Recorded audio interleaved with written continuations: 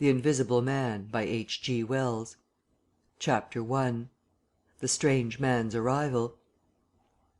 The stranger came early in February, one wintry day, through a biting wind and a driving snow, the last snowfall of the year, over the down, walking from Bramblehurst railway station and carrying a little black portmanteau in his thickly gloved hand.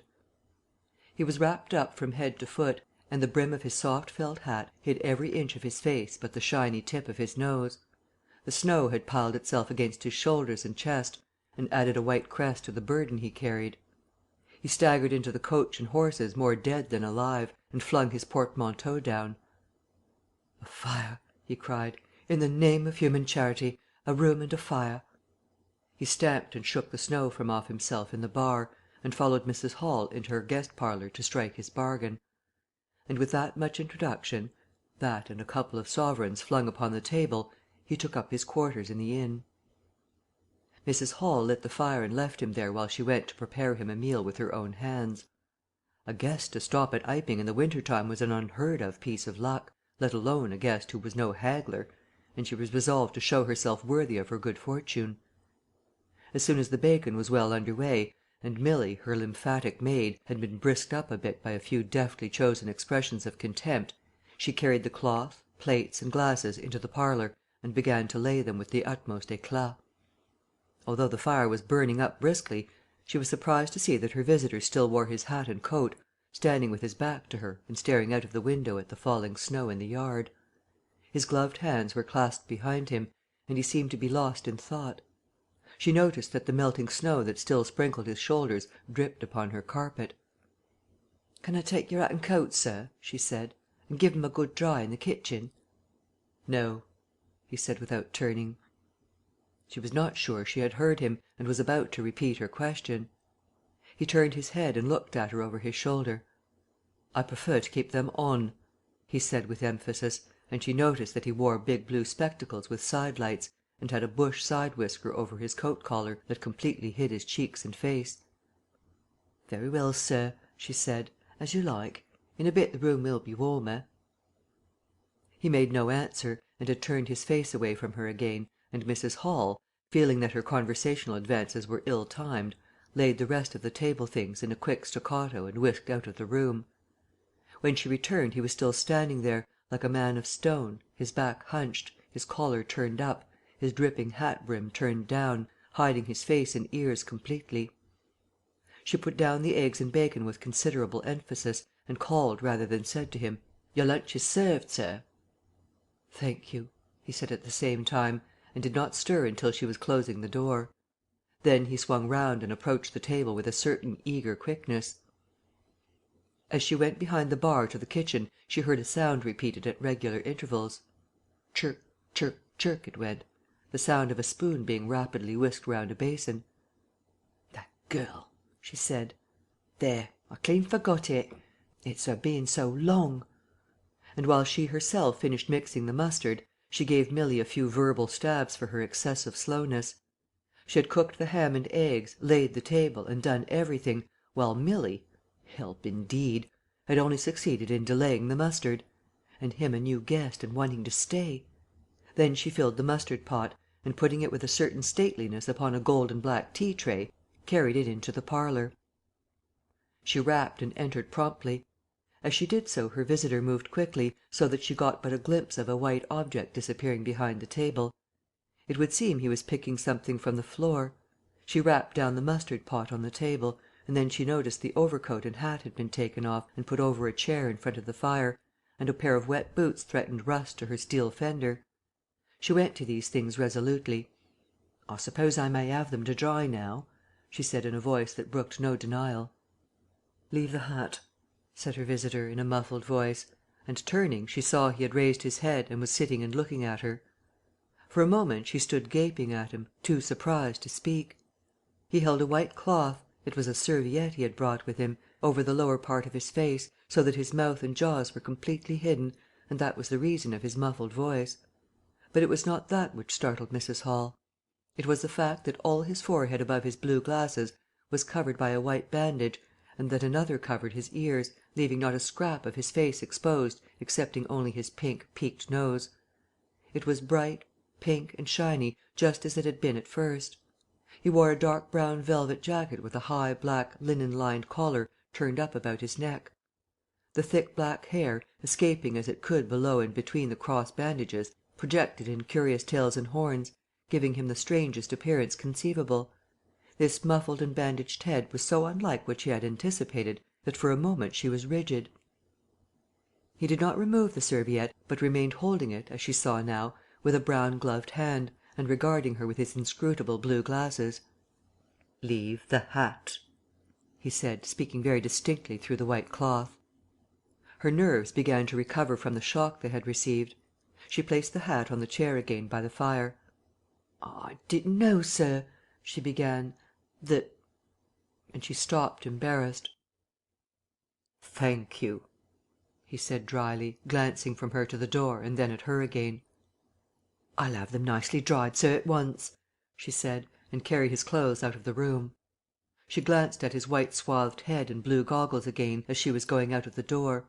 But his napkin was still in front of his face. She shivered a little as she closed the door behind her, and her face was eloquent of her surprise and perplexity. "I never," she whispered. "There."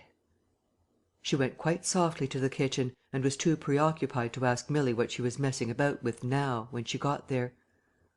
The visitor sat and listened to her retreating feet. He glanced inquiringly at the window before he removed his serviette and resumed his meal. He took a mouthful, glanced suspiciously at the window, took another mouthful, then rose and, taking the serviette in his hand, walked across the room and pulled the blind down to the top of the white muslin that obscured the lower panes. This left the room in a twilight. This done, he returned with an easier air to the table and his meal. "The poor soul's had an accident or an operation or something," said Mrs. Hall. "What a turn them bandages did give me, to be sure!" She put on some more coal, unfolded the clothes horse, and extended the traveller's coat upon this. "And they goggles! Why, it looked more like a diving helmet than a human man." She hung his muffler on a corner of the horse. "And holding that handkerchief over his mouth all the time, talking through it. Perhaps his mouth was hurt too. Maybe." She turned round, as one who suddenly remembers. "Bless my soul alive," she said, going off at a tangent. "Ain't you done them taters yet, Milly?" When Mrs. Hall went to clear away the stranger's lunch, her idea that his mouth must also have been cut or disfigured in the accident she supposed him to have suffered was confirmed, for he was smoking a pipe, and all the time that she was in the room he never loosened the silk muffler he had wrapped round the lower part of his face to put the mouthpiece to his lips. Yet it was not forgetfulness, for she saw he glanced at it as it smouldered out. He sat in the corner with his back to the window blind and spoke now, having eaten and drunk and being comfortably warmed through, with less aggressive brevity than before. The reflection of the fire lent a kind of red animation to his big spectacles they had lacked hitherto. "I have some luggage," he said, "at Bramblehurst station," and he asked her how he could have it sent. He bowed his bandaged head quite politely in acknowledgment of her explanation. "To morrow," he said. "There is no speedier delivery?" and seemed quite disappointed when she answered no. Was she quite sure? No man with a trap who would go over? Mrs. Hall, nothing loath, answered his questions and developed a conversation. "It's a steep road by the Downs, sir," she said in answer to the question about a trap, and then, snatching at an opening, said, "It was there a carriage was upset a year ago and more. A gentleman killed besides his coachman. Accidents, sir, happen in a moment, don't they?" But the visitor was not to be drawn so easily. "They do," he said through his muffler, eyeing her quietly through his impenetrable glasses. "But they take long enough to get well, don't they? There was my sister's son, Tom, jest cut his arm with a scythe, tumbled on it in the hayfield, and, bless me, he was 3 months tied up, sir. You'd hardly believe it. It's regular giving me a dread of a scythe, sir." "I can quite understand that," said the visitor. "He was afraid one time that he'd have to have an operation. He was that bad, sir." The visitor laughed abruptly, a bark of a laugh that he seemed to bite and kill in his mouth. "Was he?" he said. "He was, sir, and no laughing matter to them as had the doing for him, as I had, my sister being took up with the little ones so much. There was bandages to do, sir, and bandages to undo, so that if I may make so bold as to say it, sir, "Will you get me some matches?" said the visitor, quite abruptly. "My pipe is out." Mrs. Hall was pulled up suddenly. It was certainly rude of him, after telling him all she had done. She gasped at him for a moment, and remembered the 2 sovereigns. She went for the matches. "Thanks," he said concisely, as she put them down, and turned his shoulder upon her and stared out of the window again. It was altogether too discouraging. Evidently he was sensitive on the topic of operations and bandages. She did not make so bold as to say, however, after all. But his snubbing way had irritated her, and Milly had a hot time of it that afternoon.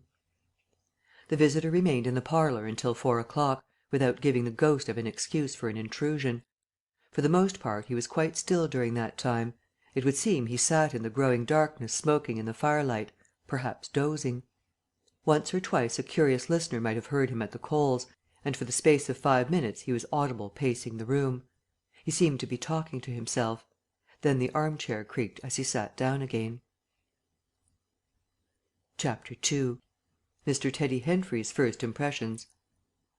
At 4 o'clock, when it was fairly dark and Mrs. Hall was screwing up her courage to go in and ask her visitor if he would take some tea, Teddy Henfrey, the clock jobber, came into the bar. "My sakes, Mrs. Hall," said he, "but this is terrible weather for thin boots." The snow outside was falling faster. Mrs. Hall agreed, and then noticed he had his bag with him. "Now you're here, Mr. Teddy," said she, "I'd be glad if you'd give the old clock in the parlour a bit of a look at 6." And leading the way, she went across to the parlour door and rapped and entered. Her visitor, she saw as she opened the door, was seated in the armchair before the fire, dozing, it would seem, with his bandaged head drooping on one side. The only light in the room was the red glow from the fire, which lit his eyes like adverse railway signals, but left his downcast face in darkness, and the scanty vestiges of the day that came in through the open door. Everything was ruddy, shadowy, and indistinct to her, the more so since she had just been lighting the bar lamp, and her eyes were dazzled. But for a second it seemed to her that the man she looked at had an enormous mouth wide open, a vast and incredible mouth that swallowed the whole of the lower portion of his face. It was the sensation of a moment, the white bound head, the monstrous goggle eyes, and this huge yawn below it. Then he stirred, started up in his chair, put up his hand. She opened the door wide, so that the room was lighter, and she saw him more clearly, with the muffler held up to his face just as she had seen him hold the serviette before. The shadow, she fancied, had tricked her. "Would you mind, sir, this man's a coming to look at the clock, sir," she said, recovering from the momentary shock. "Look at the clock?" he said, staring round in a drowsy manner, and speaking over his hand, and then getting more fully awake. "Certainly." Mrs. Hall went away to get a lamp, and he rose and stretched himself. Then came the light, and Mr. Teddy Henfrey, entering, was confronted by this bandaged person. He was, he says, "taken aback." "Good afternoon," said the stranger, regarding him, as Mr. Henfrey says, with a vivid sense of the dark spectacles, "Like a lobster. I hope," said Mr. Henfrey, "that it's no intrusion." "None whatever," said the stranger. "Though I understand," he said, turning to Mrs. Hall, "that this room is really to be mine for my own private use." "I thought, sir," said Mrs. Hall, "you'd prefer the clock." "Certainly," said the stranger, "certainly, but as a rule I like to be alone and undisturbed. But I am really glad to have the clock seen to," he said, seeing a certain hesitation in Mr. Henfrey's manner. "Very glad." Mr. Henfrey had intended to apologize and withdraw, but this anticipation reassured him. The stranger turned round with his back to the fireplace and put his hands behind his back. "And presently," he said, "when the clock mending is over, I think I should like to have some tea, but not till the clock mending is over."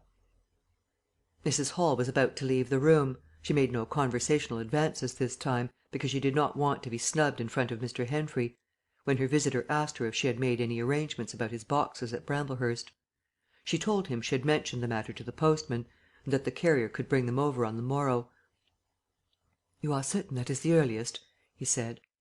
She was certain, with a marked coldness.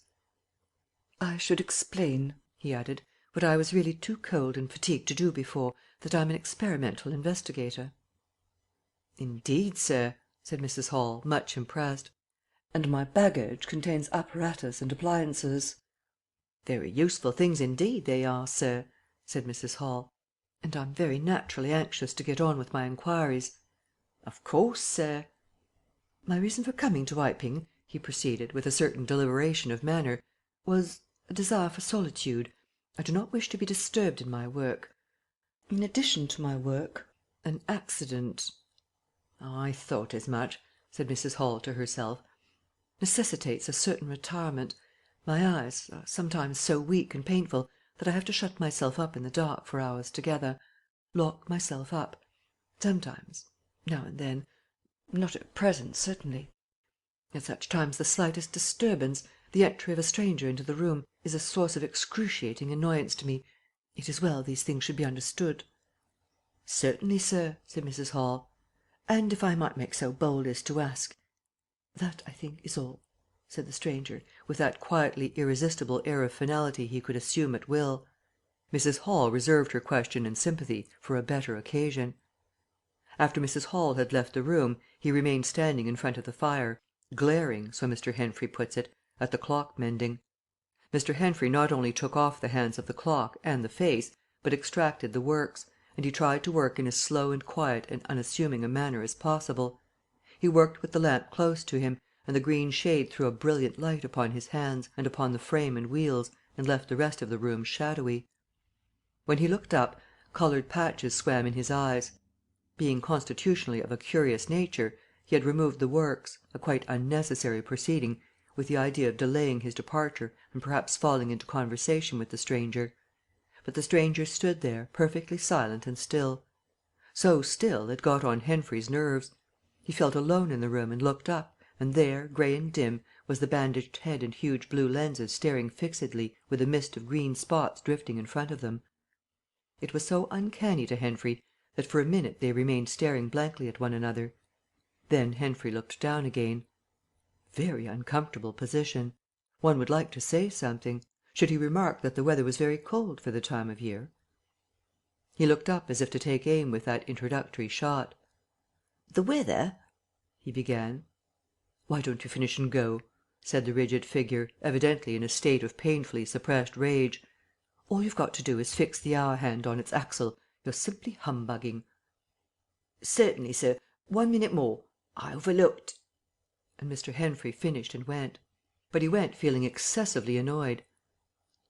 "Damn it," said Mr. Henfrey to himself, trudging down the village through the thawing snow. "A man must do a clock at times, surely." And again, "Can't a man look at you? Ugly." and yet again, "Seemingly not. If the police was wanting you, you couldn't be more wrapped and bandaged." At Gleeson's Corner he saw Hall, who had recently married the stranger's hostess at the Coach and Horses, and who now drove the Iping conveyance, when occasional people required it, to Sidderbridge Junction, coming towards him on his return from that place. Hall had evidently been stopping a bit at Sidderbridge, to judge by his driving. "How do, Teddy?" he said, passing. "You got a rum 'un up home," said Teddy. Hall very sociably pulled up. "What's that?" he asked. "Rum looking customer stopping at the Coach and Horses," said Teddy. "My sakes!" And he proceeded to give Hall a vivid description of his grotesque guest. "Looks a bit like a disguise, don't it? I'd like to see a man's face if I had him stopping in my place," said Henfrey. "But women are that trustful, where strangers are concerned. He's took your rooms and you ain't even given a name or—" "You don't say so," said Hall, who was a man of sluggish apprehension. "Yes," said Teddy. "By the week. Whatever he is, you can't get rid of him under the week, and he's got a lot of luggage coming to morrow, so he says. Let's hope it won't be stones in boxes or—" He told Hall how his aunt at Hastings had been swindled by a stranger with empty portmanteaux. Altogether he left Hall vaguely suspicious. "Get up, old girl," said Hall. "I suppose I must see about this." Teddy trudged on his way with his mind considerably relieved.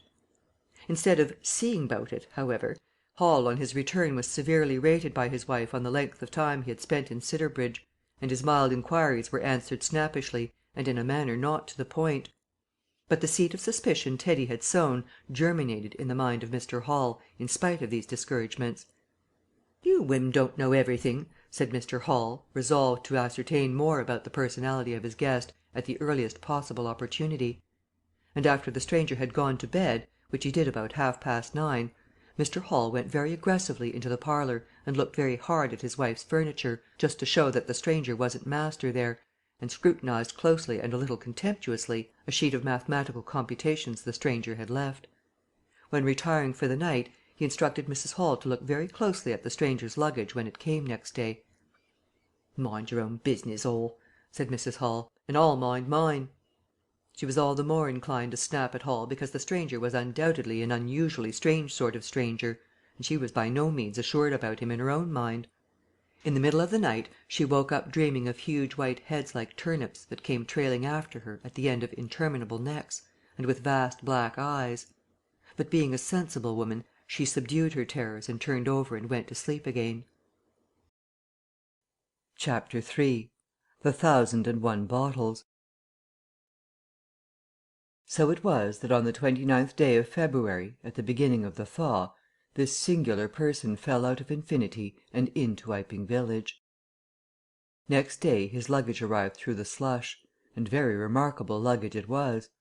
There were a couple of trunks indeed, such as a rational man might need, but in addition there were a box of books, big fat books, of which some were just in an incomprehensible handwriting, and a dozen or more crates, boxes and cases containing objects packed in straw, as it seemed to Hall, tugging with a casual curiosity at the straw, glass bottles. The stranger, muffled in hat, coat, gloves and wrapper, came out impatiently to meet Fearenside's cart, while Hall was having a word or so of gossip preparatory to helping bring them in. Out he came, not noticing Fearenside's dog, who was sniffing in a dilettante spirit at Hall's legs. "Come along with those boxes," he said. "I've been waiting long enough." And he came down the steps towards the tail of the cart as if to lay hands on the smaller crate. No sooner had Fearenside's dog caught sight of him, however, than it began to bristle and growl savagely, and when he rushed down the steps it gave an undecided hop, and then sprang straight at his hand. "Whoa!" cried Hall, jumping back, for he was no hero with dogs, and Fearenside howled, "Lie down," and snatched his whip. They saw the dog's teeth had slipped the hand, heard a kick, saw the dog execute a flanking jump and get home on the stranger's leg, and heard the rip of his trousering. Then the finer end of Fearenside's whip reached his property, and the dog, yelping with dismay, retreated under the wheels of the wagon. It was all the business of a swift half-minute. No one spoke. Every one shouted. The stranger glanced swiftly at his torn glove and at his leg, made as if he would stoop to the latter, then turned and rushed swiftly up the steps into the inn. They heard him go headlong across the passage and up the uncarpeted stairs to his bedroom. "You brute, you!" said Fearenside, climbing off the wagon with his whip in his hand, while the dog watched him through the wheel. "Come here," said Fearenside. "You better." Hall had stood gaping. "He was bit," said Hall.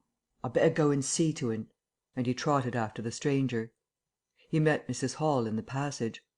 "Carrier's dog," he said. "Bitten."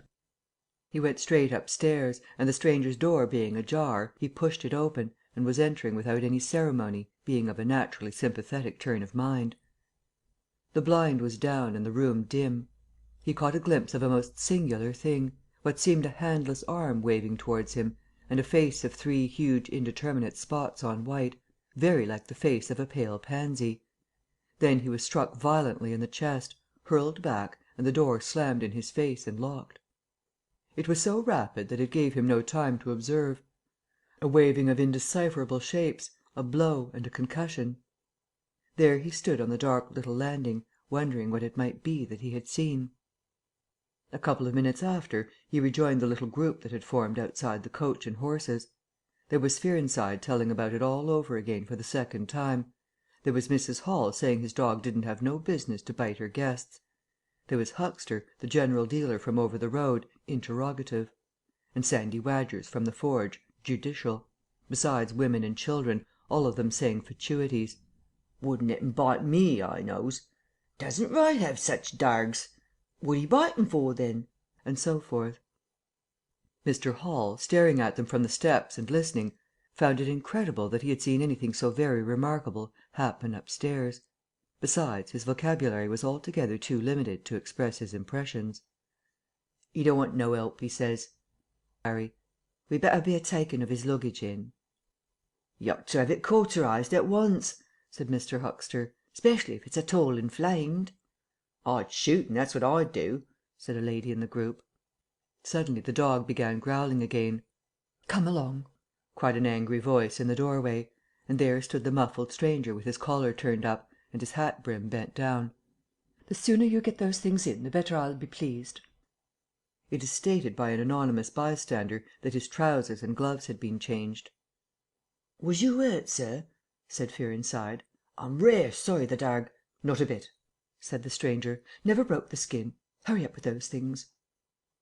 He then swore to himself, so Mr. Hall asserts. Directly the first crate was, in accordance with his directions, carried into the parlour, the stranger flung himself upon it with extraordinary eagerness, and began to unpack it, scattering the straw with an utter disregard of Mrs. Hall's carpet.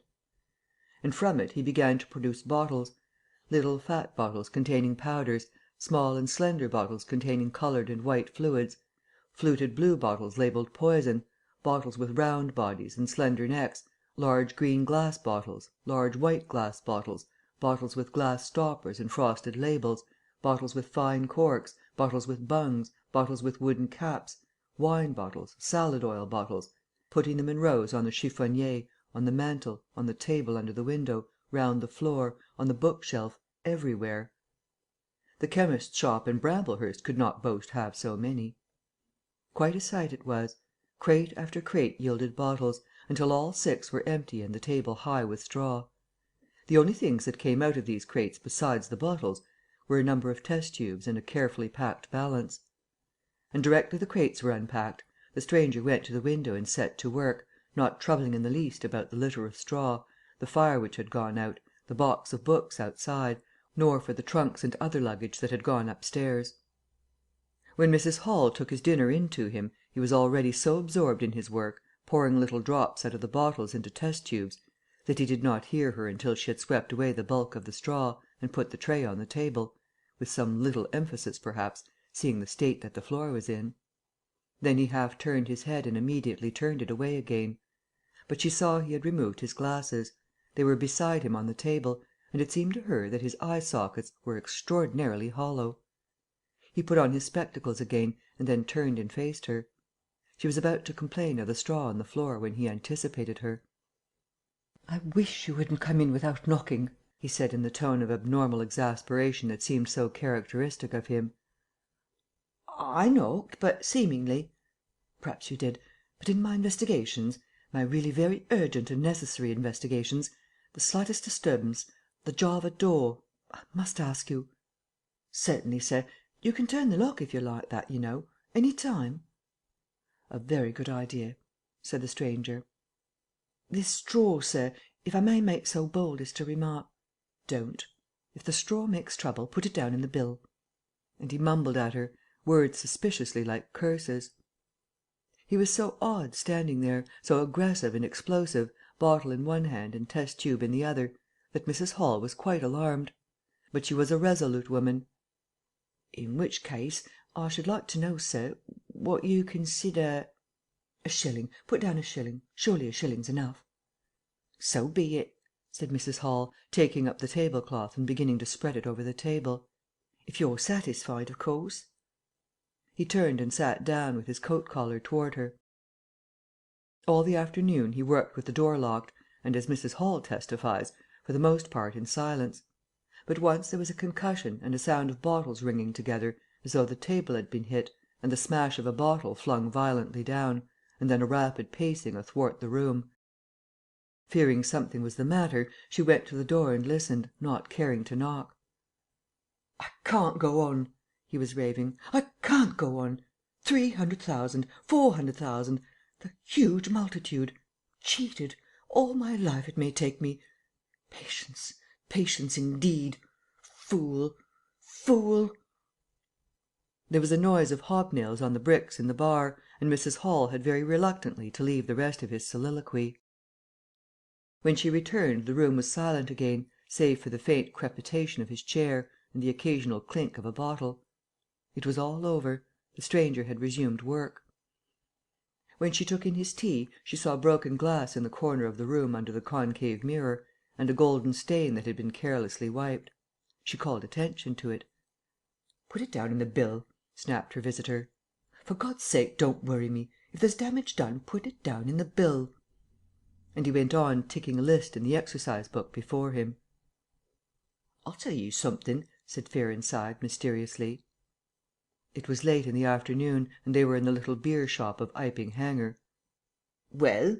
said Teddy Henfrey. "This chap you're speaking of, what my dog bit.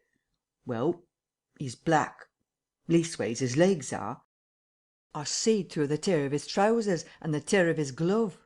You'd have expected a sort of pinky to show, wouldn't you? Well, there wasn't none. Just blackness. I tell you, he's as black as my hat." "My sakes!" said Henfrey. "It's a rummy case altogether. Why, his nose is as pink as paint." "That's true," said Fearenside. "I knows that. And I tell you what I'm thinking. That man's a piebald, Teddy. Black here and white there, in patches, and he's ashamed of it. He's a kind of half breed, and the colours come off patchy instead of mixing. I've heard of such things before, and it's the common way with horses, as any one can see." Chapter 4. Mr. Cuss interviews the stranger. I have told the circumstances of the stranger's arrival in Iping with a certain fulness of detail, in order that the curious impression he created may be understood by the reader. But excepting two odd incidents, the circumstances of his stay until the extraordinary day of the club festival may be passed over very cursorily. There were a number of skirmishes with Mrs. Hall on matters of domestic discipline, but in every case until late April, when the first signs of penury began, he overrode her by the easy expedient of an extra payment. Hall did not like him, and whenever he dared he talked of the advisability of getting rid of him; but he showed his dislike chiefly by concealing it ostentatiously, and avoiding his visitor as much as possible. "Wait till the summer," said Mrs. Hall sagely, "when the artists are beginning to come. Then we'll see. He may be a bit overbearing, but bills settled punctual is bills settled punctual, whatever you'd like to say." The stranger did not go to church, and indeed made no difference between Sunday and the irreligious days, even in costume. He worked, as Mrs. Hall thought, very fitfully. Some days he would come down early and be continuously busy. On others he would rise late, pace his room, fretting audibly for hours together, smoke, sleep in the armchair by the fire. Communication with the world beyond the village he had none. His temper continued very uncertain. For the most part, his manner was that of a man suffering under almost unendurable provocation, and once or twice things were snapped, torn, crushed, or broken in spasmodic gusts of violence. He seemed under a chronic irritation of the greatest intensity. His habit of talking to himself in a low voice grew steadily upon him, but though Mrs. Hall listened conscientiously, she could make neither head nor tail of what she heard. He rarely went abroad by daylight, but at twilight he would go out muffled up invisibly, whether the weather were cold or not, and he chose the loneliest paths and those most overshadowed by trees and banks. His goggling spectacles and ghastly bandaged face under the penthouse of his hat came with a disagreeable suddenness out of the darkness upon one or two home-going labourers, and Teddy Henfrey, tumbling out of the Scarlet Coat one night at 9:30, was scared shamefully by the stranger's skull-like head (he was walking hat in hand) lit by the sudden light of the opened inn door. Such children as saw him at nightfall dreamt of bogies, and it seemed doubtful whether he disliked boys more than they disliked him, or the reverse; but there was certainly a vivid enough dislike on either side. It was inevitable that a person of so remarkable an appearance and bearing should form a frequent topic in such a village as Iping. Opinion was greatly divided about his occupation. Mrs. Hall was sensitive on the point. When questioned, she explained very carefully that he was an experimental investigator, going gingerly over the syllables as one who dreads pitfalls. When asked what an experimental investigator was, she would say with a touch of superiority that most educated people knew such things as that, and would thus explain that he "discovered things." Her visitor had had an accident, she said, which temporarily discoloured his face and hands, and being of a sensitive disposition, he was averse to any public notice of the fact. Out of her hearing, There was a view largely entertained that he was a criminal trying to escape from justice by wrapping himself up so as to conceal himself altogether from the eye of the police. This idea sprang from the brain of Mr. Teddy Henfrey. No crime of any magnitude dating from the middle or end of February was known to have occurred.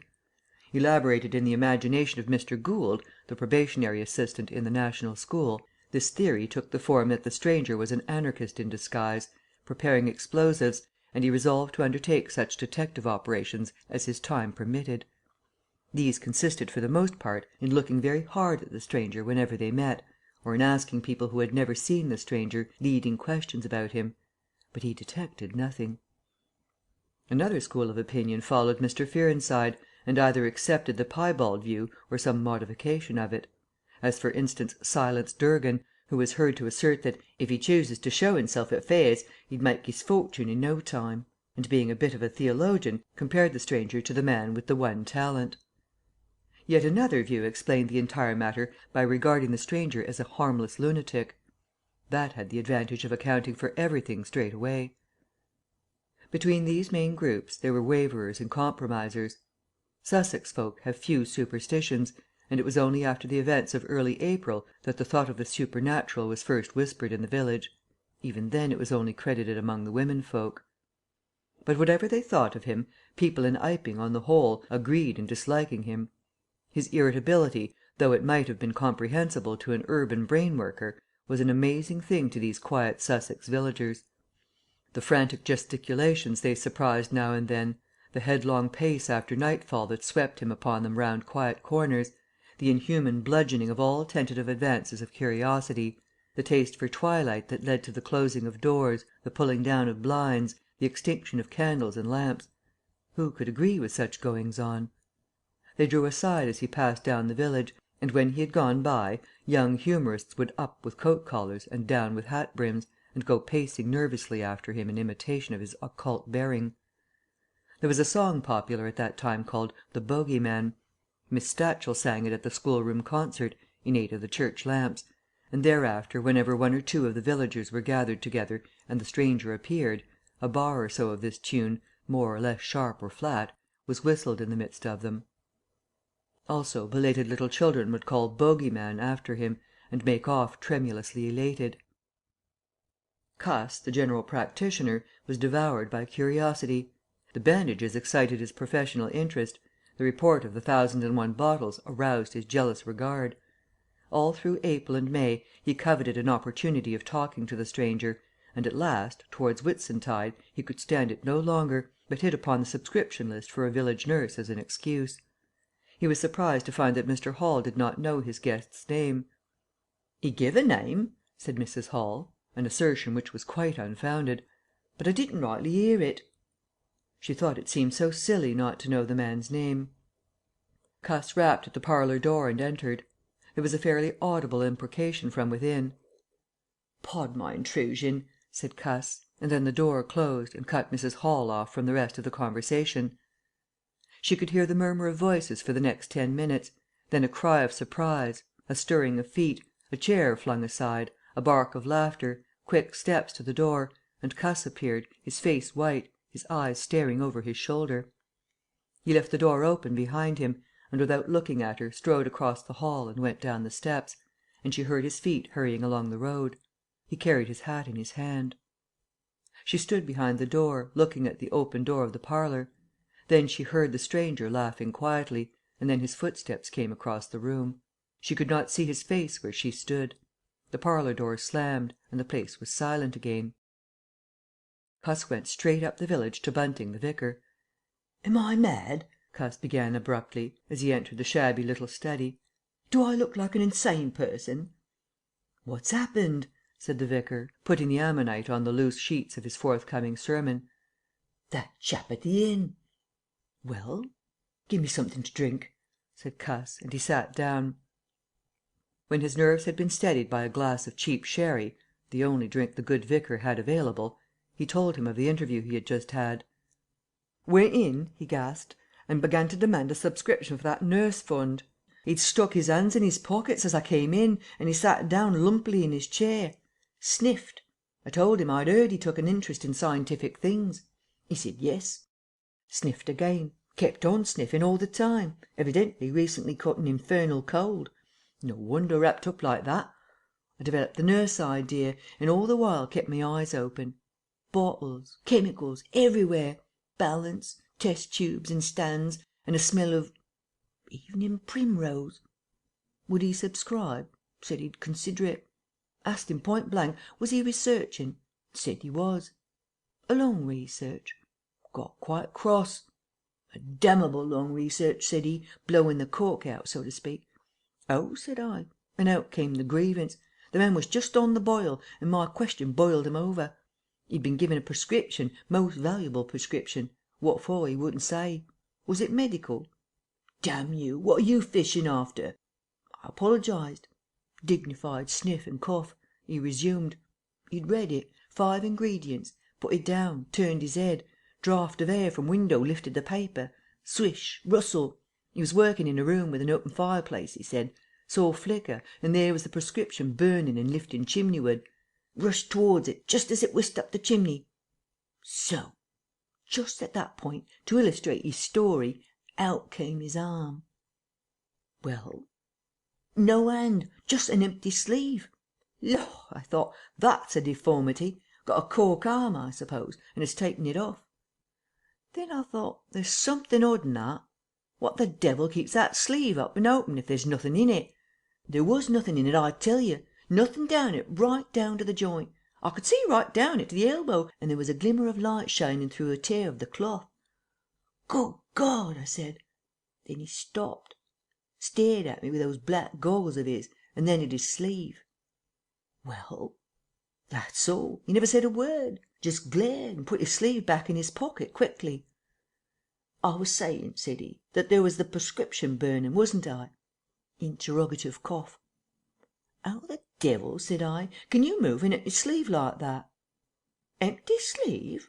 Yes, said I, an empty sleeve. It's an empty sleeve, is it? You saw it was an empty sleeve. He stood up right away. I stood up too. He came towards me in 3 very slow steps and stood quite close. Sniffed venomously. I didn't flinch, though I'm hanged if that bandaged knob of his and those blinkers aren't enough to unnerve anyone coming quietly up to you. You said it was an empty sleeve, he said. Certainly, I said. At staring and saying nothing, a barefaced man, unspectacled, starts scratch. Then very quietly he pulled his sleeve out of his pocket again and raised his arm towards me as though he would show it to me again. He did it very, very slowly. I looked at it. Seemed an age. Well, said I, clearing my throat, there's nothing in it. I had to say something. I was beginning to feel frightened. I could see right down it. He extended it straight towards me, slowly, slowly, just like that, until the cuff was 6 inches from my face. Queer thing to see an empty sleeve come at you like that. And then, well, something exactly like a finger and a thumb it felt, nipped my nose. Bunting began to laugh. There wasn't anything there, said Cuss, his voice running up into a shriek at the there. It's all very well for you to laugh, but I tell you I was so startled I hit his cuff hard and turned round and cut out of the room. I left him. Cuss stopped. There was no mistaking the sincerity of his panic.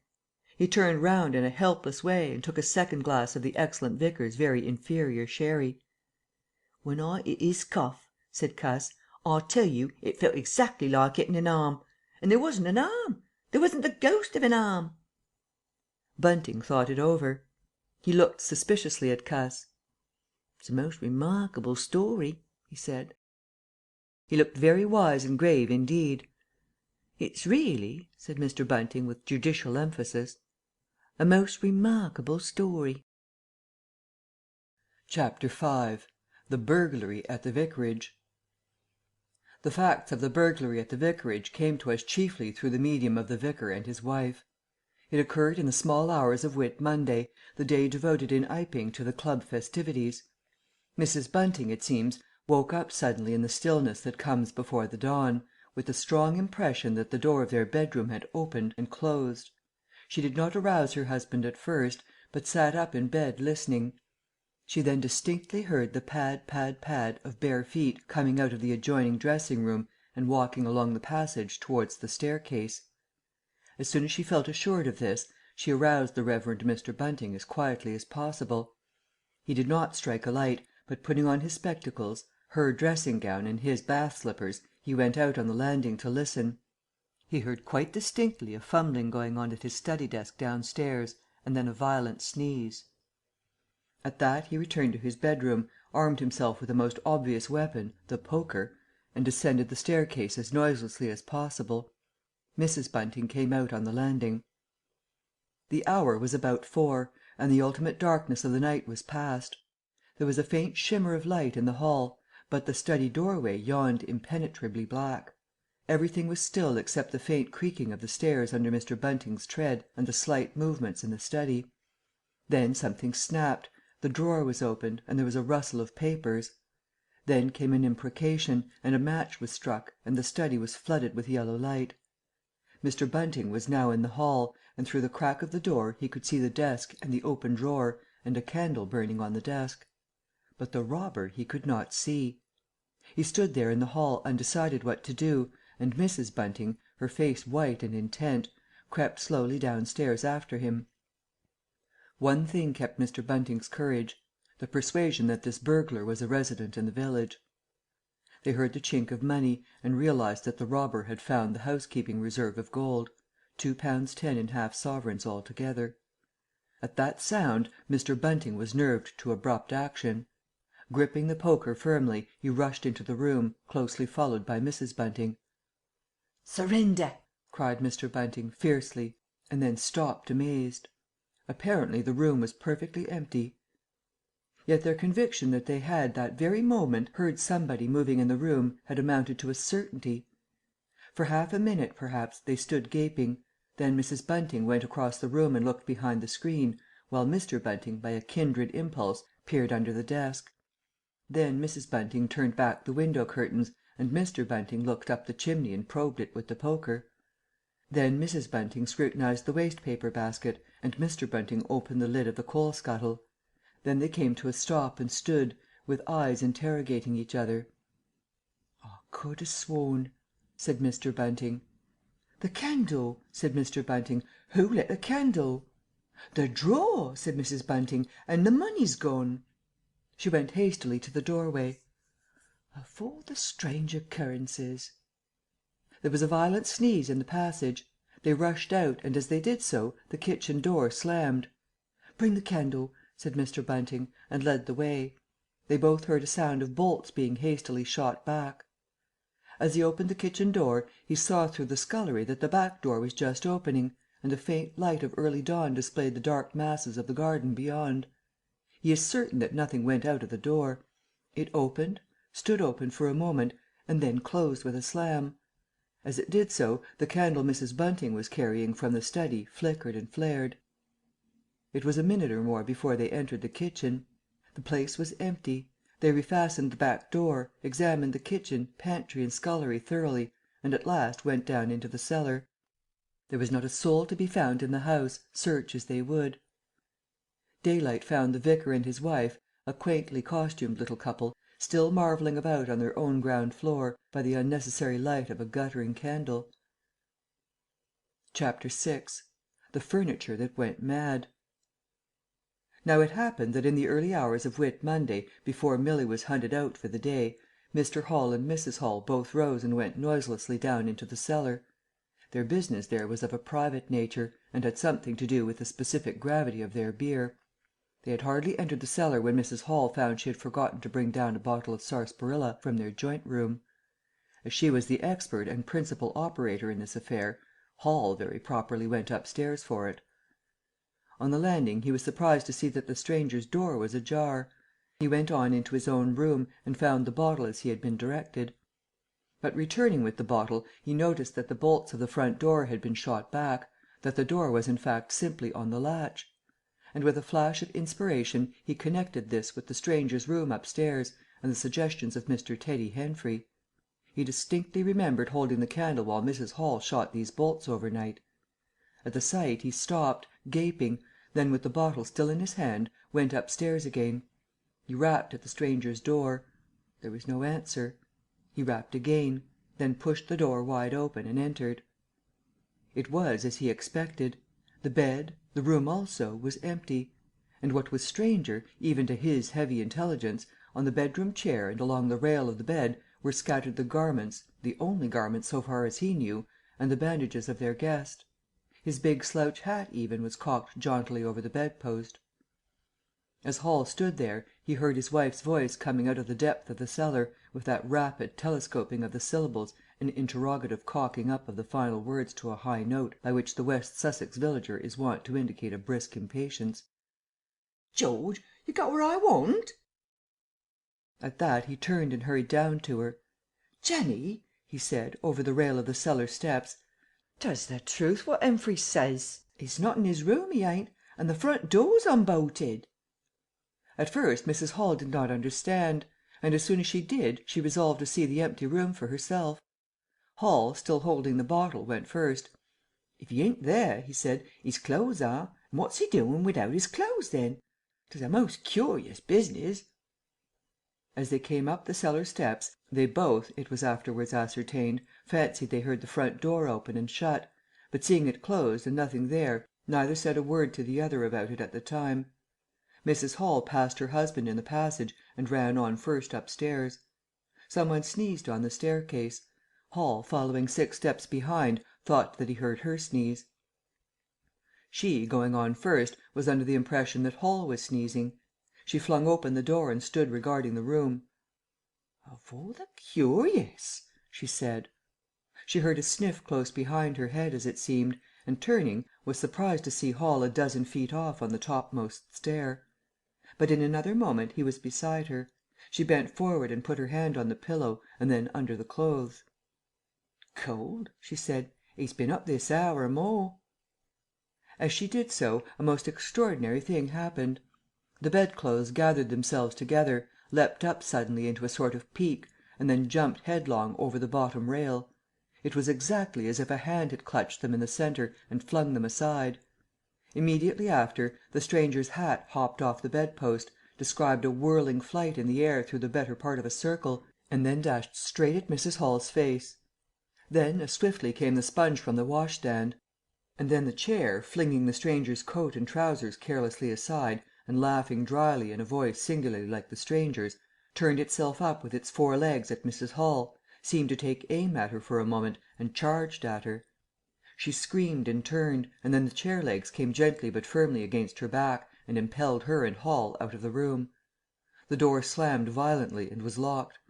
The chair and bed seemed to be executing a dance of triumph for a moment, and then abruptly everything was still. Mrs. Hall was left almost in a fainting condition in Mr. Hall's arms on the landing. It was with the greatest difficulty that Mr. Hall and Milly, who had been roused by her scream of alarm, succeeded in getting her downstairs, and applying the restoratives customary in such cases. "'Twas spirits," said Mrs. Hall. "I know 'tis spirits. I've read in papers of 'en. Tables and chairs leaping and dancing." "Take a drop more, Jenny," said Hall. "'Twill steady you." "Lock him out," said Mrs. Hall. "Don't let him come in again. I half guessed. I might ha' known. With them goggling eyes and bandaged head, and never going to church of a Sunday. And all they bottles. More'n it's right for any one to have. He's put the spirits into the furniture.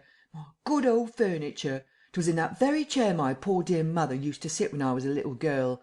To think it should rise up against me now." "Just a drop more, Jenny," said Hall. "Your nerves is all upset." They sent Milly across the street through the golden 5 o'clock sunshine to rouse up Mr. Sandy Wadgers, the blacksmith. Mr. Hall's compliments, and the furniture upstairs was behaving most extraordinary. Would Mr. Wadgers come round? He was a knowing man, was Mr. Wadgers, and very resourceful. He took quite a grave view of the case. "I'm damned if they ain't witchcraft," was the view of Mr. Sandy Wadgers. "You want horseshoes for such gentry as he." He came round greatly concerned. They wanted him to lead the way upstairs to the room, but he didn't seem to be in any hurry. He preferred to talk in the passage. Over the way Huxter's apprentice came out and began taking down the shutters of the tobacco window. He was called over to join the discussion. Mr. Huxter naturally followed over in the course of a few minutes. The Anglo-Saxon genius for parliamentary government asserted itself. There was a great deal of talk and no decisive action. "Let's have the facts first," insisted Mr. Sandy Wadgers. "Let's be sure we'd be acting perfectly right in busting that there door open. A door unbust is always open to busting, but you can't unbust a door once you've busted un." And suddenly and most wonderfully the door of the room upstairs opened of its own accord, and as they looked up in amazement they saw descending the stairs the muffled figure of the stranger staring more blackly and blankly than ever with those unreasonably large blue glass eyes of his. He came down stiffly and slowly, staring all the time. He walked across the passage staring, then stopped.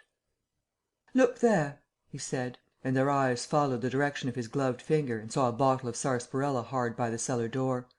Then he entered the parlour, and suddenly, swiftly, viciously, slammed the door in their faces. Not a word was spoken until the last echoes of the slam had died away. They stared at one another. "Well, if that don't lick everythin'," said Mr. Wadgers, and left the alternative unsaid. "I'd go in and ask him 'bout it," said Wadgers to Mr. Hall. "I'd demand an explanation." It took some time to bring the landlady's husband up to that pitch. At last he rapped, opened the door, and got as far as "Excuse me." "Go to the devil," said the stranger in a tremendous voice, "and shut that door after you." So that brief interview terminated. Chapter 7 The Unveiling of the Stranger. The stranger went into the little parlour of the Coach and Horses about 5:30 in the morning, and there he remained until near midday, the blinds down, the door shut, and none, after Hall's repulse, venturing near him. All that time he must have fasted. Thrice he rang his bell, the third time furiously and continuously, but no one answered him. "'Im and 'is go to the devil, indeed," said Mrs. Hall. Presently came an imperfect rumour of the burglary at the vicarage, and 2 and 2 were put together. Hall, assisted by Wadgers, went off to find Mr. Shuttleforth, the magistrate, and take his advice. No one ventured upstairs. How the stranger occupied himself is unknown. Now and then he would stride violently up and down, and twice came an outburst of curses, a tearing of paper, and a violent smashing of bottles. The little group of scared but curious people increased. Mrs. Huxter came over. Some gay young fellows resplendent in black ready-made jackets and piqué paper ties, for it was Whit Monday, joined the group with confused interrogations.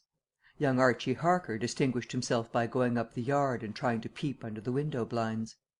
He could see nothing, but gave reason for supposing that he did, and others of the Iping youth presently joined him. It was the finest of all possible Whit Mondays, and down the village street stood a row of nearly a dozen booths, a shooting gallery, and on the grass by the forge were 3 yellow and chocolate wagons and some picturesque strangers of both sexes putting up a cocoanut shy. The gentlemen wore blue jerseys, the ladies white aprons and quite fashionable hats with heavy plumes. Wodger, of the Purple Fawn, and Mr. Jaggers, the cobbler, who also sold old second-hand ordinary bicycles, were stretching a string of Union Jacks and Royal Ensigns, which had originally celebrated the first Victorian Jubilee, across the road. And inside, in the artificial darkness of the parlour, into which only one thin jet of sunlight penetrated, the stranger, hungry we must suppose, and fearful, hidden in his uncomfortable hot wrappings, poured through his dark glasses upon his paper or chinked his dirty little bottles, and occasionally swore savagely at the boys, audible if invisible, outside the windows. In the corner by the fireplace lay the fragments of half a dozen smashed bottles, and a pungent twang of chlorine tainted the air. So much we know from what was heard at the time, and from what was subsequently seen in the room. About noon he suddenly opened his parlour door, and stood glaring fixedly at the 3 or 4 people in the bar. "Mrs. Hall," he said. Somebody went sheepishly and called for Mrs. Hall. Mrs. Hall appeared after an interval, a little short of breath, but all the fiercer for that. Hall was still out. She had deliberated over this scene, and she came holding a little tray with an unsettled bill upon it. "Is it your bill you're wanting, sir?" she said. "Why wasn't my breakfast laid? Why haven't you prepared my meals and answered my bell? Do you think I live without eating?" "Why isn't my bill paid?" said Mrs. Hall. "That's what I want to know." "I told you 3 days ago I was awaiting a remittance." "I told you 2 days ago I wasn't going to await no remittances. You can't grumble if your breakfast waits a bit if my bill's been waiting these 5 days, can you?" The stranger swore briefly but vividly. "No, no," from the bar. "And I thank you kindly, sir, if you'd keep your swearing to yourself, sir," said Mrs. Hall. The stranger stood looking more like an angry diving helmet than ever. It was universally felt in the bar that Mrs. Hall had the better of him. His next words showed as much.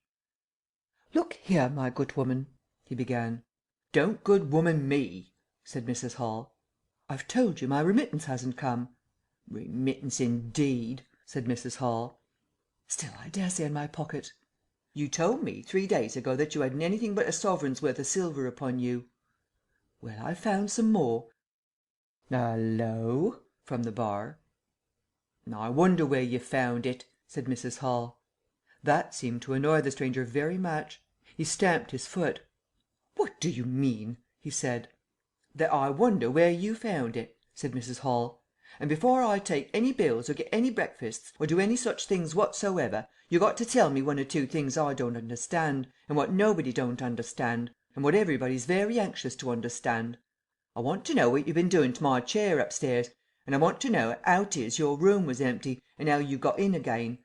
Them as stops in this house comes in by the doors, that's the rule of the house, and that you didn't do, and what I want to know is how you did come in, and I want to know—" Suddenly the stranger raised his gloved hands, clenched, stamped his foot, and said "Stop!" with such an extraordinary violence that he silenced her instantly. "You don't understand," he said, "who I am or what I am. I'll show you. By heaven, I'll show you." Then he put his open palm over his face and withdrew it. The centre of his face became a black cavity. "Here," he said. He stepped forward and handed Mrs. Hall something which she, staring at his metamorphosed face, accepted automatically.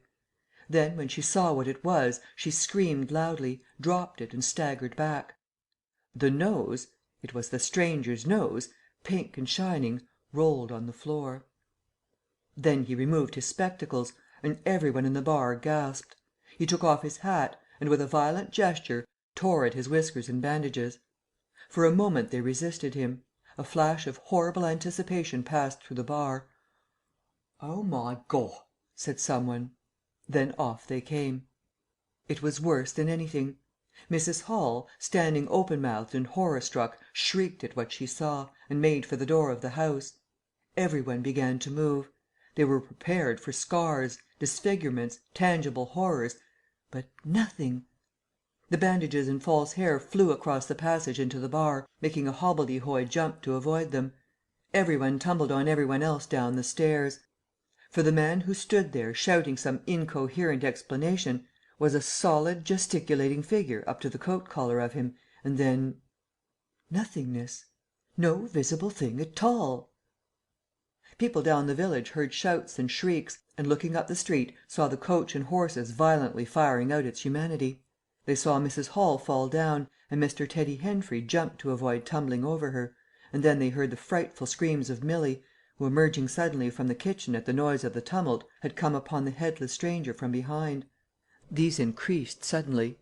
Forthwith, every one all down the street, the sweetstuff seller, cocoanut shy proprietor and his assistant, the swing man, little boys and girls, rustic dandies, smart wenches, smocked elders and aproned gypsies, began running towards the inn, and in a miraculously short space of time a crowd of perhaps 40 people, and rapidly increasing, swayed and hooted, and inquired and exclaimed and suggested, in front of Mrs. Hall's establishment. Every one seemed eager to talk at once, and the result was Babel. A small group supported Mrs. Hall, who was picked up in a state of collapse. There was a conference, and the incredible evidence of a vociferous eye-witness. "Oh, bogey! What's he been doing then? Ain't hurt the girl, has he? Run at 'em with a knife, I believe. No head, I tell you. I don't mean no manner of speaking. I mean man without a head. Nonsense! 'Tis some conjuring trick. Fetched off his wrapping, he did." In its struggles to see in through the open door, the crowd formed itself into a straggling wedge, with the more adventurous apex nearest the inn. "He stood for a moment. I heard the gal scream, and he turned. I saw her skirts whisk, and he went after her. Didn't take 10 seconds. Back he comes with a knife in his hand and a loaf. Stood just as if he was staring. Not a moment ago. Went in that there door. I tell you, he ain't got no head at all. You just missed 'un." There was a disturbance behind. and the speaker stopped to step aside for a little procession that was marching very resolutely towards the house.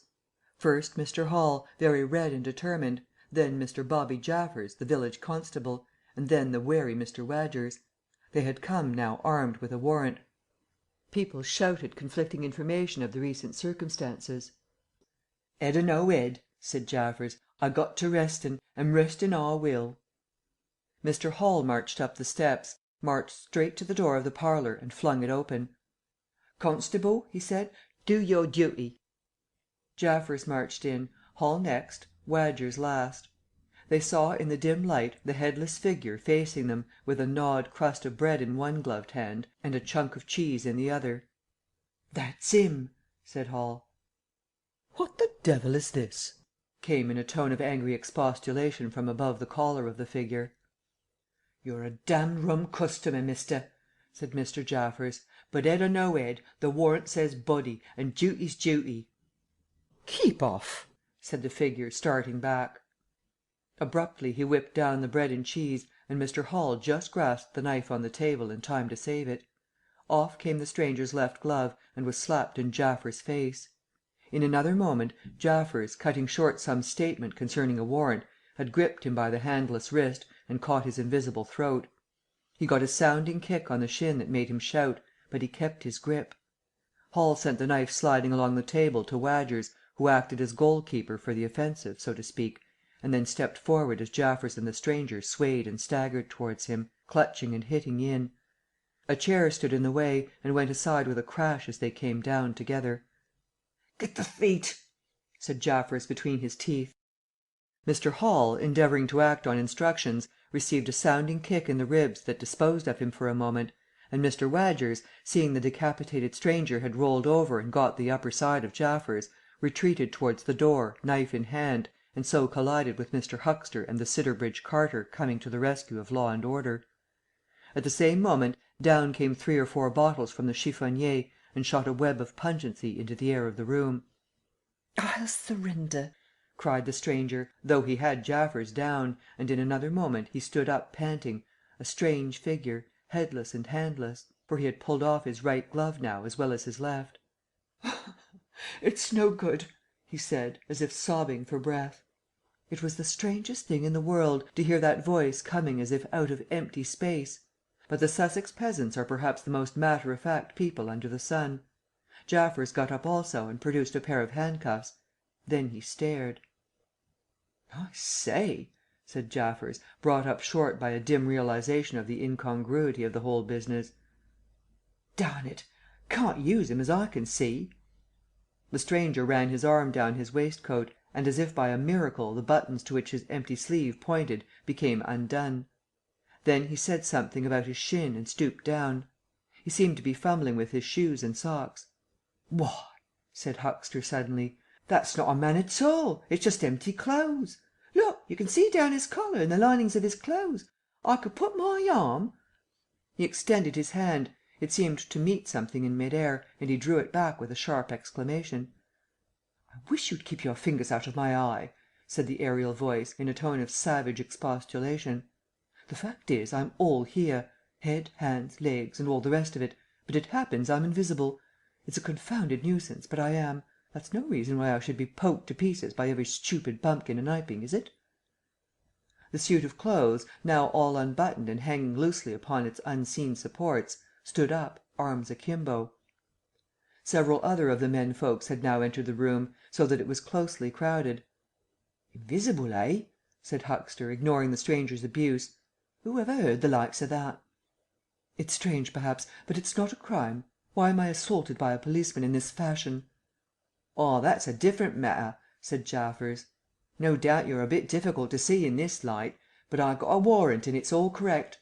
What I'm after ain't no invisibility, it's burglary. There's an 'ouse been broken into and money took." "Well?" "And circumstances certainly point—" "Stuff and nonsense," said the invisible man. "I 'ope so, sir, but I've got my instructions." "Well," said the stranger, I'll come, but no handcuffs." "It's the regular thing?" said Jaffers. "No handcuffs," stipulated the stranger. "Pardon me," said Jaffers. Abruptly the figure sat down, and before any one could realize what was being done, the slippers, socks and trousers had been kicked off under the table. Then he sprang up again and flung off his coat. "Here, stop that!" said Jaffers, suddenly realizing what was happening.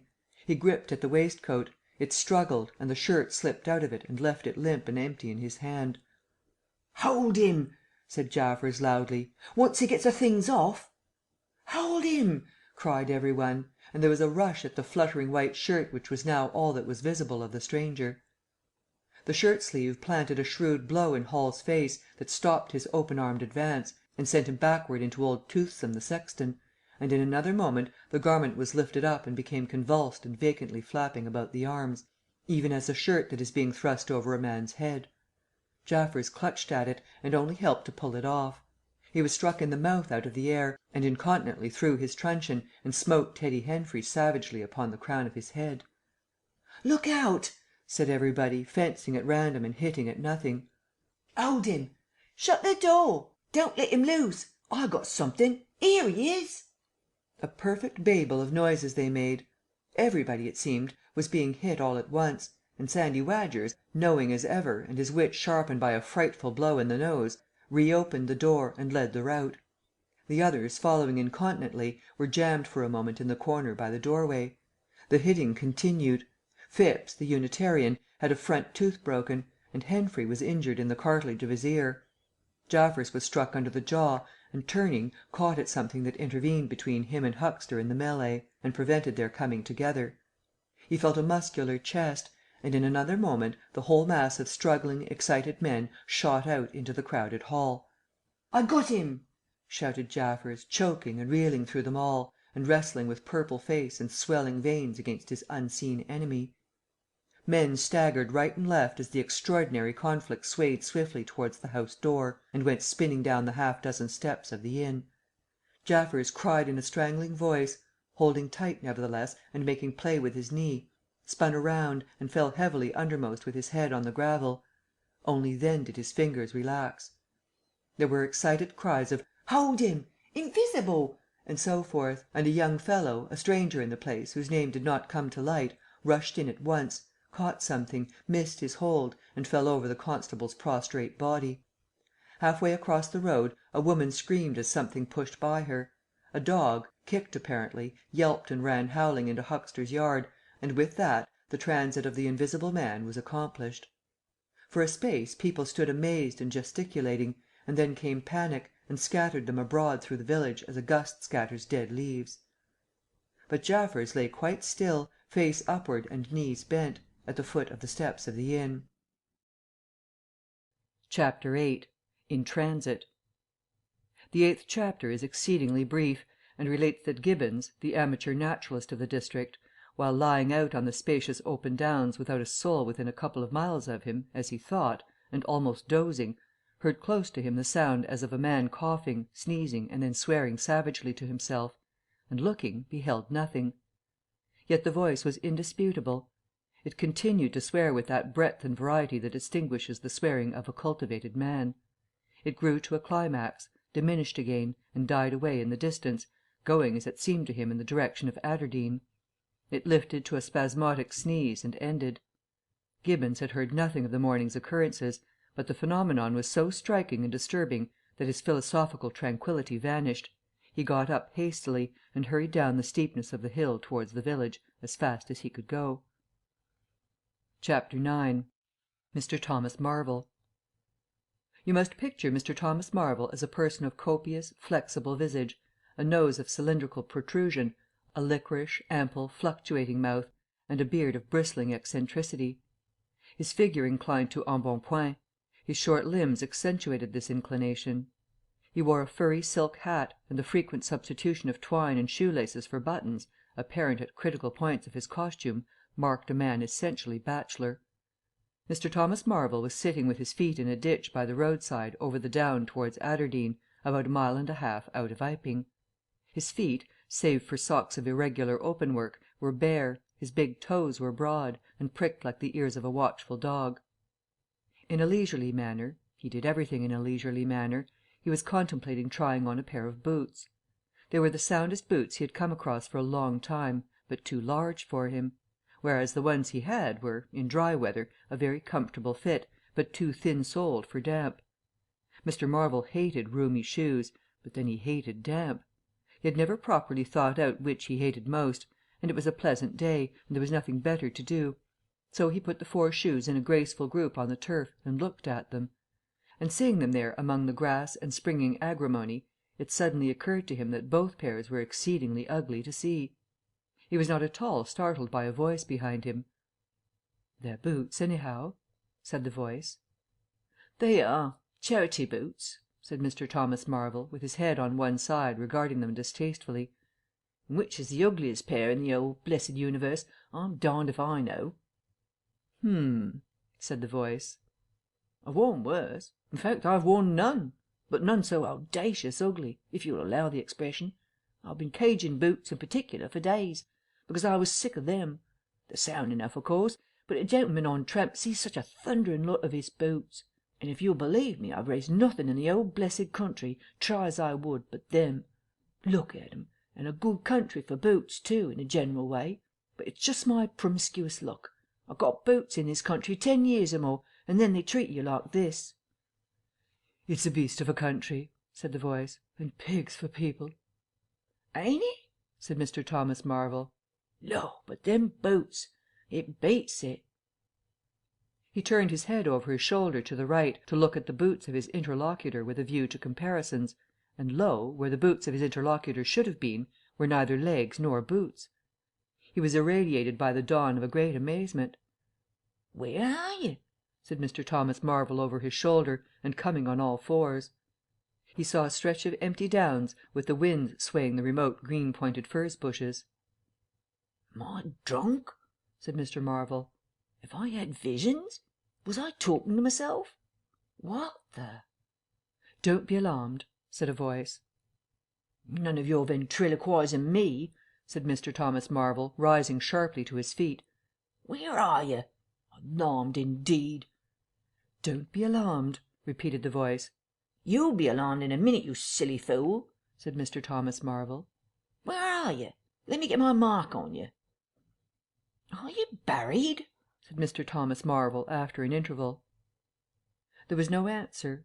Mr. Thomas Marvel stood bootless and amazed, his jacket nearly thrown off. "Phew!" said a peewit very remote. "Peewit, indeed," said Mr. Thomas Marvel. "This ain't no time for foolery." The down was desolate, east and west, north and south. The road with its shallow ditches and white bordering stakes ran smooth and empty north and south, and save for that peewit, the blue sky was empty too.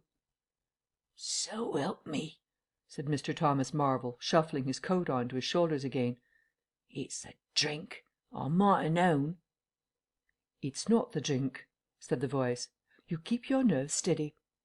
"Ow!" said Mr. Marvel, and his face grew white amidst its patches. "It's the drink," his lips repeated noiselessly. He remained staring about him, rotating slowly backwards.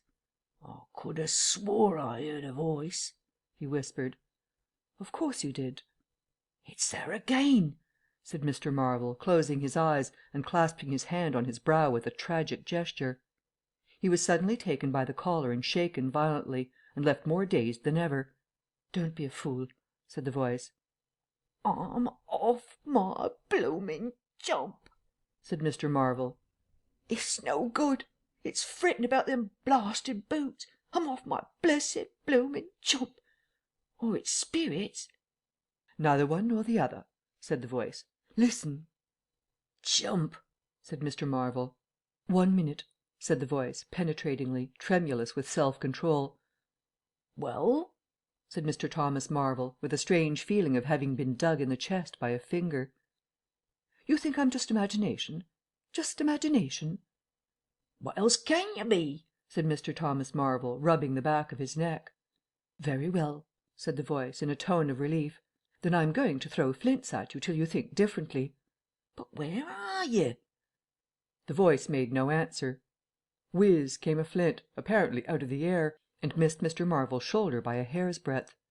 Mr. Marvel, turning, saw a flint jerk up into the air, trace a complicated path, hang for a moment, and then fling at his feet with almost invisible rapidity. He was too amazed to dodge. Whiz it came, and ricocheted from a bare toe into the ditch. Mr. Thomas Marvel jumped a foot and howled aloud. Then he started to run, tripped over an unseen obstacle, and came head over heels into a sitting position. "Now," said the voice, as a third stone curved upward and hung in the air above the tramp. "Am I imagination?" Mr. Marvel, by way of reply, struggled to his feet, and was immediately rolled over again. He lay quiet for a moment. "If you struggle any more," said the voice, "I shall throw the flint at your head." "It's a fair do," said Mr. Thomas Marvel, sitting up, taking his wounded toe in hand, and fixing his eye on the third missile. "I don't understand it. Stones flinging themselves. Stones talking. Put yourself down. Rot away. I'm done." The third flint fell. "It's very simple," said the voice. "I'm an invisible man." "Tell us something I don't know," said Mr. Marvel, gasping with pain. "Where you vid? How you do it? I don't know. I'm beat." "That's all," said the voice. "I'm invisible. That's what I want you to understand." "Anyone could see that. There's no need for you to be so confounded impatient, mister. Now then, give us a notion. How are you hid?" "I'm invisible. That's the great point. And what I want you to understand is this." "But whereabouts?" interrupted Mr. Marvel. "Here, 6 yards in front of you." "Oh, come, I ain't blind. You'll be telling me next you're just thin air. I'm not one of your ignorant tramps." "Yes, I am. Thin air. You're looking through me." "What? Ain't there any stuff, do you? Vox it, what is it, jabber? Is that it?" "I am just a human being, solid, needing food and drink, needing covering too. But I'm invisible. You see? Invisible. Simple idea. Invisible." "What, real like?" "Yes, real." "Let's have a hand of you," said Marvel, "if you are real. You won't be so darn out of the way like, then. Law!" he said. "How you made me jump, gripping me like that." He felt the hand that had closed round his wrist with his disengaged fingers, and his fingers went timorously up the arm, patted a muscular chest, and explored a bearded face. Marvel's face was astonishment. "I'm dashed," he said, "if this don't beat cockfighting. Most remarkable. And there I can see a rabbit clean through you, half a mile away. Not a bit of you visible. Except—" He scrutinized the apparently empty space keenly. "You haven't been eating bread and cheese?" he asked, holding the invisible arm. "You're quite right, and it's not quite assimilated into the system." "Ah," said Mr. Marvel. "sort of ghostly, though." "Of course all this isn't half so wonderful as you think." "It's quite wonderful enough for my modest wants," said Mr. Thomas Marvel. "How'd you manage it? How the deuce is it done?" "It's too long a story, and besides—" "I tell you, the whole business fairly beats me," said Mr. Marvel. "What I want to say at present is this. I need help. I have come to that. I came upon you suddenly. I was wandering, mad with rage, naked, impotent. I could have murdered. And I saw you." "Lord!" said Mr. Marvel. "I came up behind you, hesitated, went on." Mr. Marvel's expression was eloquent. "Then stopped. 'Here,' I said, 'is an outcast like myself. This is the man for me.' So I turned back and came to you. You. And—" "Lord!" said Mr. Marvel. "But I'm all in a tizzy. May I ask, how is it, and what you may be requiring in the way of help? Invisible!" "I want you to help me get clothes and shelter and then with other things. I've left them long enough. If you won't, well, but you will, must." "Look here," said Mr. Marvel. "I'm too flabbergasted. Don't knock me about any more, and leave me go. I must get steady a bit, and you've pretty near broken my toe. It's all so unreasonable. Empty downs, empty sky, nothing visible for miles except the bosom of nature, and then comes a voice out of heaven, and stones, and a fist. Lord!" "Pull yourself together," said the voice, "for you have to do the job I've chosen for you." Mr. Marvel blew out his cheeks, and his eyes were round. "I've chosen you," said the voice. "You are the only man, except some of those fools down there, who knows there is such a thing as an invisible man. You have to be my helper. Help me, and I will do great things for you. An invisible man is a man of power." He stopped for a moment to sneeze violently. But if you betray me," he said, "if you fail to do as I direct you—" He paused and tapped Mr. Marvel's shoulder smartly. Mr. Marvel gave a yelp of terror at the touch. "Why, I don't want to betray you," said Mr. Marvel, edging away from the direction of the fingers. "Don't you go a thinking that, whatever you do. All I want to do is to help you. Just tell me what I got to do. Lord, whatever you want done, that I'm most willing to do." Chapter 10. Mr. Marvel's Visit to Iping. After the first gusty panic had spent itself, Iping became argumentative. Scepticism suddenly reared its head, rather nervous scepticism, not at all assured of its back, but scepticism nevertheless. It is so much easier not to believe in an invisible man, and those who had actually seen him dissolve into thin air, or felt the strength of his arm, could be counted on the fingers of 2 hands. And of these witnesses Mr. Wadgers was presently missing, having retired impregnably behind the bolts and bars of his own house, and Jaffers was lying stunned in the parlour of the Coach and Horses. Great and strange ideas transcending experience often have less effect upon men and women than smaller, more tangible considerations. Iping was gay with bunting, and everybody was in gala dress. Whit Monday had been looked forward to for a month or more. By the afternoon even those who believed in the unseen were beginning to resume their little amusements in a tentative fashion, on the supposition that he had quite gone away, and with the sceptics he was already a jest. But people, sceptics and believers alike, were remarkably sociable all that day. Haysman's Meadow was gay with a tent, in which Mrs. Bunting and other ladies were preparing tea, while without, the Sunday school children ran races and played games under the noisy guidance of the curate and the Misses Cuss and Sackbut. No doubt there was a slight uneasiness in the air, but people for the most part had the sense to conceal whatever imaginative qualms they experienced. On the village green, an inclined strong rope, down which, clinging the while to a pulley-swung handle, one could be hurled violently against a sack at the other end, came in for considerable favour among the adolescents, as also did the swings and the cocoanut shies.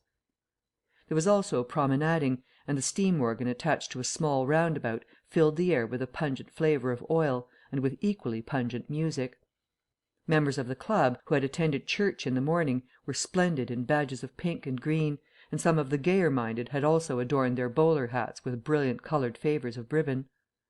Old Fletcher, whose conceptions of holiday making were severe, was visible through the jasmine about his window, or through the open door, whichever way you chose to look, poised delicately on a plank supported on 2 chairs, and whitewashing the ceiling of his front room. About 4 o'clock a stranger entered the village from the direction of the Downs. He was a short, stout person in an extraordinarily shabby top hat, and he appeared to be very much out of breath. His cheeks were alternately limp and tightly puffed. His mottled face was apprehensive, and he moved with a sort of reluctant alacrity. He turned the corner of the church, and directed his way to the Coach and Horses. Among others, old Fletcher remembers seeing him, and indeed the old gentleman was so struck by his peculiar agitation that he inadvertently allowed a quantity of whitewash to run down the brush into the sleeve of his coat while regarding him. This stranger, to the perceptions of the proprietor of the cocoanut shy, appeared to be talking to himself, and Mr. Huxter remarked the same thing. He stopped at the foot of the Coach and Horses steps, and, according to Mr. Huxter, appeared to undergo a severe internal struggle before he could induce himself to enter the house. Finally he marched up the steps, and was seen by Mr. Huxter to turn to the left and open the door of the parlour.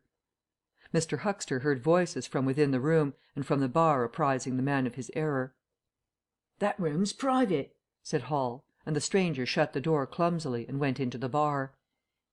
In the course of a few minutes he reappeared, wiping his lips with the back of his hand with an air of quiet satisfaction that somehow impressed Mr. Huxter as assumed. He stood looking about him for some moments, and then Mr. Huxter saw him walk in an oddly furtive manner towards the gates of the yard, upon which the parlour window opened. The stranger, after some hesitation, leaned against one of the gate posts, produced a short clay pipe, and prepared to fill it. His fingers trembled while doing so. He lit it clumsily, and folding his arms began to smoke in a languid attitude, an attitude which his occasional glances up the yard altogether belied. All this Mr. Huxter saw over the canisters of the tobacco window, and the singularity of the man's behaviour prompted him to maintain his observation. Presently the stranger stood up abruptly and put his pipe in his pocket. Then he vanished into the yard. Forthwith Mr. Huxter, conceiving he was witness of some petty larceny, leapt round his counter and ran out into the road to intercept the thief. As he did so, Mr. Marvel reappeared, his hat askew, a big bundle in a blue tablecloth in one hand, and 3 books tied together, as it proved afterwards with the vicar's braces, in the other. Directly he saw Huxter he gave a sort of gasp, and turning sharply to the left, began to run. "Stop, thief!" cried Huxter, and set off after him. Mr. Huxter's sensations were vivid but brief. He saw the man just before him and spurting briskly for the church corner and the hill road. He saw the village flags and festivities beyond, and a face or so turned towards him. He bawled "Stop!" again. He had hardly gone 10 strides before his shin was caught in some mysterious fashion, and he was no longer running, but flying with inconceivable rapidity through the air.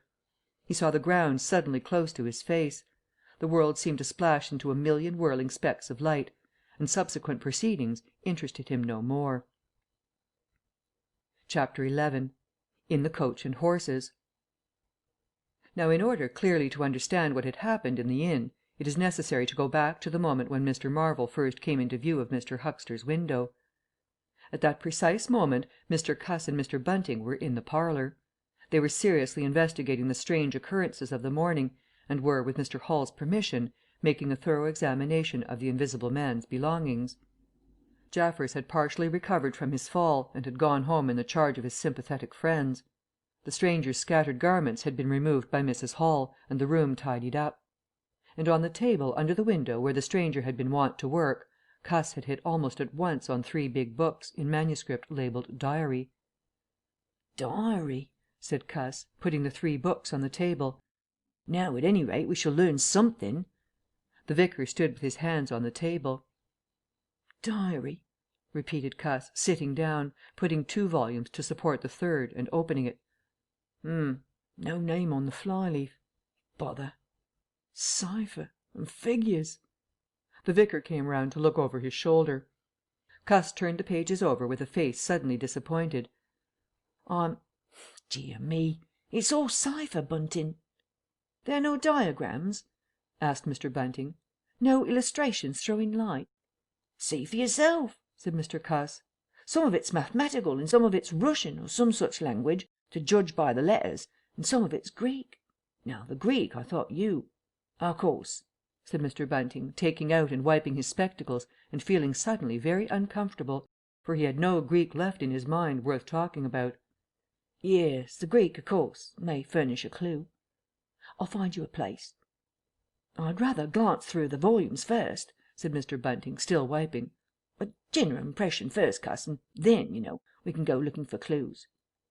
He coughed, put on his glasses, arranged them fastidiously, coughed again, and wished something would happen to avert the seemingly inevitable exposure. Then he took the volume Cuss handed him in a leisurely manner, and then something did happen. The door opened suddenly. Both gentlemen started violently, looked round, and were relieved to see a sporadically rosy face beneath a furry silk hat. "Tap?" asked the face, and stood staring. "No," said both gentlemen at once. "Over the other side, my man," said Mr. Bunting.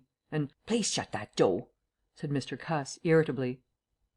"All right," said the intruder, as it seemed in a very low voice curiously different from the huskiness of its first inquiry. "Right you are," said the intruder in the former voice. "Stand clear," and he vanished and closed the door. "A sailor, I should judge," said Mr. Bunting.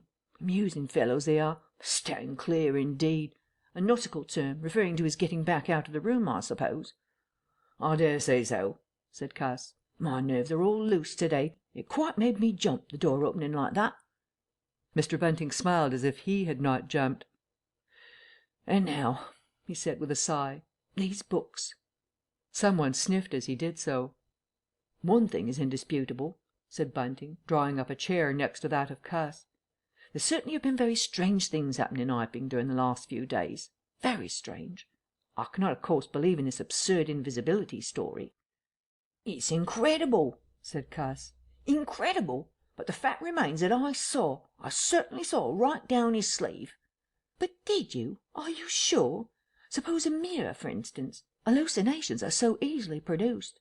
I don't know if you've ever seen a really good conjurer." "I won't argue again," said Cuss. "We've thrashed that out, Bunting, and just now there's these books. Ah, here's some of what I take to be Greek. Greek letters, certainly." He pointed to the middle of the page. Mr. Bunting flushed slightly and brought his face nearer, apparently finding some difficulty with his glasses. Suddenly he became aware of a strange feeling at the nape of his neck. He tried to raise his head, and encountered an immovable resistance. The feeling was a curious pressure, the grip of a heavy, firm hand, and it bore his chin irresistibly to the table. "Don't move, little men," whispered a voice, "or I'll brain you both." He looked into the face of Cuss, close to his own, and each saw a horrified reflection of his own sickly astonishment. "I'm sorry to handle you so roughly," said the voice, "but it's unavoidable." "Since when did you learn to pry into an investigator's private memoranda?" said the voice, and two chins struck the table simultaneously, and two sets of teeth rattled. "Since when did you learn to invade the private rooms of a man in misfortune?" And the concussion was repeated. "Where have they put my clothes?" "Listen," said the voice. "The windows are fastened, and I've taken the key out of the door.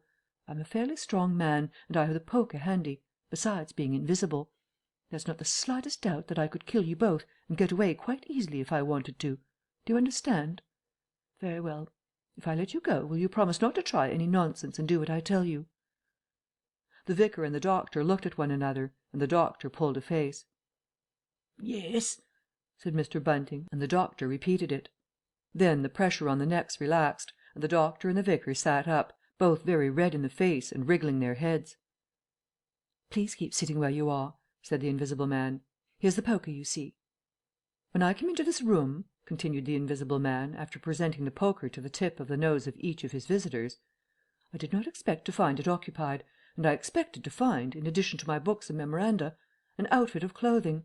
Where is it? No, don't rise. I can see it's gone. Now, just at present, though the days are quite warm enough for an invisible man to run about stark, the evenings are quite chilly. I want clothing and other accommodation, and I must also have those 3 books." Chapter 12. The Invisible Man loses his temper. It is unavoidable that at this point the narrative should break off again, for a certain very painful reason that will presently be apparent. While these things were going on in the parlour, and while Mr. Huxter was watching Mr. Marvel smoking his pipe against the gate, not a dozen yards away were Mr. Hall and Teddy Henfrey discussing in a state of cloudy puzzlement the one Iping topic. Suddenly there came a violent thud against the door of the parlour, a sharp cry, and then silence. "Hallo!" said Teddy Henfrey. "Hallo!" from the tap. Mr. Hall took things in slowly but surely. "That ain't right," he said, and came round from behind the bar towards the parlour door. He and Teddy approached the door together, with intent faces. Their eyes considered. "Summat wrong," said Hall, and Henfrey nodded agreement. Whiffs of an unpleasant chemical odour met them, and there was a muffled sound of conversation, very rapid and subdued. "You all right there?" asked Hall, rapping. The muttered conversation ceased abruptly, for a moment's silence. Then the conversation was resumed, in hissing whispers, then a sharp cry of "No, no, you don't!" There came a sudden motion, and the oversetting of a chair, a brief struggle. Silence again.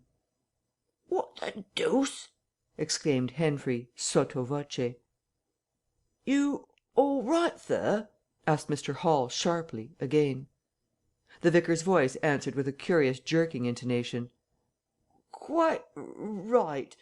Please don't interrupt." "Odd," said Mr. Henfrey. "Odd," said Mr. Hall. "Says don't interrupt," said Henfrey. "I heerd un," said Hall. "And a sniff," said Henfrey. They remained listening. The conversation was rapid and subdued. "I can't," said Mr. Bunting, his voice rising. "I tell you, sir, I will not." "What was that?" asked Henfrey. "Says he will not," said Hall. "Weren't speaking to us, was he?" "Disgraceful," said Mr. Bunting within. "Disgraceful," said Mr. Henfrey. "I heard it distinct." "Who's that speaking now?" asked Henfrey. "Mr. Cuss, I s'pose," said Hall. "Can you hear anything?" Silence. the sounds within indistinct and perplexing. "Sounds like throwing the tablecloth about," said Hall. Mrs. Hall appeared behind the bar. Hall made gestures of silence and invitation. This aroused Mrs. Hall's wifely opposition. "What you listening there for, Hall?" she asked. "Ain't you nothing better to do? Busy day like this." Hall tried to convey everything by grimaces and dumb show, but Mrs. Hall was obdurate. She raised her voice. So Hall and Henfrey, rather crestfallen, tiptoed back to the bar, gesticulating to explain to her. At first she refused to see anything in what they had heard at all. Then she insisted on Hall keeping silence, while Henfrey told her his story. She was inclined to think the whole business nonsense. Perhaps they were just moving the furniture about. "I heerd un say disgraceful, that I did," said Hall. "I heerd that, Mrs. Hall," said Henfrey. "Like as not," began Mrs. Hall. "Hush!" said Mr. Teddy Henfrey. "Didn't I hear the window?" "What window?" said Mrs. Hall. "Parlour window," said Henfrey. Every one stood listening intently. Mrs. Hall's eyes, directed straight before her, saw without seeing the brilliant oblong of the inn door, the road white and vivid, and Huxter's shop front blistering in the June sun. Abruptly Huxter's door opened and Huxter appeared, eyes staring with excitement, arms gesticulating. "Yap!" cried Huxter. "Stop thief!" And he ran obliquely across the oblong towards the yard gates and vanished. Simultaneously came a tumult from the parlour, and a sound of windows being closed. Hall, Henfrey, and the human contents of the tap rushed out at once pell-mell into the street. They saw some one whisk round the corner towards the road, and Mr. Huxter executing a complicated leap in the air that ended on his face and shoulder.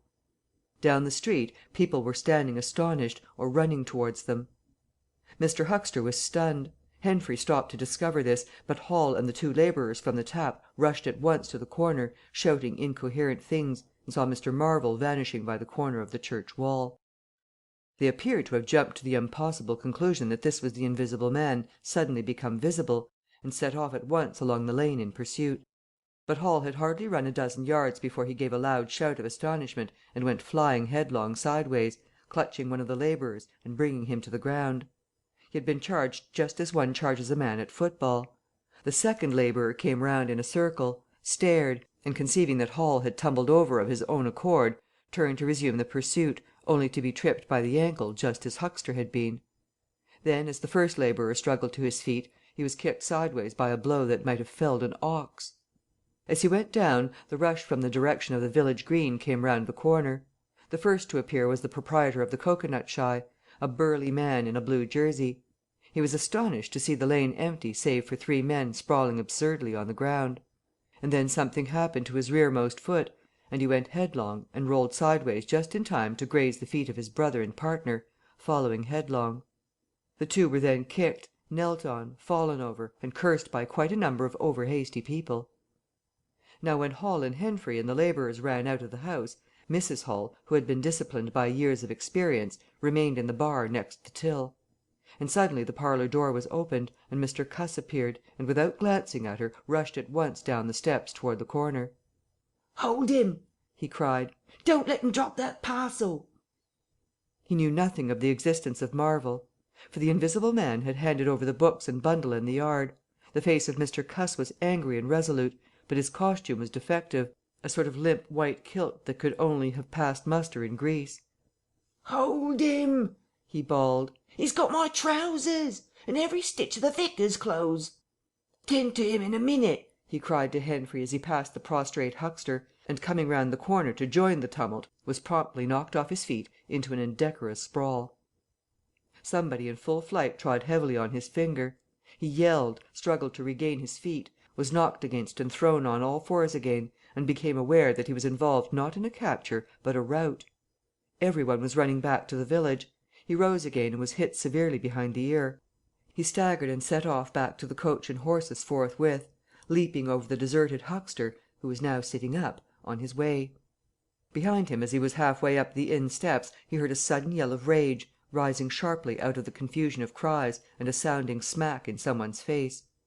He recognized the voice as that of the invisible man, and the note was that of a man suddenly infuriated by a painful blow. In another moment Mr. Cuss was back in the parlour.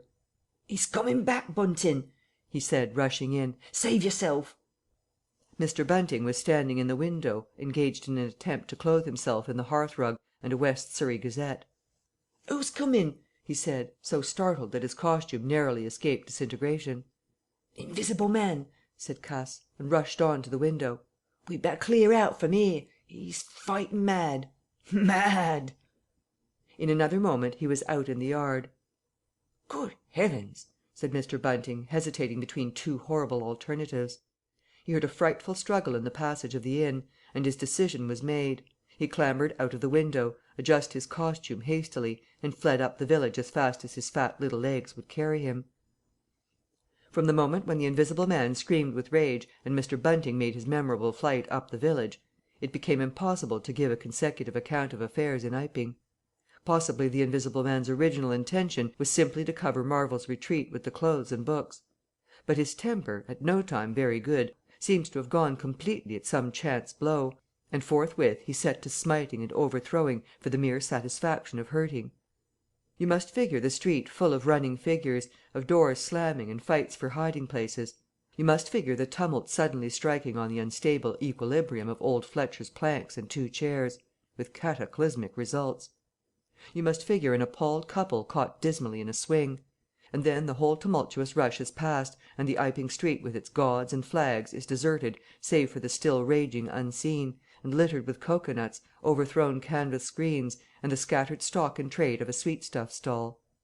Everywhere there is a sound of closing shutters and shoving bolts, and the only visible humanity is an occasional flitting eye under a raised eyebrow in the corner of a window pane. The invisible man amused himself for a little while by breaking all the windows in the Coach and Horses, and then he thrust a street lamp through the parlour window of Mrs. Gribble. He it must have been who cut the telegraph wire to Adderdean, just beyond Higgins Cottage on the Adderdean road; and after that, as his peculiar qualities allowed, he passed out of human perceptions altogether, and he was neither heard, seen, nor felt in Iping any more. He vanished absolutely. But it was the best part of 2 hours before any human being ventured out again into the desolation of Iping Street. Chapter 13. Mr. Marvel discusses his resignation. When the dusk was gathering, and Iping was just beginning to peep timorously forth again upon the shattered wreckage of its Bank Holiday, a short, thick-set man in a shabby silk hat was marching painfully through the twilight behind the beechwoods on the road to Bramblehurst. He carried 3 books bound together by some sort of ornamental elastic ligature, and a bundle wrapped in a blue tablecloth. His rubicund face expressed consternation and fatigue. He appeared to be in a spasmodic sort of hurry. He was accompanied by a voice other than his own, and ever and again he winced under the touch of unseen hands. "If you give me the slip again," said the voice, "if you attempt to give me the slip again—" "Lor!" said Mr. Marvel, "that shoulder's a mass of bruises as it is." "On my honour," said the voice, "I will kill you." "I didn't try to give you the slip," said Marvel, in a voice that was not far remote from tears. "I swear I didn't. I didn't know the blessed turning, that was all. How the devil was I to know the blessed turning? As it is, I've been knocked about." "You'll get knocked about a great deal more if you don't mind," said the voice, and Mr. Marvel abruptly became silent. He blew out his cheeks, and his eyes were eloquent of despair. "It's bad enough to let these floundering yokels explode my little secret without your cutting off with my books. It's lucky for some of them they cut and ran when they did. Here am I. No one knew I was invisible. And now what am I to do?" "What am I to do?" asked Marvel, sotto voce. "It's all about. It will be in the papers. Everybody will be looking for me. Everyone on their guard." The voice broke off into vivid curses and ceased. The despair of Mr. Marvel's face deepened, and his pace slackened. "Go on," said the voice. Mr. Marvel's face assumed a greyish tint between the ruddier patches. "Don't drop those books, stupid," said the voice sharply, overtaking him. "The fact is," said the voice, "I shall have to make use of you. You're a poor tool, but I must." "I'm a miserable tool," said Marvel. "You are," said the voice. "I'm the worst possible tool you could have," said Marvel. "I'm not strong," he said, after a discouraging silence. "I'm not over strong," he repeated. "No?" "And my heart's weak. That little business. I pulled it through, of course, but bless you, I could have dropped." "Well?" "I haven't the nerve and strength for the sort of thing you want." "I'll stimulate you." "I wish you wouldn't. I wouldn't like to mess up your plans, you know, but I might, out of sheer funk and misery."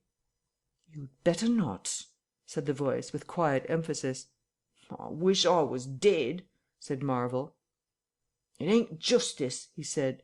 "You must admit, it seems to me I've a perfect right—" "Get on," said the voice. Mr. Marvel mended his pace, and for a time they went in silence again. "It's devilish hard," said Mr. Marvel. This was quite ineffectual. He tried another tack. "What do I make by it?" he began again in a tone of unendurable wrong. "Oh, shut up," said the voice, with sudden amazing vigour. "I'll see to you all right. You do what you're told. You'll do it all right. You're a fool and all that, but you'll do. I tell you, sir, I'm not the man for it. Respectfully, but it is so." "If you don't shut up I shall twist your wrist again," said the invisible man. "I want to think." Presently 2 oblongs of yellow light appeared through the trees, and the square tower of a church loomed through the gloaming. "I shall keep my hand on your shoulder," said the voice, "all through the village. Go straight through and try no foolery. It will be the worse for you if you do." "I know that," sighed Mr. Marvel.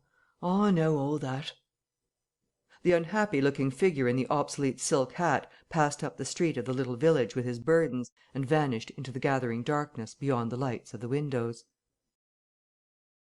Chapter 14 At Port Stowe 10 o'clock the next morning found Mr. Marvel, unshaven, dirty, and travel stained, sitting with the books beside him, and his hands deep in his pockets, looking very weary, nervous, and uncomfortable, and inflating his cheeks at infrequent intervals, on the bench outside a little inn on the outskirts of Port Stowe. Beside him were the books, but now they were tied with string. The bundle had been abandoned in the pine woods beyond Bramblehurst, in accordance with a change in the plans of the Invisible Man. Mr. Marvel sat on the bench, and although no one took the slightest notice of him, his agitation remained at fever heat. His hands would go ever and again to his various pockets with a curious nervous fumbling. When he had been sitting for the best part of an hour, however, an elderly mariner, carrying a newspaper, came out of the inn and sat down beside him. "Pleasant day," said the mariner. Mr. Marvel glanced about him with something very like terror. "Very," he said. "Just seasonable weather for the time of year," said the mariner, taking no denial. "Quite," said Mr. Marvel. The mariner produced a toothpick, and, saving his regard, was engrossed thereby for some minutes. His eyes meanwhile were at liberty to examine Mr. Marvel's dusty figure, and the books beside him. As he had approached Mr. Marvel, he had heard a sound like the dropping of coins into a pocket. He was struck by the contrast of Mr. Marvel's appearance with this suggestion of opulence. Thence his mind wandered back again to a topic that had taken a curiously firm hold of his imagination. "Books," he said suddenly, noisily finishing with the toothpick. Mr. Marvel started and looked at them. "Oh, yes," he said. "Yes, they're books." "There's some extraordinary things in books," said the mariner. "I believe you," said Mr. Marvel. "And some extraordinary things out of 'em," said the mariner. "True likewise," said Mr. Marvel. He eyed his interlocutor, and then glanced about him. "There's some extraordinary things in newspapers, for example," said the mariner. "There are." "In this newspaper," said the mariner. "Ah," said Mr. Marvel. "There's a story," said the mariner, fixing Mr. Marvel with an eye that was firm and deliberate. "There's a story about an invisible man, for instance." Mr. Marvel pulled his mouth askew, and scratched his cheek, and felt his ears glowing. "What will they be writing next?" he asked faintly. "Austria or America?" "Neither," said the mariner. "Here." "Law!" said Mr. Marvel, starting. "When I say 'here,'" said the mariner, to Mr. Marvel's intense relief, "I don't of course mean 'here in this place. I mean hereabouts." "An invisible man," said Mr. Marvel. "And what's he been up to?" "Everything," said the mariner, controlling Marvel with his eye, and then amplifying. "Every blessed thing." "I ain't seen a paper these 4 days," said Marvel. "'Appens the place he started at," said the mariner. Indeed, said Mr. Marvel. he started there, and where he came from nobody don't seem to know. Here it is. Peculiar story from Iping. And it says in this paper that the evidence is extraordinary strong. Extraordinary. Law, said Mr. Marvel. But then it's an extraordinary story. There's a clergyman and a medical gent witnesses. Saw 'em all right and proper. Or leastways didn't see 'em. He was staying, it says, at the Coach and Horses, and nobody don't seem to have been aware of his misfortune. It says, aware of his misfortune, until in an altercation in the inn, it says, his bandages on his head was torn off. It was then observed that his head was invisible. Attempts were at once made to secure him, but casting off his garments, it says, he succeeded in escaping, but not until after a desperate struggle in which he had inflicted serious injuries, it says, on our worthy and able constable, Mr. J. A. Jaffers. Pretty straight story, eh? Names and everything. Law, said Mr. Marvel, looking nervously about him, trying to count the money in his pockets by his unaided sense of touch, and full of a strange and novel idea. Sounds most astonishing. Don't it? Extraordinary, I call it. Never heard tell of invisible men before, I haven't, but nowadays one hears such a lot of extraordinary things. That all he did? asked Marvel, trying to seem at his ease. It's enough, ain't it? said the mariner. Didn't go back by any chance? asked Marvel. Just escape, and that's all, eh? All, said the mariner. Why, ain't it enough? Quite enough, said Marvel. I should think it was enough, said the mariner.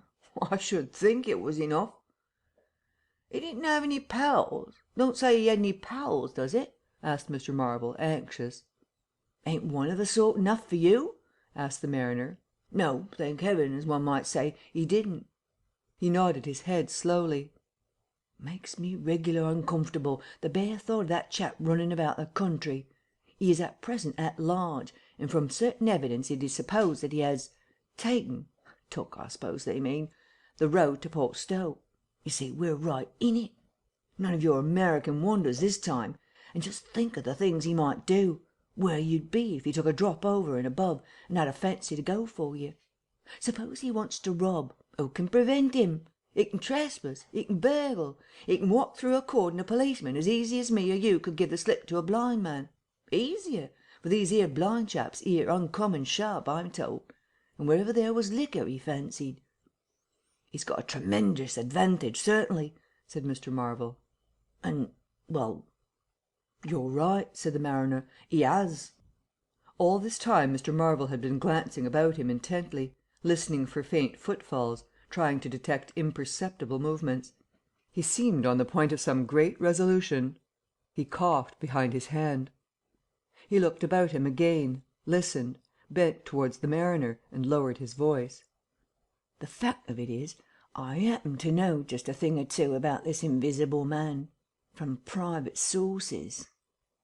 Oh, said the mariner, interested. You? Yes, said Mr. Marvel. Me. Indeed, said the mariner. And may I ask? You'll be astonished, said Mr. Marvel behind his hand. It's tremendous. Indeed, said the mariner. The fact is, began Mr. Marvel eagerly in a confidential undertone. Suddenly his expression changed marvellously. Ow! he said. He rose stiffly in his seat. His face was eloquent of physical suffering. Wow! he said. What's up? said the mariner, concerned. Toothache, said Mr. Marvel, and put his hand to his ear. He caught hold of his books. I must be getting on, I think, he said. He edged in a curious way along the seat away from his interlocutor. But you was just a going to tell me about this here invisible man, protested the mariner. Mr. Marvel seemed to consult with himself. Hoax, said a voice. It's a hoax, said Mr. Marvel. But it's in the paper, said the mariner. Hoax all the same, said Marvel. I know the chap that started the lie. There ain't no invisible man whatsoever. Blimey. But how about this paper? Do you mean to say not a word of it? said Marvel stoutly. The mariner stared, paper in hand. Mr. Marvel jerkily faced about. "Wait a bit," said the mariner, rising and speaking slowly. "Do you mean to say—" "I do," said Mr. Marvel. "Then why did you let me go on and tell you all this blasted stuff then? What do you mean by letting a man make a fool of himself like that for, eh?" Mr. Marvel blew out his cheeks. The mariner was suddenly very red indeed. He clenched his hands. "I've been talking here this 10 minutes," he said, "and you little pot-bellied, leathery-faced son of an old boot, couldn't have the elementary manners—" "Don't you come bandying words with me," said Mr. Marvel. "Bandying words! I'm a jolly good mind." "Come up," said a voice, and Mr. Marvel was suddenly whirled about and started marching off in a curious spasmodic manner. "You'd better move on," said the mariner. "Who's moving on?" said Mr. Marvel. He was receding obliquely, with a curious hurrying gait, with occasional violent jerks forward. Some way along the road he began a muttered monologue, protests and recriminations. "Silly devil," said the mariner, legs wide apart, elbows akimbo, watching the receding figure. "I'll show you, you silly arse. Hoaxing me. It's here, on the paper." Mr. Marvel retorted incoherently, and receding, was hidden by a bend in the road, but the mariner still stood magnificent in the midst of the way until the approach of a butcher's cart dislodged him. Then he turned himself towards Port Stowe. "Full of extraordinary arses," he said softly to himself. "Just to take me down a bit, that was his silly game. It's on the paper." There was another extraordinary thing he was presently to hear, that had happened quite close to him, and that was a vision of a fistful of money, no less, travelling without visible agency, along by the wall at the corner of St. Michael's Lane. A brother mariner had seen this wonderful sight that very morning. He had snatched at the money forthwith, and had been knocked headlong, and when he had got to his feet the butterfly money had vanished. Our mariner was in the mood to believe anything, he declared, but that was a bit too stiff. Afterwards, however, he began to think things over. The story of the flying money was true, and all about that neighbourhood, even from the august London and Country Banking Company, from the tills of shops and inns, doors standing that sunny weather entirely open, money had been quietly and dexterously making off that day in handfuls and rouleaux, floating quietly along by walls and shady places, dodging quickly from the approaching eyes of men; and it had, though no man had traced it, invariably ended its mysterious flight in the pocket of that agitated gentleman in the obsolete silk hat, sitting outside the little inn on the outskirts of Port Stowe. It was 10 days after, and indeed only when the Burdock story was already old, that the mariner collated these facts and began to understand how near he had been to the wonderful invisible man. Chapter 15. The Man Who Was Running. In the early evening time Dr. Kemp was sitting in his study in the Belvedere on the hill overlooking Burdock. It was a pleasant little room, with 3 windows, north, west, and south, and bookshelves covered with books and scientific publications, and a broad writing table, and under the north window a microscope, glass slips, minute instruments, some cultures, and scattered bottles of reagents. Dr. Kemp's solar lamp was lit, albeit the sky was still bright with the sunset light, and his blinds were up because there was no offence of peering outsiders to require them pulled down. Dr. Kemp was a tall and slender young man, with flaxen hair and a moustache almost white, and the work he was upon would earn him, he hoped, the fellowship of the Royal Society, so highly did he think of it. And his eye, presently wandering from his work, caught the sunset blazing at the back of the hill that is over against his own. For a minute perhaps he sat, pen in mouth, admiring the rich golden colour above the crest, and then his attention was attracted by the little figure of a man, inky black, running over the hill brow towards him. He was a shortish little man, and he wore a high hat, and he was running so fast that his legs verily twinkled. "Another of those fools," said Dr. Kemp. "Like that arse who ran into me this morning round a corner with the visible man a coming, sir. I can't imagine what possesses people. One might think we were in the 13th century." He got up, went to the window, and stared at the dusky hillside, and the dark little figure tearing down it. "He seems in a confounded hurry," said Dr. Kemp, "but he doesn't seem to be getting on. If his pockets were full of lead he couldn't run heavier." "Spurted, sir," said Dr. Kemp. In another moment the higher of the villas that had clambered up the hill from Burdock had occulted the running figure. He was visible again for a moment, and again, and then again, 3 times between the 3 detached houses that came next, and then the terrace hid him. "'Osses," said Dr. Kemp, swinging round on his heel and walking back to his writing table. But those who saw the fugitive nearer and perceived the abject terror on his perspiring face, being themselves in the open roadway, did not share in the doctor's contempt. By the man pounded, and as he ran he chinked like a well-filled purse that is tossed to and fro. He looked neither to the right nor the left, but his dilated eyes stared straight downhill to where the lamps were being lit and the people were crowded in the street, and his ill-shaped mouth fell apart, and a glary foam lay on his lips, and his breath came hoarse and noisy. All he passed stopped, and began staring up the road and down, and interrogating one another, with an inkling of discomfort for the reason of his haste. And then presently, far up the hill, a dog playing in the road yelped, and ran under a gate, and as they still wondered, something, a wind, a pad, pad, pad, a sound like a panting breathing, rushed by. People screamed. People sprang off the pavement. It passed in shouts. It passed by instinct down the hill.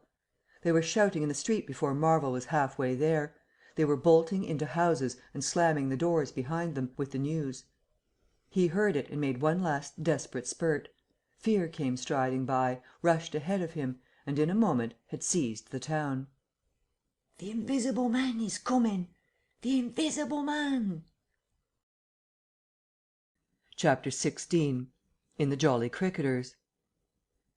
The Jolly Cricketers is just at the bottom of the hill, where the tram lines begin. The barman leaned his fat red arms on the counter and talked of horses with an anaemic cabman, while a black-bearded man in grey snapped up biscuit and cheese, drank Burton, and conversed in American with a policeman off duty. "What's the shouting about?" said the anaemic cabman, going off at a tangent, trying to see up the hill over the dirty yellow blind in the low window of the inn. Somebody ran by outside. "Faugh, p'r'aps," said the barman. Footsteps approached, running heavily.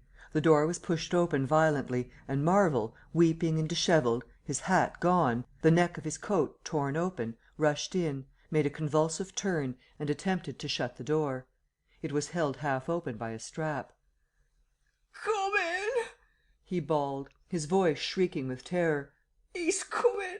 The Invisible Man! After me! For God's sake, help! Help! Help!" "Shut the doors," said the policeman.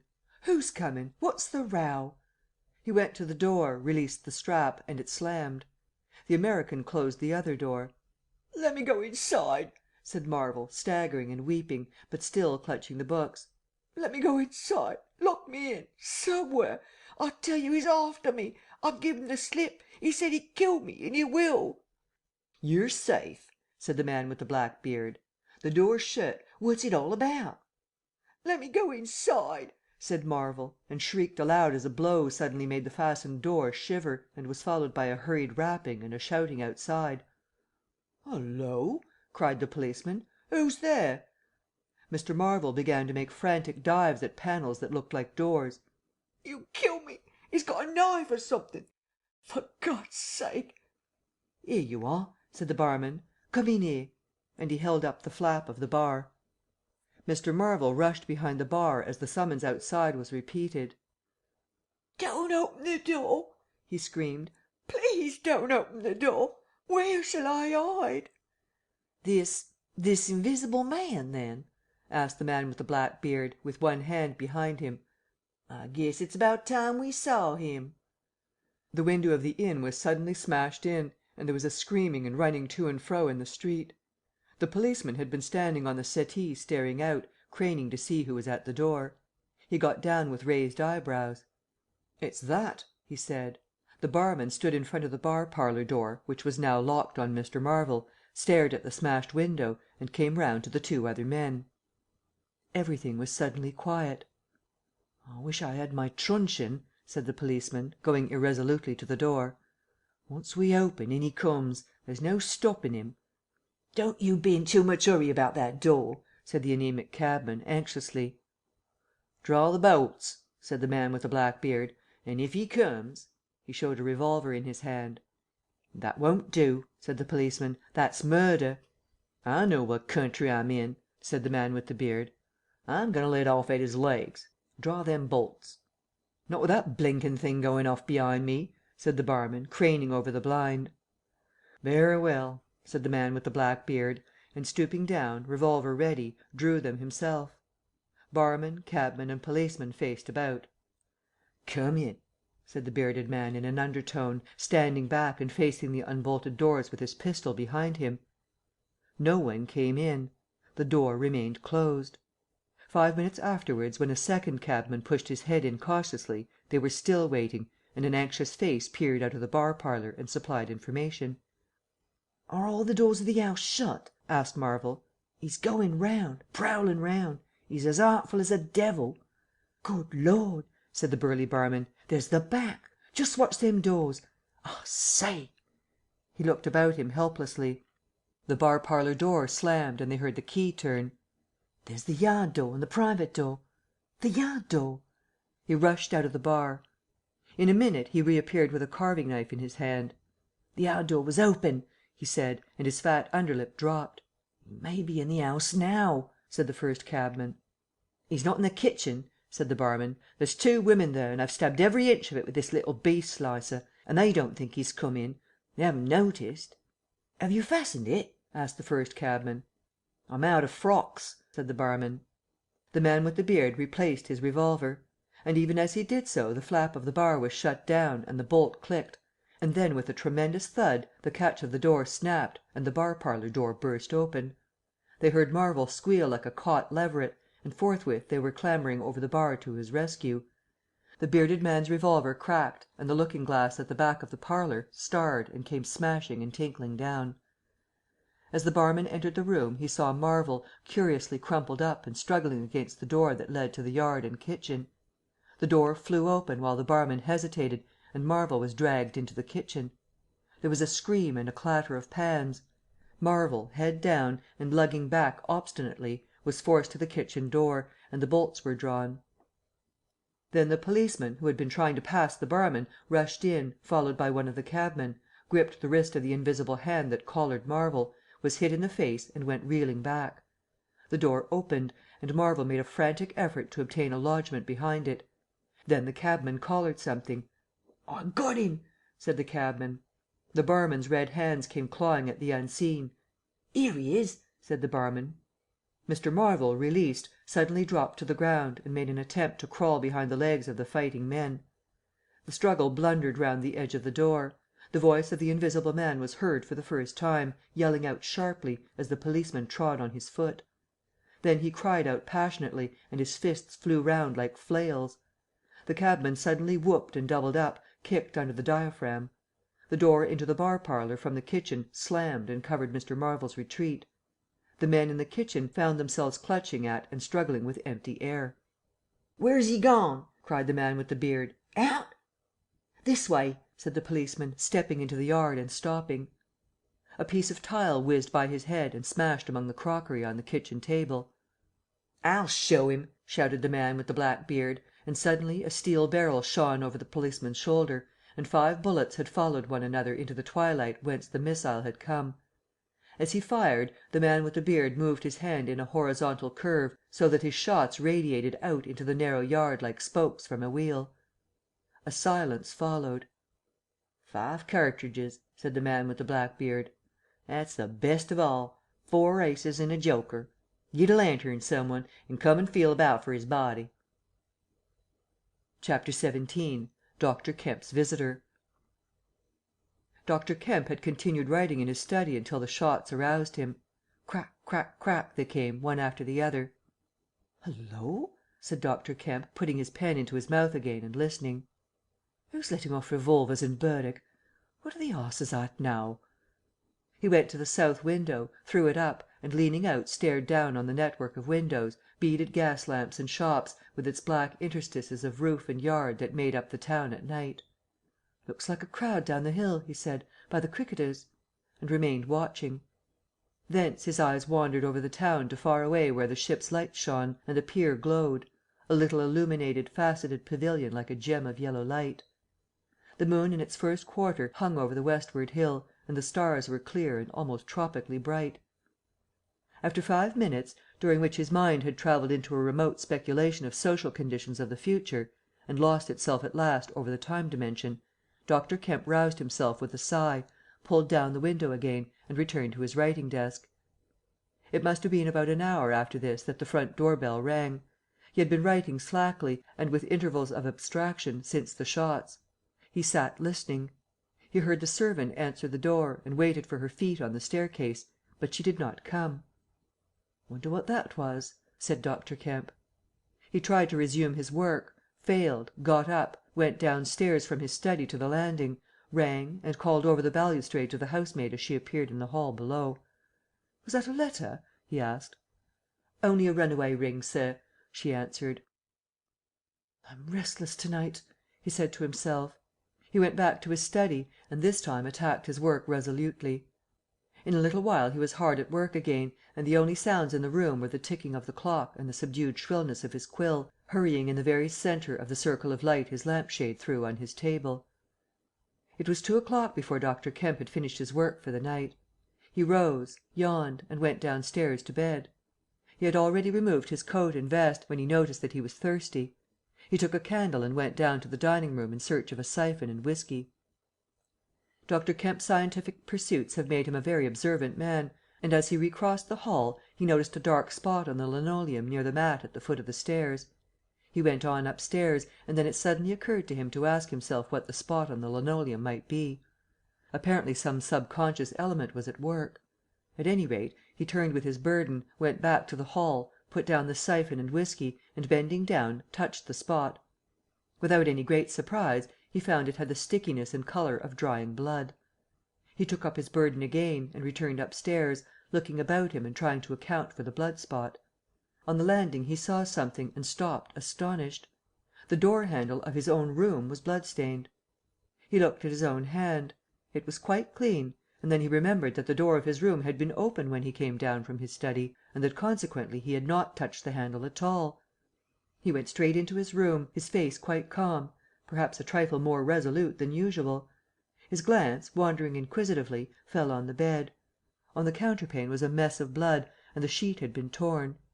He had not noticed this before because he had walked straight to the dressing-table. On the further side the bedclothes were depressed as if some one had been recently sitting there. Then he had an odd impression that he had heard a low voice say, "Good heavens! Kemp!" But Dr. Kemp was no believer in voices.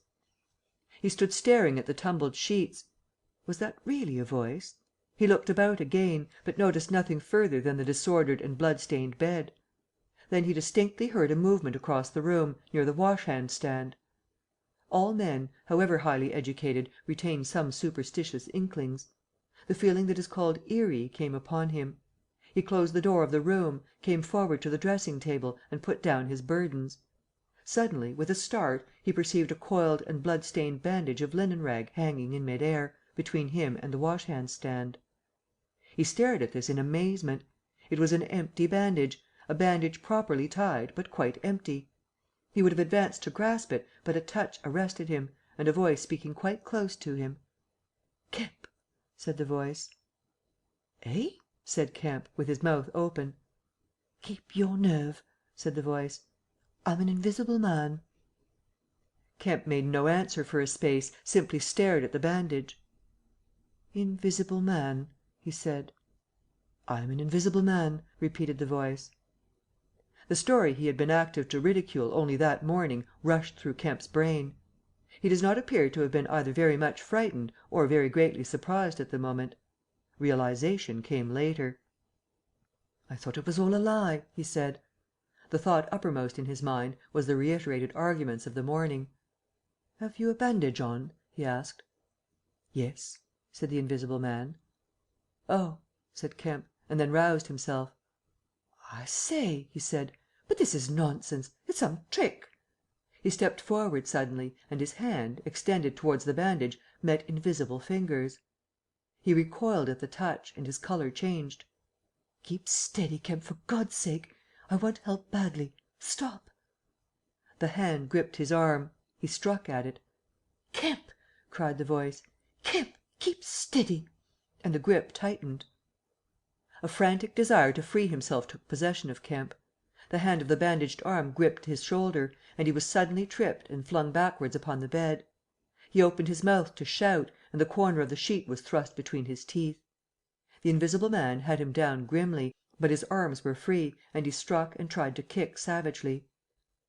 "Listen to reason, will you?" said the Invisible Man, sticking to him in spite of a pounding in the ribs. "By heaven, you'll madden me in a minute! Lie still, you fool!" bawled the Invisible Man in Kemp's ear. Kemp struggled for another moment and then lay still. "If you shout, I'll smash your face," said the Invisible Man, relieving his mouth. "I'm an Invisible Man. It's no foolishness and no magic. I really am an Invisible Man, and I want your help. I don't want to hurt you, but if you behave like a frantic rustic, I must. Don't you remember me, Kemp? Griffin, of University College?" "Let me get up," said Kemp. "I'll stop where I am, and let me sit quiet for a minute." He sat up and felt his neck. "I am Griffin, of University College, and I have made myself invisible. I am just an ordinary man. A man you have known. Made invisible." "Griffin?" said Kemp. "Griffin," answered the voice. "A younger student than you were, almost an albino, 6 feet high and broad, with a pink and white face and red eyes, who won the medal for chemistry."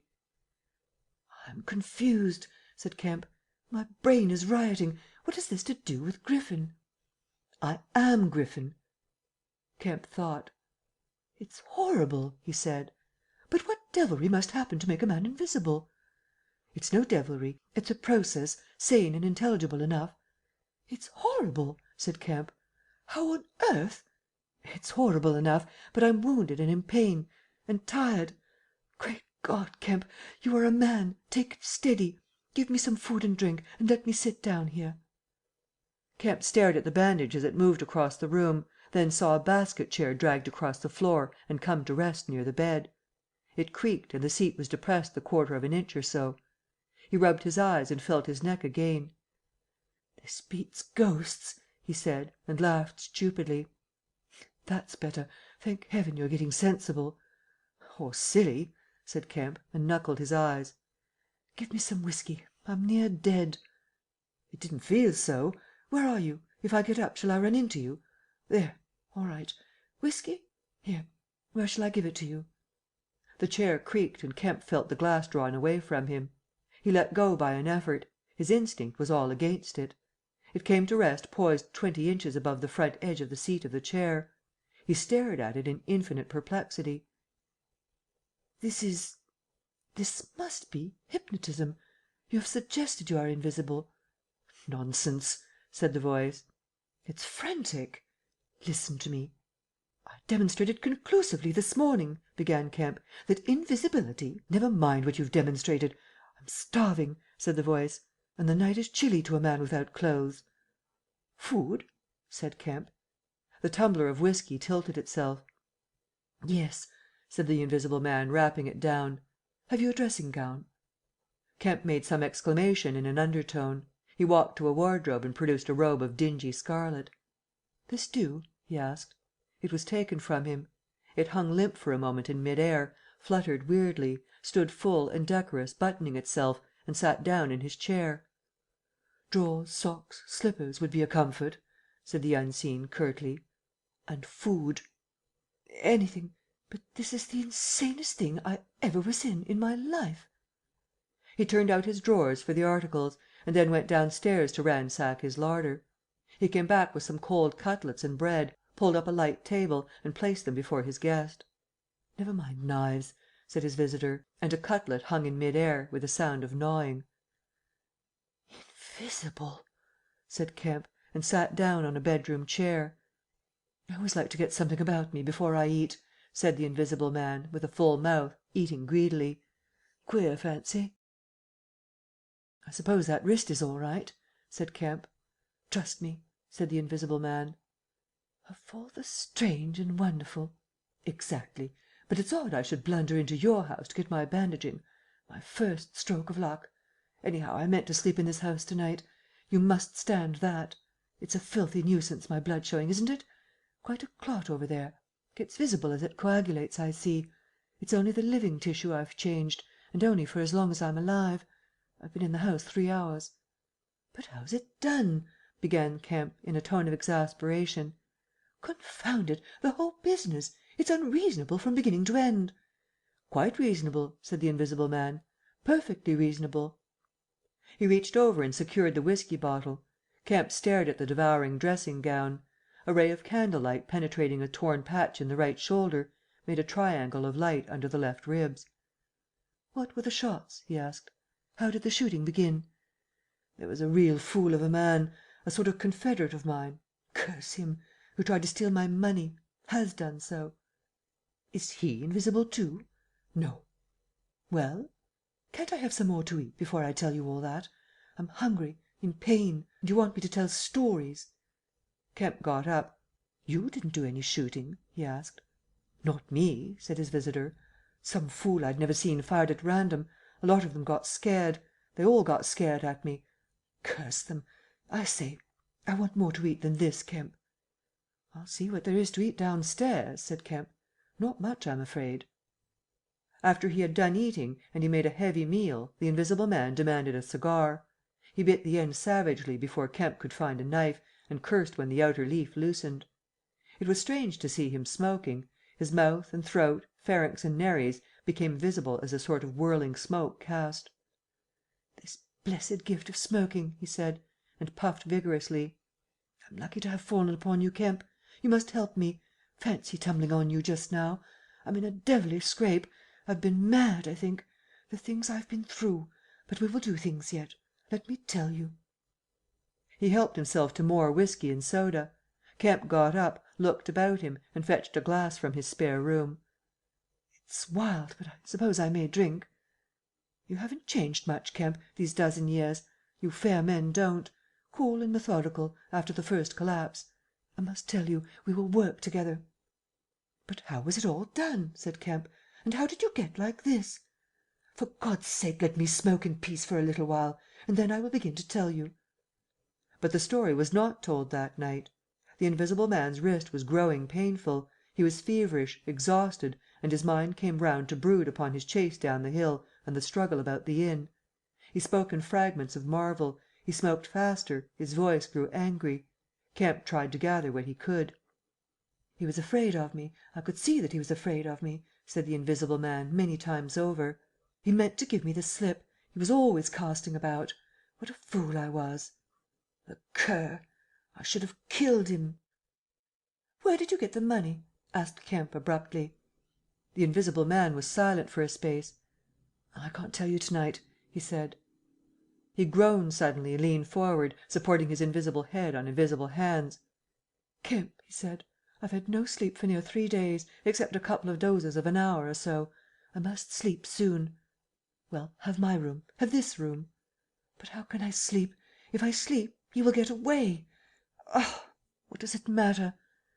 "What's the shot wound?" asked Kemp abruptly. "Nothing. Scratch and blood. Oh, God, how I want sleep!" "Why not?" The Invisible Man appeared to be regarding Kemp. "Because I've a particular objection to being caught by my fellow men," he said slowly.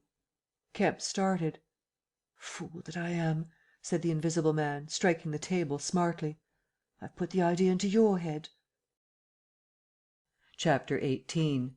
The Invisible Man sleeps. Exhausted and wounded as the Invisible Man was, he refused to accept Kemp's word that his freedom should be respected. He examined the 2 windows of the bedroom, drew up the blinds and opened the sashes, to confirm Kemp's statement that a retreat by them would be possible. Outside, the night was very quiet and still, and the new moon was setting over the down. Then he examined the keys of the bedroom and the 2 dressing-room doors, to satisfy himself that these also could be made an assurance of freedom. Finally he expressed himself satisfied. He stood on the hearth-rug and Kemp heard the sound of a yawn. "I'm sorry," said the Invisible Man, "if I cannot tell you all that I have done to night. But I am worn out. It's grotesque, no doubt. It's horrible, but believe me, Kemp, in spite of your arguments of this morning, it is quite a possible thing. I have made a discovery. I meant to keep it to myself. I can't. I must have a partner. And you. We can do such things. But to morrow. Now, Kemp, I feel as though I must sleep or perish." Kemp stood in the middle of the room staring at the headless garment. "I suppose I must leave you," he said. "It's incredible. 3 things happening like this, overturning all my preconceptions, would make me insane. But it's real. Is there anything more that I can get you?" "Only bid me good night," said Griffin. "Good night," said Kemp, and shook an invisible hand. He walked sideways to the door. Suddenly the dressing gown walked quickly towards him. "Understand me," said the dressing gown. "No attempts to hamper me, or capture me, or—" Kemp's face changed a little. "I thought I gave you my word," he said. Kemp closed the door softly behind him, and the key was turned upon him forthwith. Then, as he stood with an expression of passive amazement on his face, the rapid feet came to the door of the dressing room, and that too was locked. Kemp slapped his brow with his hand. "Am I dreaming? Has the world gone mad? Or have I?" He laughed and put his hand to the locked door. "Barred out of my own bedroom, by a flagrant absurdity," he said. He walked to the head of the staircase, turned, and stared at the locked doors. "It's fact," he said. He put his fingers to his slightly bruised neck. "Undeniable fact. But—" He shook his head hopelessly, turned, and went downstairs. He lit the dining room lamp, got out a cigar, and began pacing the room, ejaculating. Now and then he would argue with himself. "Invisible!" he said. "Is there such a thing as an invisible animal? In the sea, yes. Thousands, millions. All the larvae, all the little nauplii and tornarias, all the microscopic things, the jellyfish. In the sea there are more things invisible than visible. I never thought of that before. And in the ponds, too. All those little pond-life things, specks of colourless, translucent jelly. But in air? No. It can't be. But, after all, why not? If a man was made of glass, he would still be visible." His meditation became profound. The bulk of 3 cigars had passed into the invisible, or diffused as a white ash over the carpet, before he spoke again. Then it was merely an exclamation.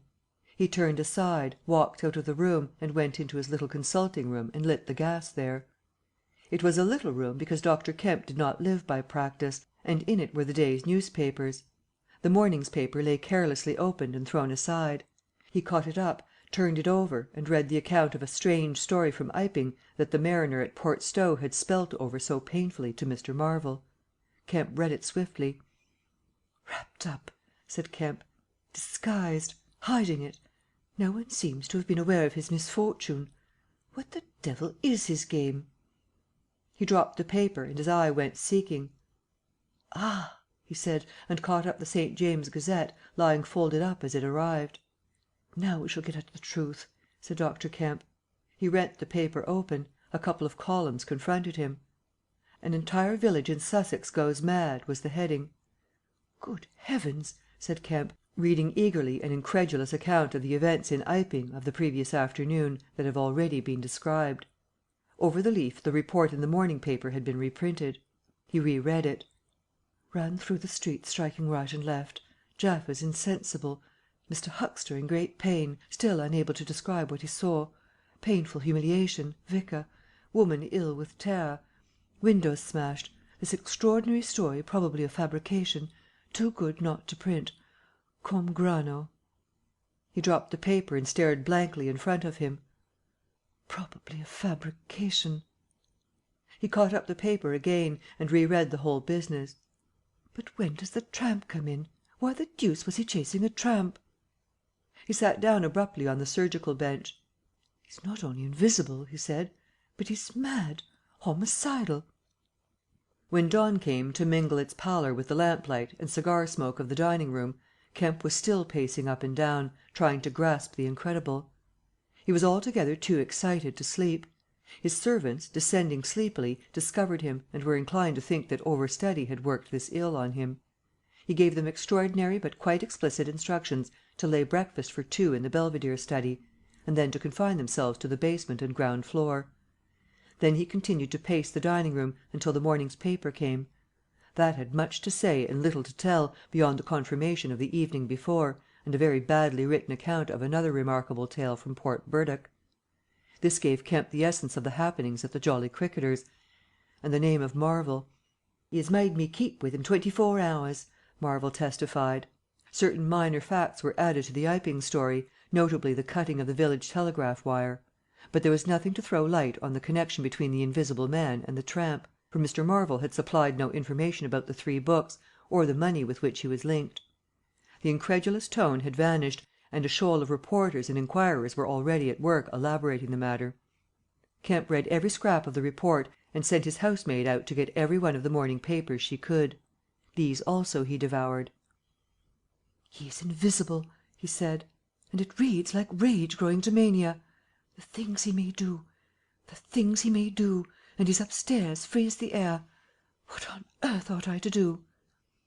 For instance, would it be a breach of faith if... No?" He went to a little untidy desk in the corner and began a note. He tore this up half written and wrote another. He read it over and considered it. Then he took an envelope and addressed it to Colonel Addy, Port Burdock. The Invisible Man awoke even as Kemp was doing this. He awoke in an evil temper, and Kemp, alert for every sound, heard his pattering feet rush suddenly across the bedroom overhead. Then a chair was flung over and the washstand tumbler smashed. Kemp hurried upstairs and rapped eagerly.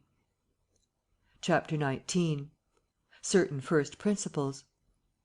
"What's the matter?" asked Kemp when the Invisible Man admitted him. "Nothing," was the answer. "But confound it, the smash!" "Fit of temper," said the Invisible Man. "Forgot this arm, and it's sore. You're rather liable to that sort of thing." "I am."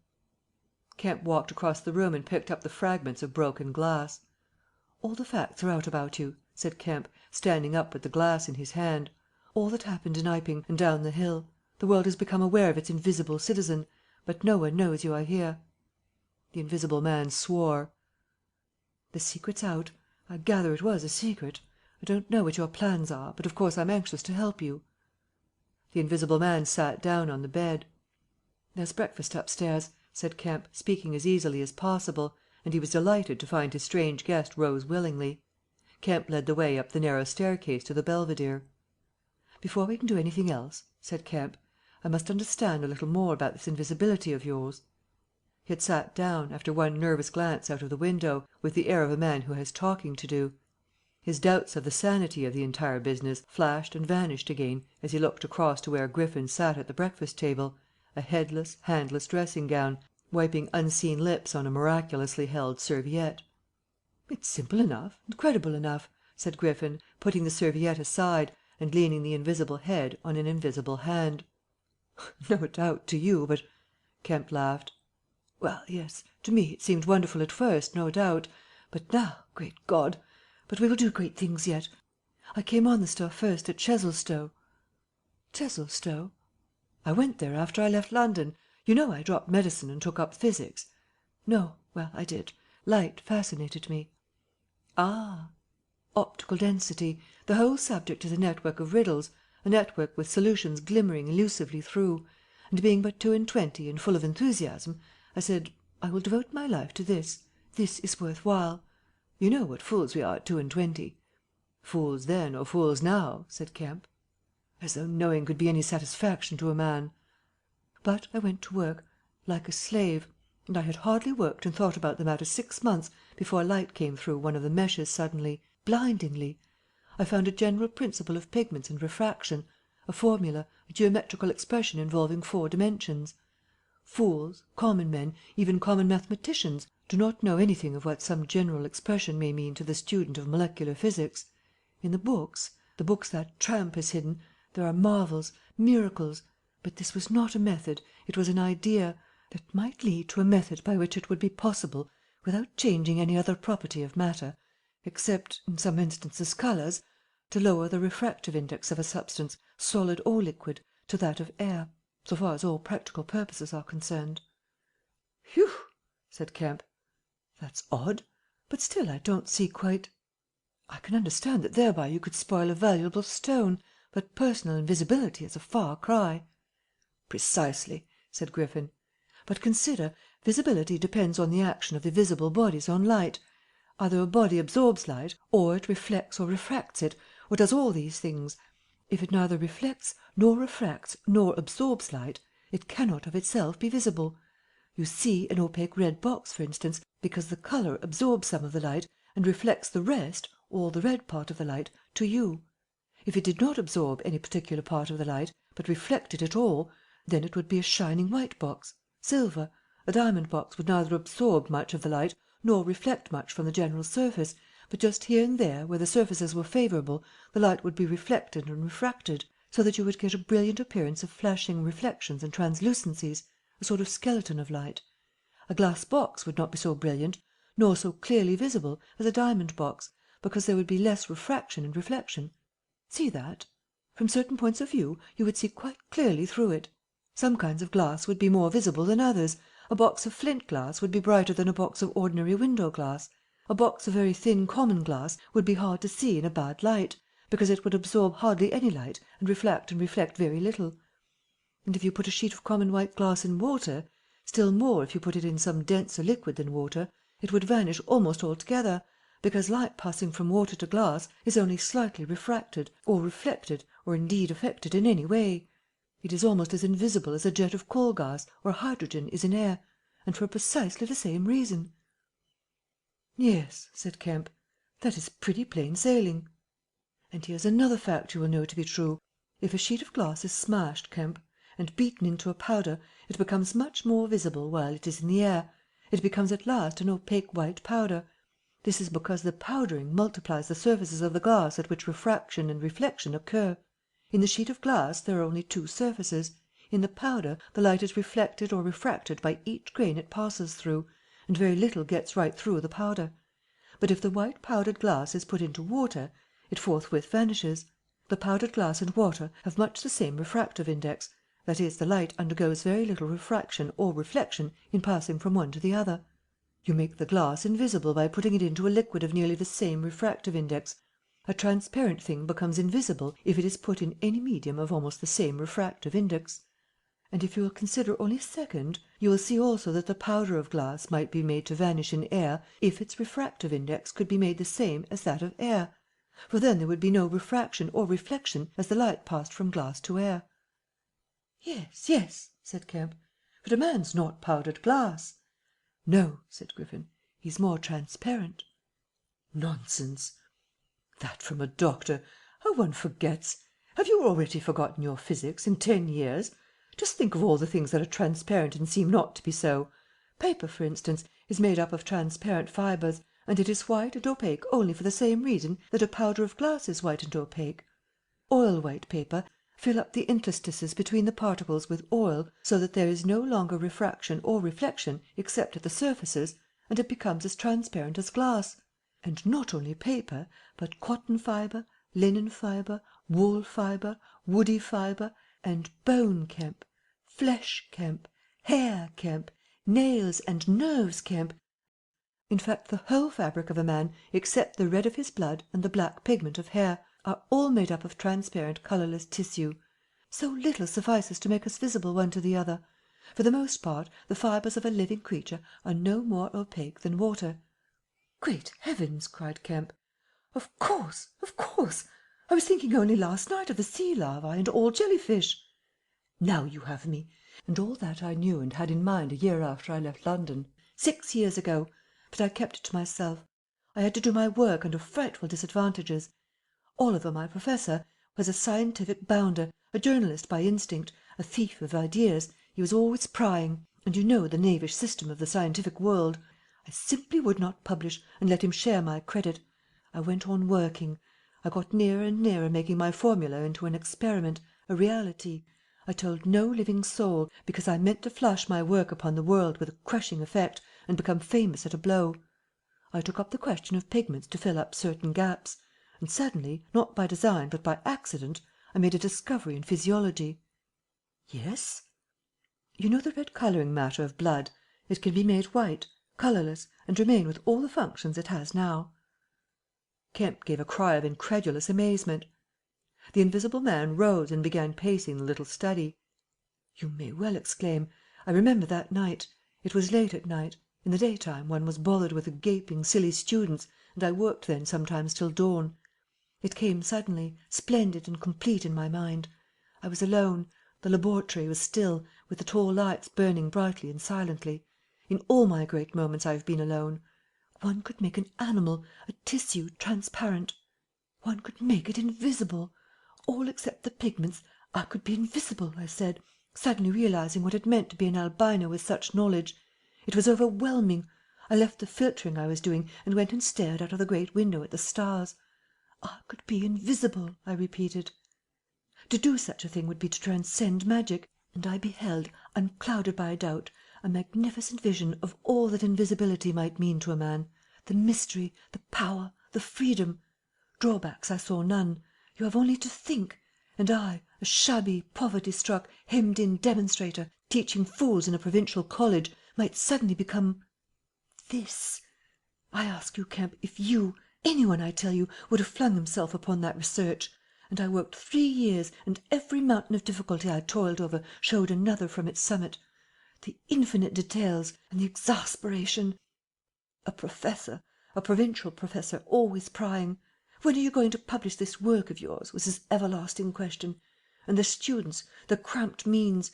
3 years I had of it. And after 3 years of secrecy and exasperation, I found that to complete it was impossible.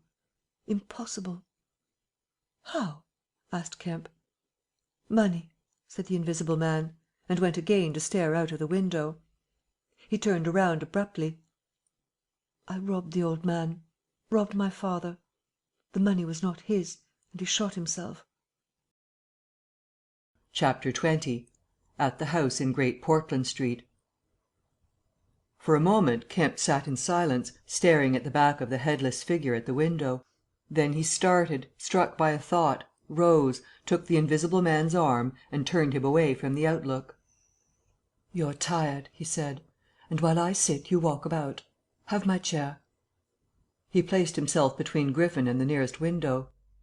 For a space Griffin sat silent, and then he resumed abruptly. "I'd left the Chesilstowe cottage already," he said, "when that happened. It was last December. I had taken a room in London, a large unfurnished room in a big, ill-managed lodging-house in a slum near Great Portland Street. The room was soon full of the appliances I had bought with his money. The work was going on steadily, successfully, drawing near an end. I was like a man emerging from a thicket, and suddenly coming on some unmeaning tragedy. I went to bury him. My mind was still on this research, and I did not lift a finger to save his character. I remember the funeral, the cheap hearse, the scant ceremony, the windy, frost-bitten hillside, and the old college friend of his who read the service over him, a shabby, black, bent old man with a snivelling cold. I remember walking back to the empty house, through the place that had once been a village and was now patched and tinkered by the jerry builders into the ugly likeness of a town. Every way the roads ran out at last into the desecrated fields and ended in rubble heaps and rank wet weeds. I remember myself as a gaunt black figure, walking along the slippery, shiny pavement, and the strange sense of detachment I felt from the squalid respectability, the sordid commercialism of the place. I did not feel a bit sorry for my father. He seemed to me to be the victim of his own foolish sentimentality. The current cant required my attendance at his funeral, but it was really not my affair. But going along the High Street, my old life came back to me for a space, for I met the girl I had known 10 years since. Our eyes met. Something moved me to turn back and talk to her. She was a very ordinary person. It was all like a dream, that visit to the old places. I did not feel then that I was lonely, that I had come out from the world into a desolate place. I appreciated my loss of sympathy, but I put it down to the general inanity of things. Re-entering my room seemed like the recovery of reality. There were the things I knew and loved. There stood the apparatus, the experiments arranged and waiting. And now there was scarcely a difficulty left, beyond the planning of details.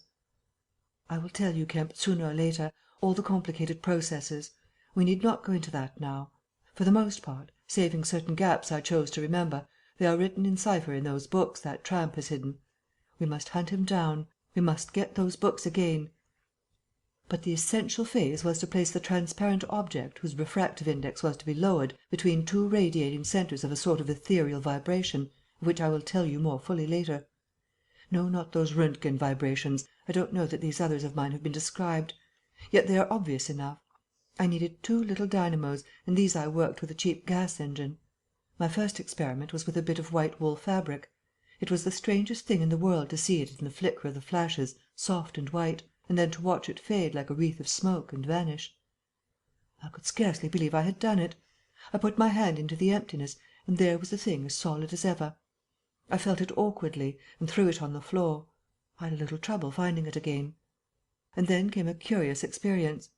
I heard a meow behind me, and turning saw a lean white cat, very dirty, on the cistern cover outside the window. A thought came into my head. "Everything ready for you," I said, and went to the window, opened it, and called softly. She came in purring. The poor beast was starving, and I gave her some milk. All my food was in a cupboard in the corner of the room. After that she went smelling round the room, evidently with the idea of making herself at home. The invisible rag upset her a bit. You should have seen her spit at it. But I made her comfortable on the pillow of my truckle bed, and I gave her butter to get her to wash." "And you processed her?"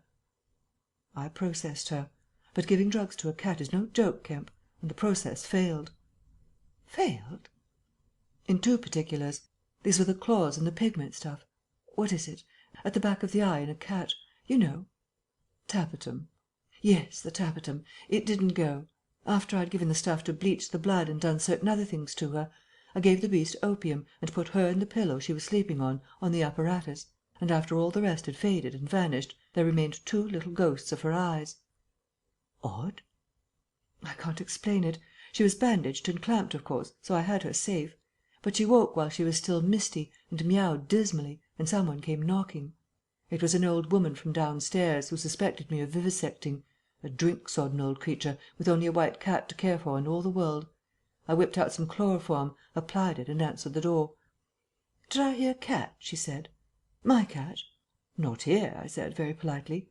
She was a little doubtful, and tried to peer past me into the room, strange enough to her, no doubt, bare walls, uncurtained windows, truckle bed, with the gas engine vibrating, and the seethe of the radiant points, and that faint ghastly stinging of chloroform in the air. She had to be satisfied at last, and went away again." "How long did it take?" asked Kemp. 3 or 4 hours. The cat. The bones and sinews and the fat were the last to go, and the tips of the coloured hairs. And, as I say, the back part of the eye, tough, iridescent stuff it is, wouldn't go at all. It was night outside long before the business was over, and nothing was to be seen but the dim eyes and the claws. I stopped the gas engine, felt for and stroked the beast, which was still insensible, and then, being tired, left it sleeping on the invisible pillow, and went to bed. I found it hard to sleep. I lay awake thinking weak, aimless stuff, going over the experiment over and over again, or dreaming feverishly of things growing misty and vanishing about me, until everything, the ground I stood on, vanished, and so I came to that sickly falling nightmare one gets. About 2, the cat began meowing about the room. I tried to hush it by talking to it, and then I decided to turn it out. I remember the shock I had when striking a light. There were just the round eyes shining green, and nothing round them. I would have given it milk, but I hadn't any.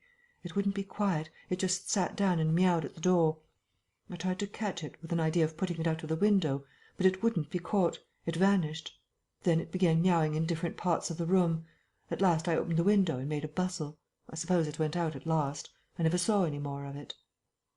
Then, heaven knows why, I fell thinking of my father's funeral again, and the dismal windy hillside, until the day had come. I found sleeping was hopeless, and locking my door after me, wandered out into the morning streets." "You don't mean to say there's an invisible cat at large?" said Kemp. "If it hasn't been killed," said the invisible man. "Why not?" "Why not?" said Kemp. "I didn't mean to interrupt." "It's very probably been killed," said the invisible man. "It was alive 4 days after, I know, and down a grating in Great Titchfield Street, because I saw a crowd round the place, trying to see whence the meowing came." He was silent for the best part of a minute, then he resumed abruptly. "I remember that morning before the change very vividly. I must have gone up Great Portland Street.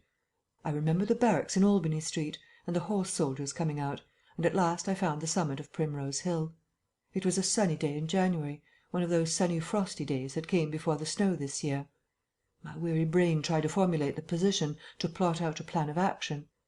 I was surprised to find, now that my prize was within my grasp, how inconclusive its attainment seemed. As a matter of fact, I was worked out. The intense stress of nearly 4 years' continuous work left me incapable of any strength of feeling. I was apathetic, and I tried in vain to recover the enthusiasm of my first inquiries. the passion of discovery that had enabled me to compass even the downfall of my father's grey hairs. Nothing seemed to matter. I saw pretty clearly this was a transient mood due to overwork and want of sleep, and that either by drugs or rest it would be possible to recover my energies. All I could think clearly was that the thing had to be carried through. The fixed idea still ruled me. And soon, for the money I had was almost exhausted. I looked about me at the hillside, with children playing and girls watching them, and tried to think of all the fantastic advantages an invisible man would have in the world. After a time I crawled home, took some food and a strong dose of strychnine, and went to sleep in my clothes on my unmade bed. Strychnine is a grand tonic, Kemp, to take the flabbiness out of a man. "It's the devil," said Kemp. "It's the Paleolithic in a bottle." I awoke vastly invigorated and rather irritable. You know. I know the stuff. And there was someone rapping at the door. It was my landlord, with threats and inquiries, an old Polish Jew in a long grey coat and greasy slippers. I had been tormenting a cat in the night, he was sure. The old woman's tongue had been busy. He insisted on knowing all about it. The laws in this country against vivisection were very severe. He might be liable. I denied the cat. Then the vibration of the little gas engine could be felt all over the house, he said. That was true, certainly. He edged round me into the room, peering about over his German silver spectacles, and a sudden dread came into my mind that he might carry away something of my secret. I tried to keep between him and the concentrating apparatus I had arranged, and that only made him more curious. What was I doing? Why was I always alone and secretive? Was it legal? Was it dangerous? I paid nothing but the usual rent. His had always been a most respectable house, in a disreputable neighbourhood. Suddenly my temper gave way. I told him to get out. He began to protest, to jabber of his right of entry. In a moment I had him by the collar. Something ripped, and he went spinning out into his own passage. I slammed and locked the door and sat down quivering. He made a fuss outside, which I disregarded, and after a time he went away. But this brought matters to a crisis. I did not know what he would do, nor even what he had the power to do. To move to fresh apartments would have meant delay. Altogether I had barely £20 left in the world, for the most part in a bank, and I could not afford that. Vanish. It was irresistible.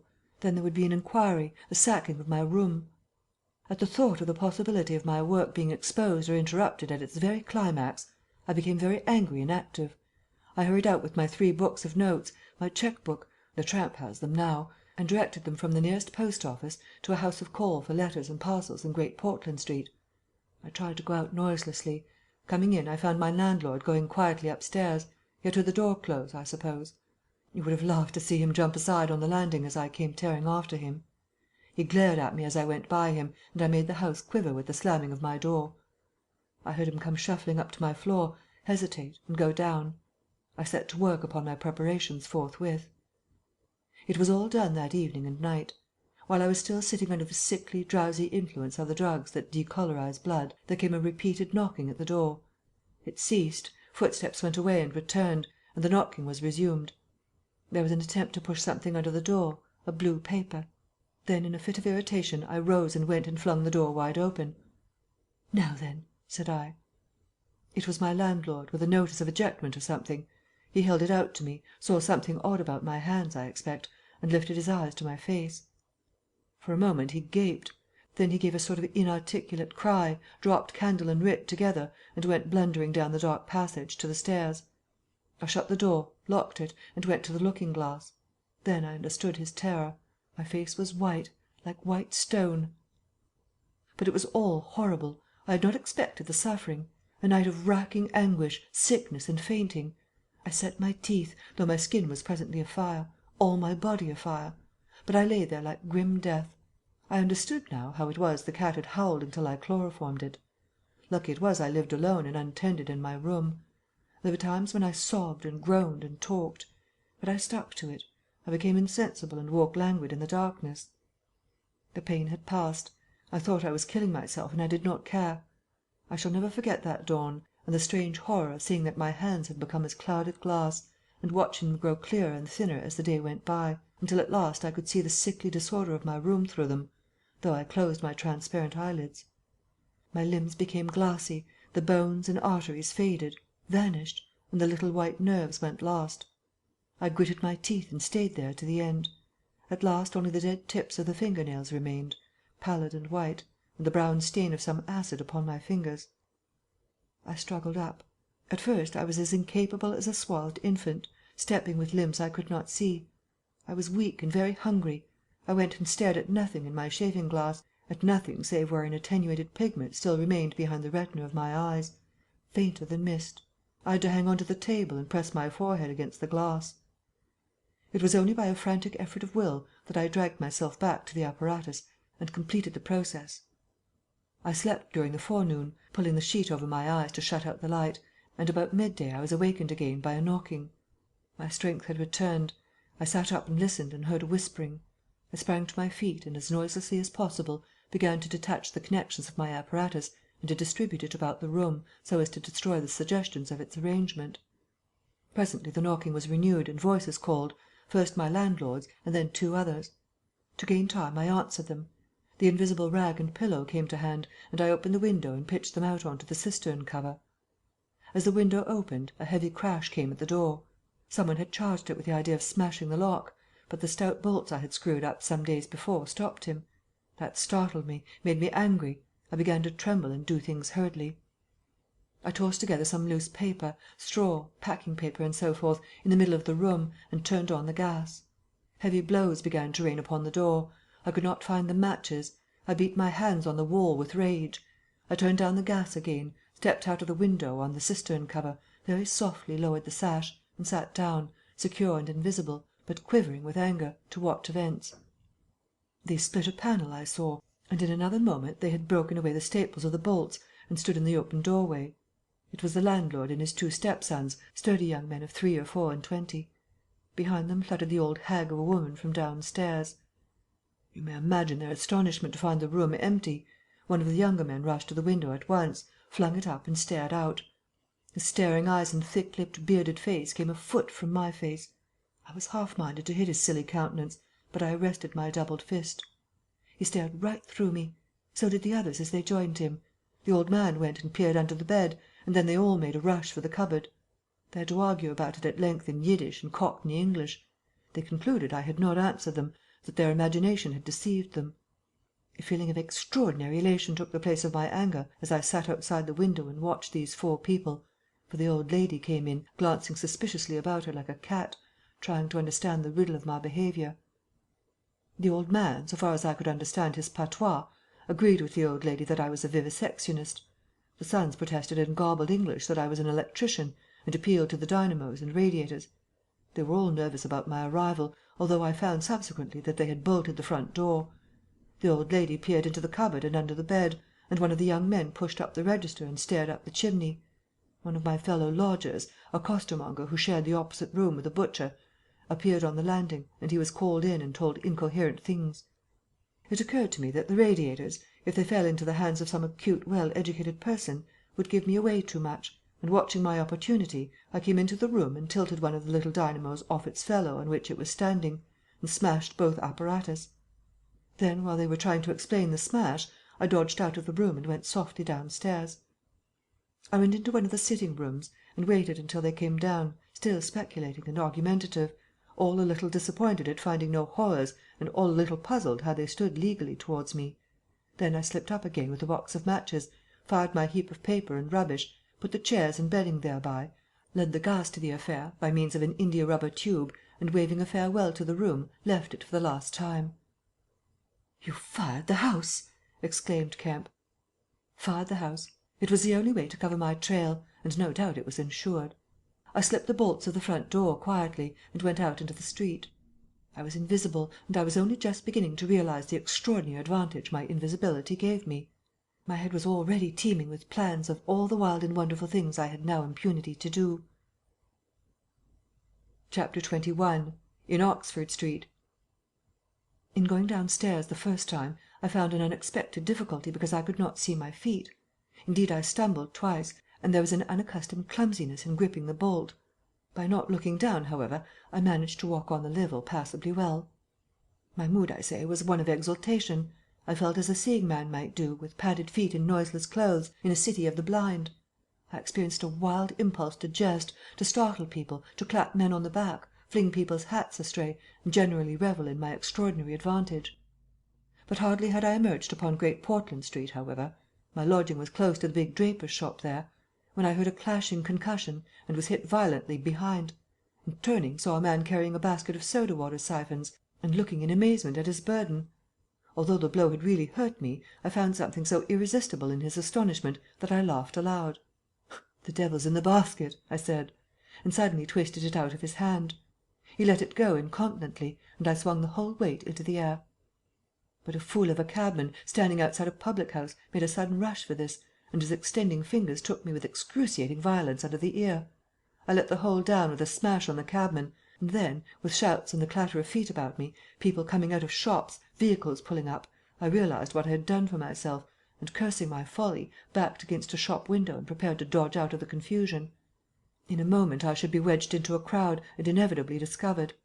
I pushed by a butcher boy, who luckily did not turn to see the nothingness that shoved him aside, and dodged behind the cabman's four-wheeler. I do not know how they settled the business. I hurried straight across the road, which was happily clear, and hardly heeding which way I went, in the fright of detection the incident had given me, plunged into the afternoon throng of Oxford Street. I tried to get into the stream of people, but they were too thick for me, and in a moment my heels were being trodden upon. I took to the gutter, the roughness of which I found painful to my feet, and forthwith the shaft of a crawling hansom dug me forcibly under the shoulder-blade, reminding me that I was already bruised severely. I staggered out of the way of the cab, avoided a perambulator by a convulsive movement, and found myself behind the hansom. A happy thought saved me, and as this drove slowly along I followed in its immediate wake, trembling and astonished at the turn of my adventure, and not only trembling but shivering. It was a bright day in January, and I was stark naked, and the thin slime of mud that covered the road was freezing. Foolish as it seems to me now, I had not reckoned that, transparent or not, I was still amenable to the weather and all its consequences. Then suddenly a bright idea came into my head. I ran round and got into the cab. And so, shivering, scared, and sniffing with the first intimations of a cold, and with the bruises in the small of my back growing upon my attention, I drove slowly along Oxford Street and past Tottenham Court Road. My mood was as different from that in which I had sallied forth 10 minutes ago as it is possible to imagine. This invisibility, indeed! The one thought that possessed me was, how was I to get out of the scrape I was in? We crawled past Mudie's, and there a tall woman with 5 or 6 yellow-labelled books hailed my cab, and I sprang out just in time to escape her, shaving a railway van narrowly in my flight. I made off up the roadway to Bloomsbury Square, intending to strike north past the museum and so get into the quiet district. I was now cruelly chilled, and the strangeness of my situation so unnerved me that I whimpered as I ran. At the northward corner of the square a little white dog ran out of the Pharmaceutical Society's offices, and incontinently made for me, nose down. I had never realized it before, but the nose is to the mind of a dog what the eye is to the mind of the seeing man. Dogs perceive the scent of a man moving as men perceive his vision. This brute began barking and leaping, showing, as it seemed to me, only too plainly that he was aware of me. I crossed Great Russell Street, glancing over my shoulder as I did so, and went some way along Montague Street before I realized what I was running towards. Then I became aware of a blare of music, and looking along the street saw a number of people advancing out of Russell Square, red shirts and the banner of the Salvation Army to the fore. Such a crowd, chanting in the roadway and scoffing on the pavement! I could not hope to penetrate, and dreading to go back and farther from home again, and deciding on the spur of the moment, I ran up the white steps of a house facing the museum railings, and stood there until the crowd should have passed. Happily the dog stopped at the noise of the band too, hesitated and turned tail, running back to Bloomsbury Square again. On came the band, bawling with unconscious irony some hymn about "When shall we see his face?" and it seemed an interminable time to me before the tide of the crowd washed along the pavement by me. Thud, thud, thud came the drum with a vibrating resonance, and for the moment I did not notice 2 urchins stopping at the railings by me.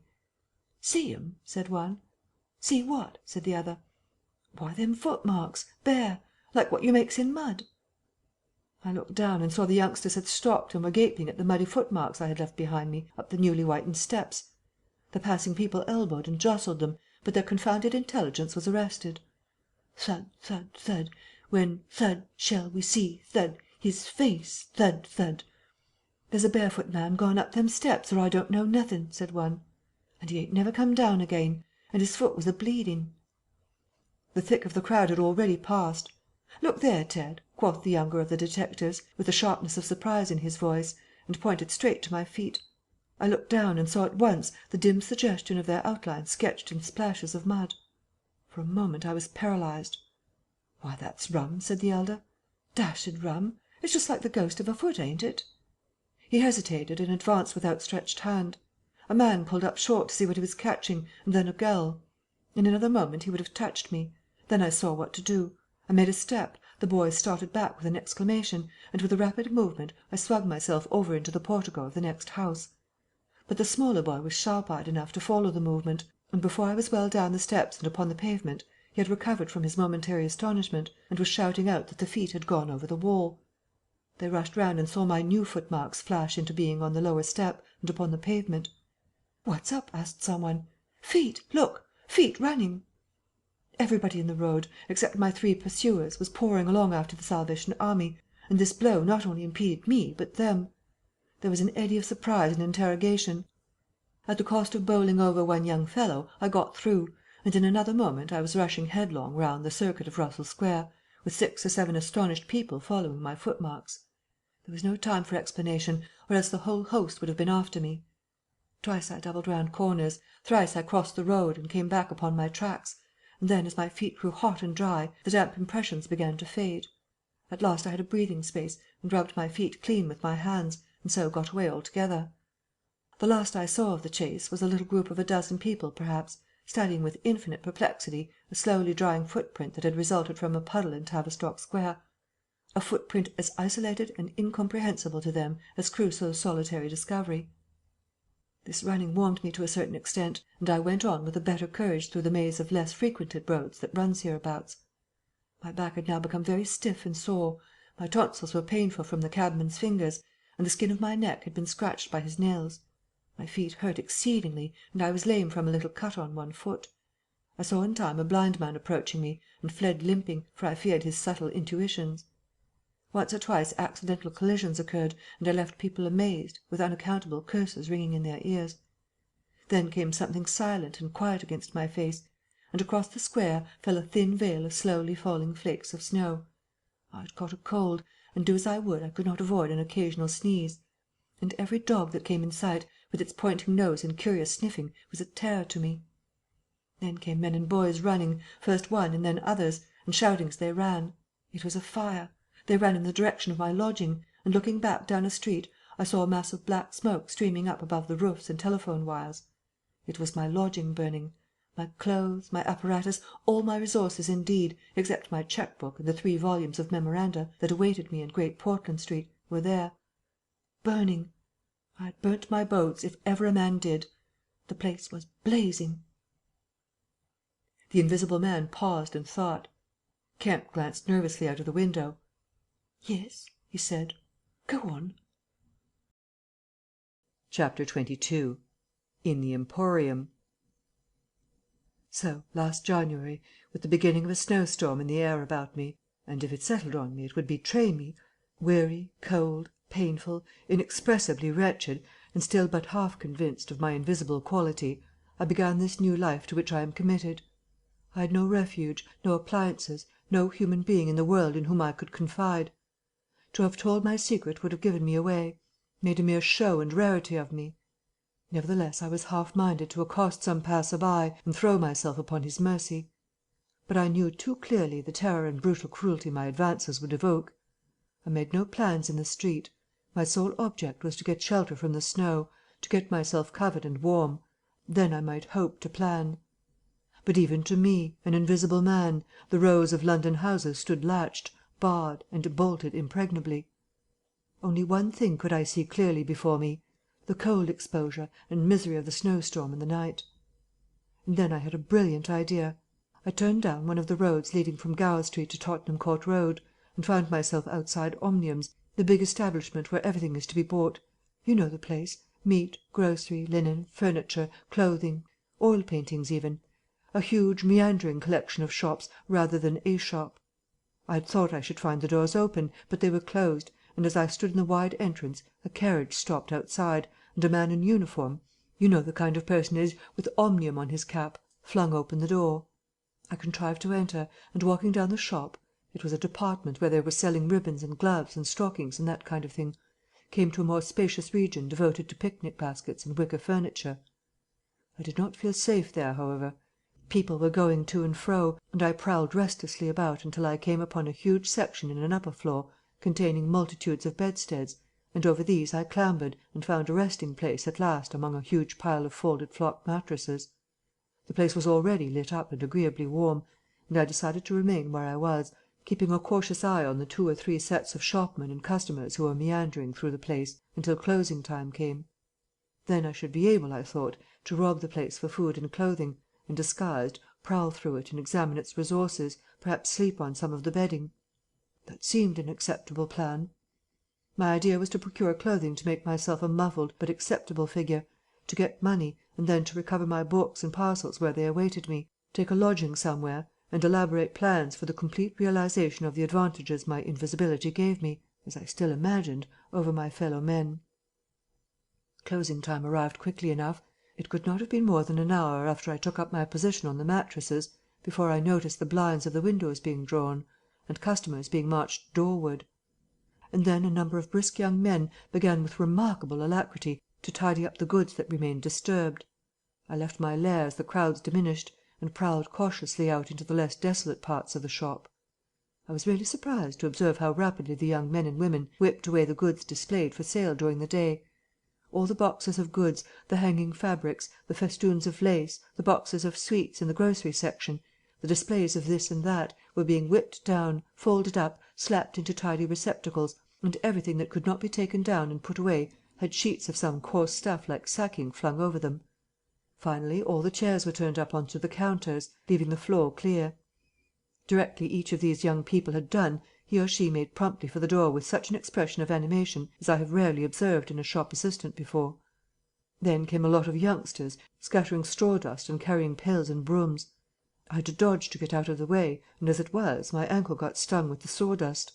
For some time, wandering through the swathed and darkened departments, I could hear the brooms at work, and at last, a good hour or more after the shop had been closed, came a noise of locking doors. Silence came upon the place, and I found myself wandering through the vast and intricate shops, galleries, show-rooms of the place, alone. It was very still. In one place I remember passing near one of the Tottenham Court Road entrances and listening to the tapping of boot-heels of the passers-by. My first visit was to the place where I had seen stockings and gloves for sale. It was dark, and I had the devil of a hunt after matches, which I found at last in the drawer of the little cash-desk. Then I had to get a candle. I had to tear down wrappings and ransack a number of boxes and drawers, but at last I managed to turn out what I sought. The box label called them lambswool pants and lambswool vests. Then socks, a thick comforter, and then I went to the clothing place and got trousers, a lounge jacket, an overcoat and a slouch hat, a clerical sort of hat with the brim turned down. I began to feel a human being again, and my next thought was food. Upstairs was a refreshment department, and there I got cold meat. There was coffee still in the urn, and I lit the gas and warmed it up again, and altogether I did not do badly. Afterwards, prowling through the place in search of blankets, I had to put up at last with a heap of down quilts. I came upon a grocery section with a lot of chocolate and candied fruits, more than was good for me indeed, and some white burgundy. And near that was a toy department, and I had a brilliant idea. I found some artificial noses, dummy noses, you know, and I thought of dark spectacles. But Omniums had no optical department. My nose had been a difficulty indeed. I had thought of paint, but the discovery set my mind running on wigs and masks and the like. Finally I went to sleep in a heap of down quilts, very warm and comfortable. My last thoughts before sleeping were the most agreeable I had had since the change. I was in a state of physical serenity, and that was reflected in my mind. I thought that I should be able to slip out unobserved in the morning, with my clothes upon me, muffling my face with a white wrapper I had taken, purchase with the money I had taken, spectacles and so forth, and so complete my disguise. I lapsed into disorderly dreams of all the fantastic things that had happened during the last few days.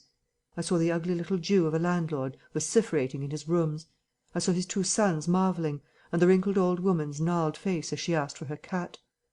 I experienced again the strange sensation of seeing the cloth disappear, and so I came round to the windy hillside and the sniffing old clergyman mumbling earth to earth, ashes to ashes, dust to dust, at my father's open grave. "You also," said a voice, and suddenly I was being forced towards the grave. I struggled, shouted, appealed to the mourners, but they continued stonily following the service.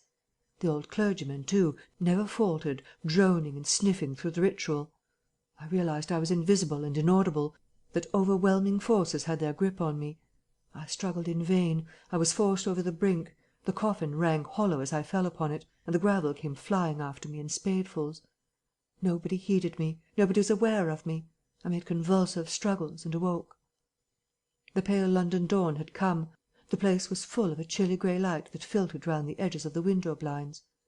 I sat up, and for a time I could not think where this ample apartment, with its counters, its piles of rolled stuff, its heap of quilts and cushions, its iron pillars, might be. Then, as recollection came back to me, I heard voices in conversation. Then, far down the place, in the brighter light of some department which had already raised its blinds, I saw two men approaching. I scrambled to my feet, looking about me for some way of escape, and even as I did so the sound of my movement made them aware of me. I suppose they saw merely a figure moving quietly and quickly away. "Who's that?" cried one, and "Stop there!" shouted the other. I dashed around a corner and came full tilt, a faceless figure, mind you, on a lanky lad of 15. He yelled and I bowled him over, rushed past him, turned another corner, and by a happy inspiration threw myself behind a counter. In another moment feet went running past, and I heard voices shouting, "All hands to the doors," asking what was up, and giving one another advice how to catch me. Lying on the ground, I felt scared out of my wits. But, odd as it may seem, it did not occur to me at the moment to take off my clothes as I should have done. I had made up my mind, I suppose, to get away in them, and that ruled me. And then down the vista of the counters came a bawling of "Here he is!" I sprang to my feet, whipped a chair off the counter, and sent it whirling at the fool who had shouted, turned, came into another round a corner, sent him spinning, and rushed up the stairs. He kept his footing, gave a view hallo, and came up the staircase hot after me. Up the staircase were piled a multitude of those bright-coloured pot things. What are they? "Art pots," suggested Kemp. "That's it, art pots. Well, I turned at the top step and swung round, plucked one out of a pile and smashed it on his silly head as he came at me. The whole pile of pots went headlong, and I heard shouting and footsteps running from all parts. I made a mad rush for the refreshment place, and there was a man in white like a man cook who took up the chase. I made one last desperate turn and found myself among lamps and ironmongery.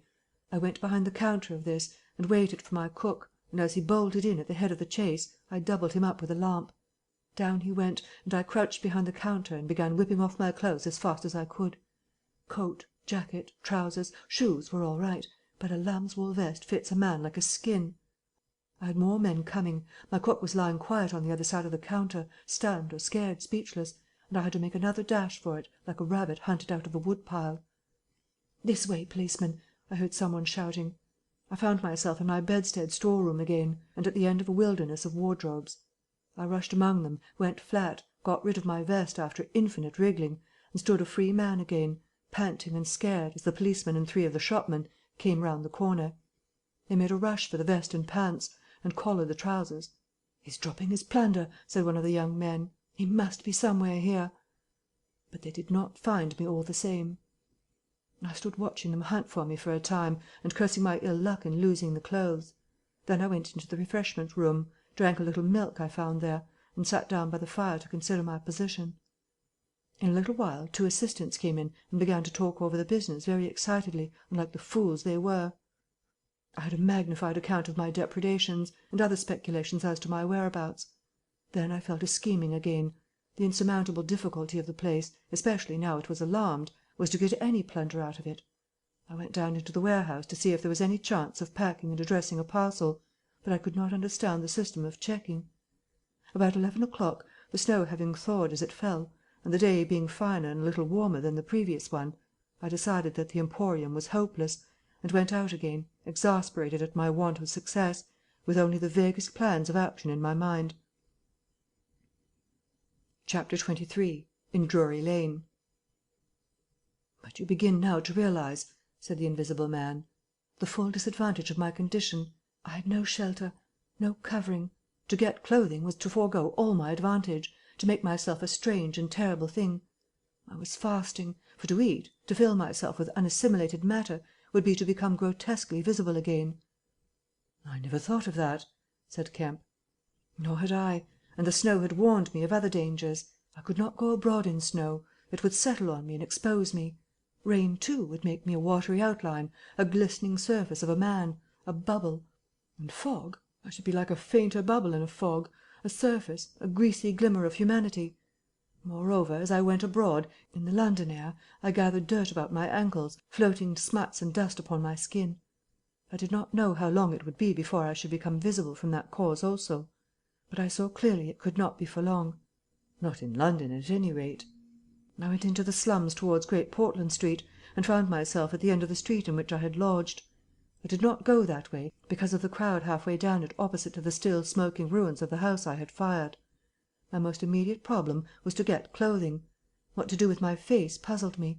Then I saw in one of those little miscellaneous shops, news, sweets, toys, stationery, belated Christmas tomfoolery, and so forth, an array of masks and noses.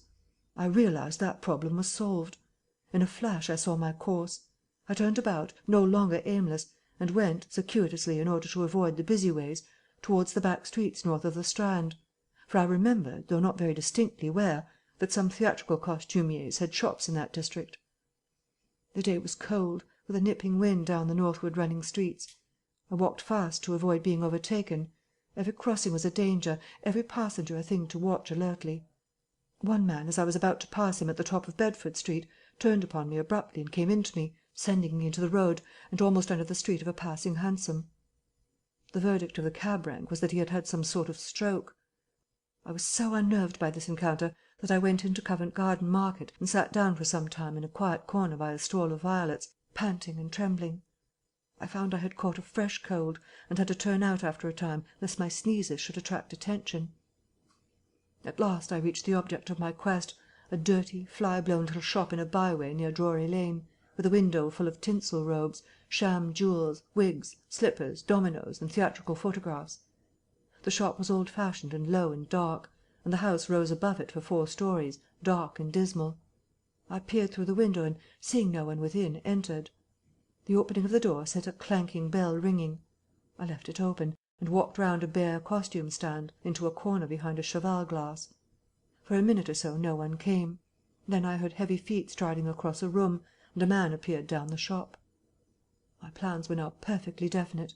I proposed to make my way into the house, secrete myself upstairs, watch my opportunity, and when everything was quiet, rummage out a wig, mask, spectacles, and costume, and go into the world, perhaps a grotesque but still a credible figure. And incidentally, of course, I could rob the house of any available money. The man who had just entered the shop was a short, slight, hunched, beetle-browed man, with long arms and very short bandy legs. Apparently I had interrupted a meal. He stared about the shop with an expression of expectation. This gave way to surprise, and then to anger, as he saw the shop empty. "Damn the boys," he said. He went to stare up and down the street. He came in again in a minute, kicked the door to with his foot spitefully, and went muttering back to the house door. I came forward to follow him, and at the noise of my movement he struck dead. I did so too, startled by his quickness of ear. He slammed the house door in my face. I stood hesitating. Suddenly I heard his quick footsteps returning, and the door reopened. He stood looking about the shop like one who is still not satisfied. Then, murmuring to himself, he examined the back of the counter and peered behind some fixtures. Then he stood doubtful. He had left the house door open, and I slipped into the inner room. It was a queer little room, poorly furnished and with a number of big masks in the corner. On the table was his belated breakfast, and it was a confoundedly exasperating thing for me, Kemp, to have to sniff his coffee and stand watching while he came in and resumed his meal. And his table manners were irritating. 3 doors opened into the little room, one going upstairs and one down, but they were all shut. I could not get out of the room while he was there. I could scarcely move because of his alertness, and there was a draught down my back. Twice I strangled a sneeze just in time. The spectacular quality of my sensations was curious and novel, but for all that I was heartily tired and angry long before he had done his eating. But at last he made an end, and putting his beggarly crockery on the black tin tray upon which he had had his teapot, and gathering all the crumbs up on the mustard-stained cloth, he took the whole lot of things after him. His burden prevented his shutting the door behind him, as he would have done. I never saw such a man for shutting doors, and I followed him into a very dirty underground kitchen and scullery. I had the pleasure of seeing him begin to wash up, and then, finding no good in keeping down there, and the brick floor being cold on my feet, I returned upstairs and sat in his chair by the fire. It was burning low, and scarcely thinking, I put on a little coal. The noise of this brought him up at once, and he stood aglare. He peered about the room and was within an ace of touching me. Even after that examination he scarcely seemed satisfied. He stopped in the doorway and took a final inspection before he went down. I waited in the little parlour for an age, and at last he came up and opened the upstairs door. I just managed to get by him. On the staircase he stopped suddenly, so that I very nearly blundered into him. He stood looking back right into my face and listening. "I could have sworn," he said. His long hairy hand pulled at his lower lip. His eye went up and down the staircase. Then he grunted and went on up again. His hand was on the handle of a door, and then he stopped again with the same puzzled anger on his face. He was becoming aware of the faint sounds of my movements about him. The man must have had diabolically acute hearing. He suddenly flashed into rage. "If there's any one in this house," he cried within an oath, and left the threat unfinished. He put his hand in his pocket, failed to find what he wanted, and rushing past me went blundering noiselessly and pugnaciously downstairs. But I did not follow him. I sat on the head of the staircase until his return. Presently he came up again, still muttering. He opened the door of the room, and before I could enter slammed it in my face. I resolved to explore the house, and spent some time in doing so as noiselessly as possible. The house was very old and tumble-down, damp so that the paper in the attics was peeling from the walls, and rat-infested. Some of the door-handles were stiff, and I was afraid to turn them. Several rooms I did inspect were unfurnished, and others were littered with theatrical lumber, bought second-hand, I judged, from its appearance. In one room next to his I found a lot of old clothes. I began rooting among these, and in my eagerness forgot again the evident sharpness of his ears. I heard a stealthy footstep and, looking up just in time, saw him peering in at the tumbled heap and holding an old-fashioned revolver in his hand. I stood perfectly still while he stared about open-mouthed and suspicious. "It must have been her," he said slowly. "Damn her!" He shut the door quietly, and immediately I heard the key turn in the lock. Then his footsteps retreated. I realized abruptly that I was locked in. For a minute I did not know what to do.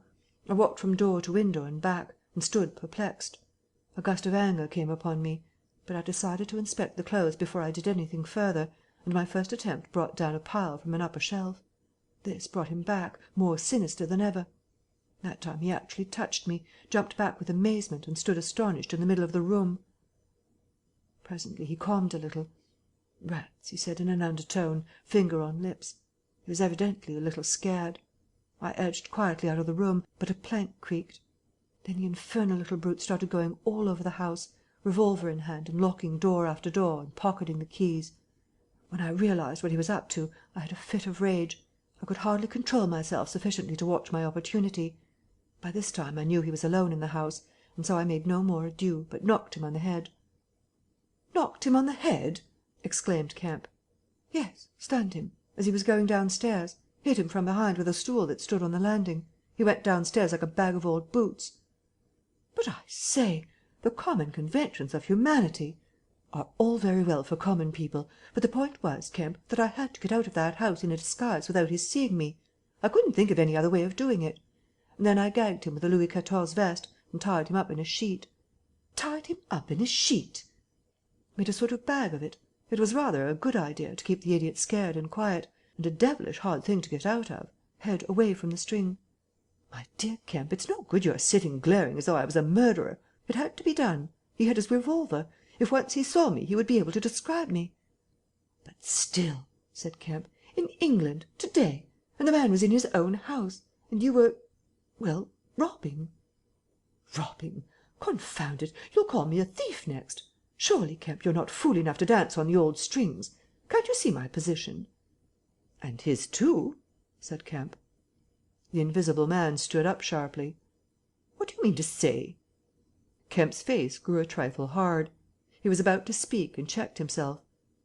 "I suppose, after all," he said with a sudden change of manner, "the thing had to be done. You were in a fix. But still. Of course I was in a fix, an infernal fix. And he made me wild, too, hunting me about the house, fooling about with his revolver, locking and unlocking doors. He was simply exasperating. You don't blame me, do you? You don't blame me?" "I never blame any one," said Kemp. "It's quite out of fashion. What did you do next?" I was hungry. Downstairs I found a loaf and some rank cheese, more than sufficient to satisfy my hunger. I took some brandy and water, and then went up past my impromptu bag it was lying quite still to the room containing the old clothes. This looked out upon the street, 2 lace curtains brown with dirt guarding the window. I went and peered out through their interstices. Outside the day was bright, by contrast with the brown shadows of the dismal house in which I found myself, dazzlingly bright. A brisk traffic was going by, fruit carts, a hansom, a 4-wheeler with a pile of boxes, a fishmonger's cart. I turned, with spots of colour swimming before my eyes, to the shadowy fixtures behind me. My excitement was giving place to a clear apprehension of my position again. The room was full of a faint scent of benzoline, used, I suppose, in cleaning the garments. I began a systematic search of the place. I should judge the hunchback had been alone in the house for some time. He was a curious person. Everything that could possibly be of service to me I collected in the clothes storeroom, and then I made a deliberate selection. I found a handbag I thought a suitable possession, and some powder, rouge, and sticking plaster. I had thought of painting and powdering my face and all that there was to show of me, in order to render myself visible; but the disadvantage of this lay in the fact that I should require turpentine and other appliances and a considerable amount of time before I could vanish again. Finally I chose a mask of the better type, slightly grotesque but not more so than many human beings, dark glasses, greyish whiskers, and a wig. I could find no underclothing, but that I could buy subsequently, and for the time I swathed myself in calico dominoes and some white cashmere scarves. I could find no socks, but the hunchback's boots were rather a loose fit and sufficed. In a desk in the shop were 3 sovereigns and about 30 shillings worth of silver, and in a locked cupboard I burst in the inner room were £8 in gold. I could go forth into the world again, equipped. Then came a curious hesitation. Was my appearance really credible? I tried myself with a little bedroom looking-glass, inspecting myself from every point of view to discover any forgotten chink, but it all seemed sound. I was grotesque to the theatrical pitch, a stage miser, but it was certainly not a physical impossibility. Gathering confidence, I took my looking-glass down into the shop, pulled down the shop blinds, and surveyed myself from every point of view with the help of the cheval glass in the corner. I spent some minutes screwing up my courage, and then unlocked the shop door and marched out into the street, leaving the little man to get out of his sheet again when he liked. In 5 minutes a dozen turnings intervened between me and the costumier's shop. No one appeared to notice me very pointedly. My last difficulty seemed overcome. He stopped again. "And you troubled no more about the hunchback?" said Kemp. "No," said the invisible man. "Nor have I heard what became of him. I suppose he untied himself or kicked himself out. The knots were pretty tight." He became silent and went to the window and stared out. "What happened when you went out into the Strand?" "Oh, disillusionment again. I thought my troubles were over. Practically I thought I had impunity to do whatever I chose, everything, save to give away my secret. So I thought. Whatever I did, whatever the consequences might be, was nothing to me. I had merely to fling aside my garments and vanish. No person could hold me. I could take my money where I found it. I decided to treat myself to a sumptuous feast, and then put up at a good hotel, and accumulate a new outfit of property. I felt amazingly confident. It's not particularly pleasant recalling that I was an ass. I went into a place and was already ordering lunch, when it occurred to me that I could not eat unless I exposed my invisible face. I finished ordering the lunch, told the man I should be back in 10 minutes, and went out exasperated. I don't know if you have ever been disappointed in your appetite." "Not quite so badly," said Kemp, "but I can imagine it." I could have smashed the silly devils. At last, faint with the desire for tasteful food, I went into another place and demanded a private room. "I am disfigured," I said, "badly." They looked at me curiously, but of course it was not their affair, and so at last I got my lunch. It was not particularly well served, but it sufficed, and when I had had it I sat off a cigar, trying to plan my line of action. And outside a snowstorm was beginning. The more I thought it over, Kemp, the more I realized what a helpless absurdity an invisible man was, in a cold and dirty climate and a crowded civilized city. Before I made this mad experiment I had dreamt of 1,000 advantages. That afternoon it seemed all disappointment. I went over the heads of the things a man reckons desirable. No doubt invisibility made it possible to get them, but it made it impossible to enjoy them when they are got. Ambition, what is the good of pride of place when you cannot appear there? What is the good of the love of woman when her name must needs be Delilah? I have no taste for politics, for the blackguardisms of fame, for philanthropy, for sport. What was I to do? And for this I had become a wrapped-up mystery, a swathed and bandaged caricature of a man." He paused, and his attitude suggested a roving glance at the window. "But how did you get to Iping?"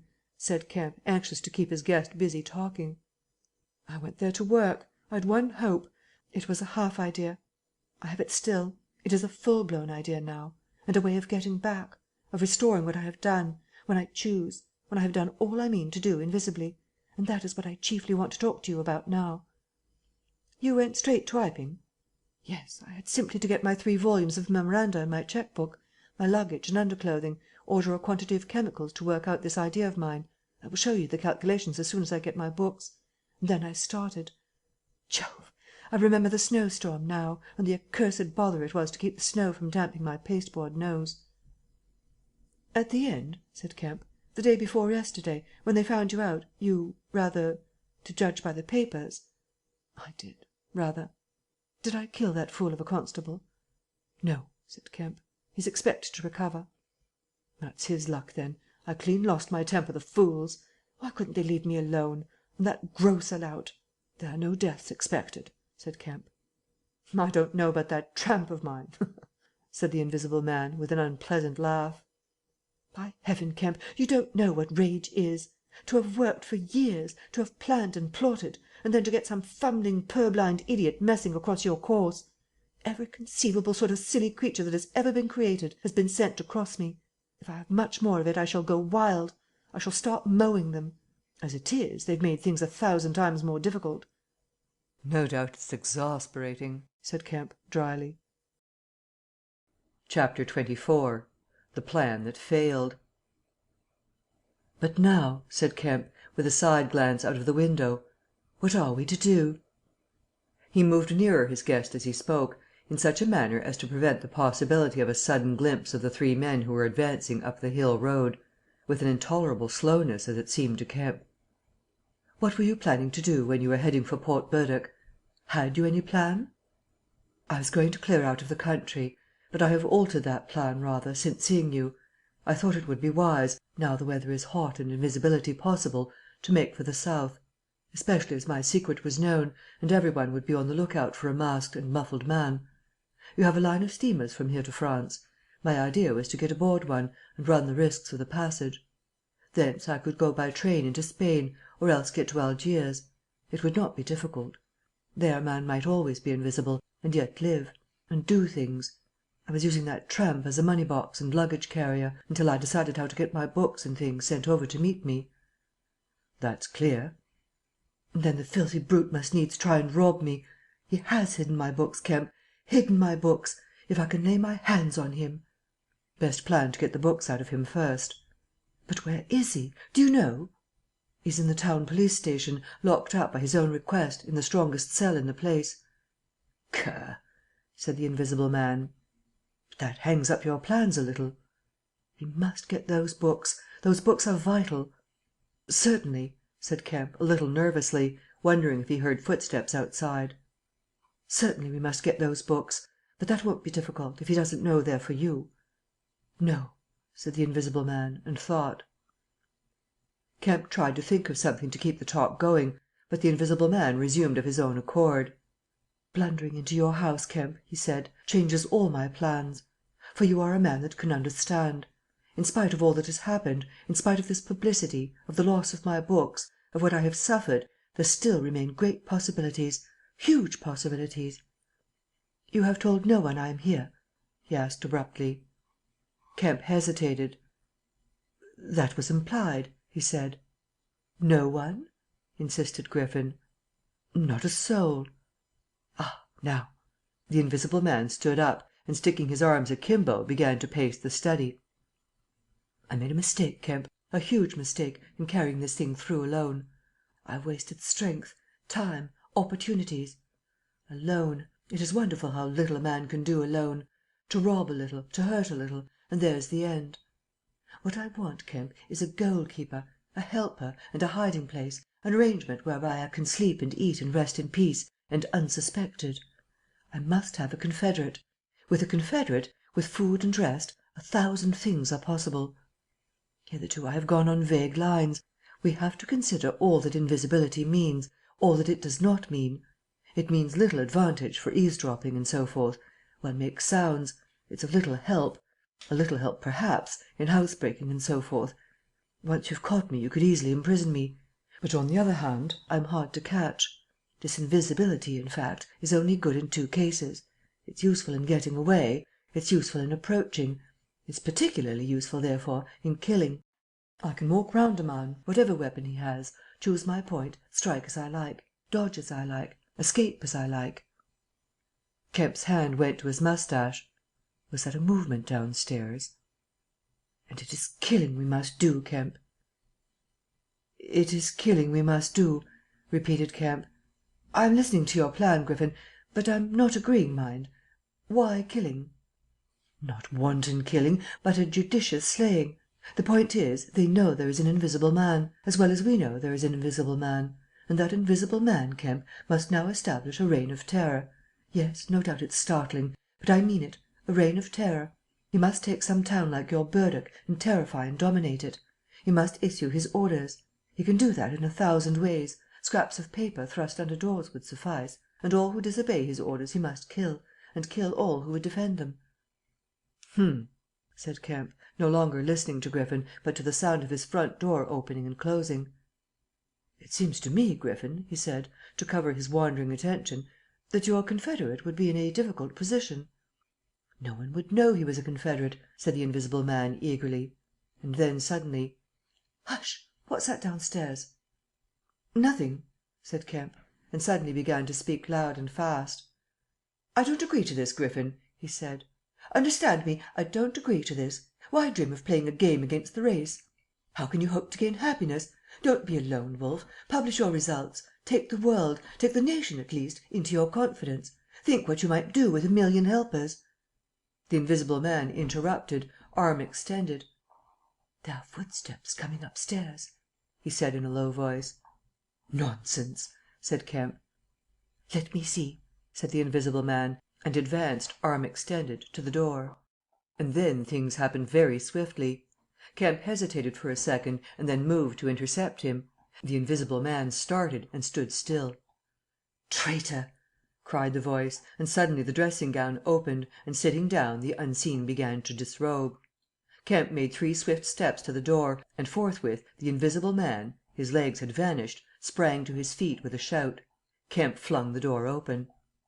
As it opened there came a sound of hurrying feet downstairs and voices. With a quick movement Kemp thrust the invisible man back, sprang aside, and slammed the door. The key was outside and ready. In another moment Griffin would have been alone in the Belvedere study, a prisoner. Save for one little thing: the key had been slipped in hastily that morning. As Kemp slammed the door it fell noisily upon the carpet. Kemp's face became white. He tried to grip the door handle with both hands. For a moment he stood lugging. Then the door gave 6 inches. But he got it closed again. The second time it was jerked a foot wide, and the dressing gown came wedging itself into the opening. His throat was gripped by invisible fingers, and he left his hold on the handle to defend himself. He was forced back, tripped and pitched heavily into the corner of the landing. The empty dressing gown was flung on the top of him. Half way up the staircase was Colonel Addy, the recipient of Kemp's letter, the chief of the Burdock police. He was staring aghast at the sudden appearance of Kemp, followed by the extraordinary sight of clothing tossing empty in the air. He saw Kemp felled, and struggling to his feet. He saw him rush forward and go down again, felled like an ox. Then, suddenly, he was struck violently. By nothing. A vast weight, it seemed, leapt upon him, and he was hurled headlong down the staircase, with a grip on his throat and a knee in his groin. An invisible foot trod on his back, a ghostly patter passed downstairs, he heard the 2 police officers in the hall shout and run, and the front door of the house slammed violently. He rolled over and sat up, staring. He saw, staggering down the staircase, Kemp, dusty and dishevelled, one side of his face white from a blow, his lip bleeding, and a pink dressing gown and some underclothing held in his arms. "My God!" cried Kemp. "The game's up. He's gone." Chapter 25. The Hunting of the Invisible Man. For a space Kemp was too inarticulate to make Addie understand the swift things that had just happened. They stood on the landing, Kemp speaking swiftly, the grotesque swathings of Griffin still on his arm. But presently Addie began to grasp something of the situation. "He is mad," said Kemp. "Inhuman. He has pure selfishness. He thinks of nothing but his own advantage, his own safety. I have listened to such a story this morning of brutal self-seeking. He has wounded men. He will kill them unless we can prevent him. He will create a panic. Nothing can stop him. He is going out now, furious." "He must be caught," said Addie. "That is certain." "But how?" cried Kemp, and suddenly became full of ideas. "You must begin at once. You must set every available man to work. You must prevent his leaving this district. Once he gets away, he may go through the countryside as he wills, killing and maiming. He dreams of a reign of terror. A reign of terror, I tell you. You must set a watch on trains and roads and shipping. The garrison must help. You must wire for help. The only thing that may keep him here is the thought of recovering some books of notes he counts of value. I will tell you of that. There's a man in your police station, Marvel." "I know," said Addie. "I know. Those books, yes. But the tramp—" "Says he hasn't them, but he thinks the tramp has. And you must prevent him from eating or sleeping. Day and night the country must be astir for him. Food must be locked up and secured, all food, so that he will have to break his way to it. The houses everywhere must be barred against him. Heaven send us cold nights and rain. The whole countryside must begin hunting and keep hunting. I tell you, Addie, he is a danger, a disaster.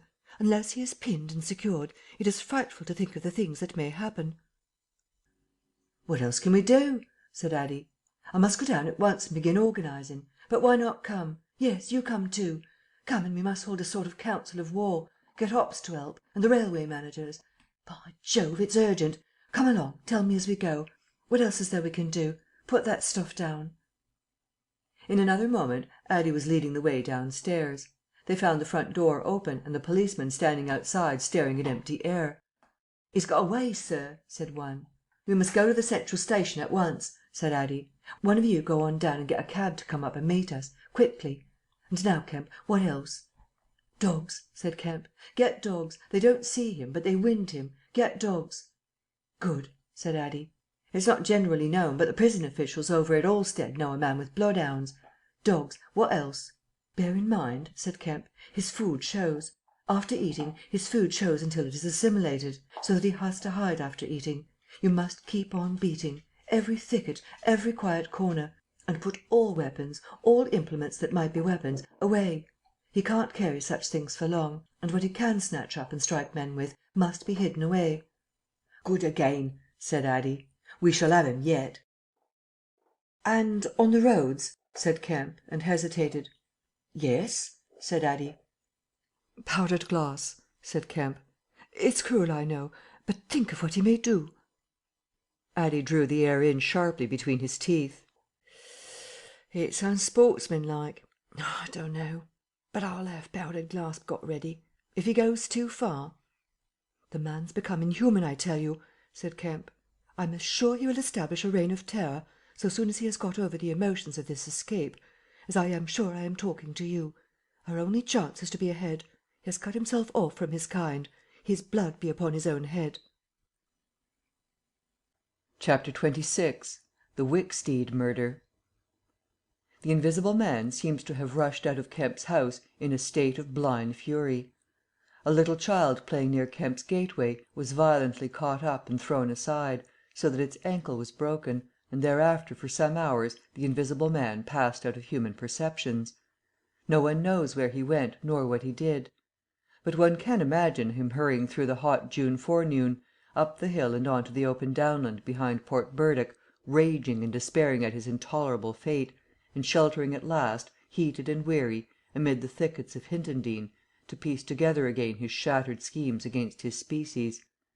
That seems the most probable refuge for him, for there it was he reasserted himself in a grimly tragical manner about 2 in the afternoon. One wonders what his state of mind may have been during that time, and what plans he devised. No doubt he was almost ecstatically exasperated by Kemp's treachery, and though we may be able to understand the motives that led to that deceit, we may still imagine and even sympathise a little with the fury the attempted surprise must have occasioned. Perhaps something of the stunned astonishment of his Oxford Street experiences may have returned to him, for he had evidently counted on Kemp's co operation in his brutal dream of a terrorized world. At any rate, he vanished from human ken about midday, and no living witness can tell what he did until about 2:30. It was a fortunate thing perhaps for humanity, but for him it was a fatal inaction. During that time a growing multitude of men scattered over the countryside were busy. In the morning he had still been simply a legend, a terror. In the afternoon, by virtue chiefly of Kemp's dryly worded proclamation, he was presented as a tangible antagonist, to be wounded, captured, or overcome, and the countryside began organizing itself with inconceivable rapidity. By 2:00 even he might still have removed himself out of the district by getting aboard a train, but after 2 that became impossible.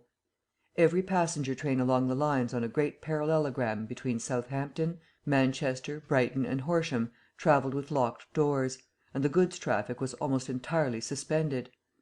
And in a great circle of 20 miles round Port Burdock, men armed with guns and bludgeons were presently setting out in groups of 3 and 4, with dogs, to beat the roads and fields. Mounted policemen rode along the country lanes, stopping at every cottage and warning the people to lock up their houses and keep indoors unless they were armed, and all the elementary schools had broken up by 3:00, and the children, scared and keeping together in groups, were hurrying home. Kemp's proclamation, signed indeed by Addie, was posted over almost the whole district by 4 or 5 o'clock in the afternoon.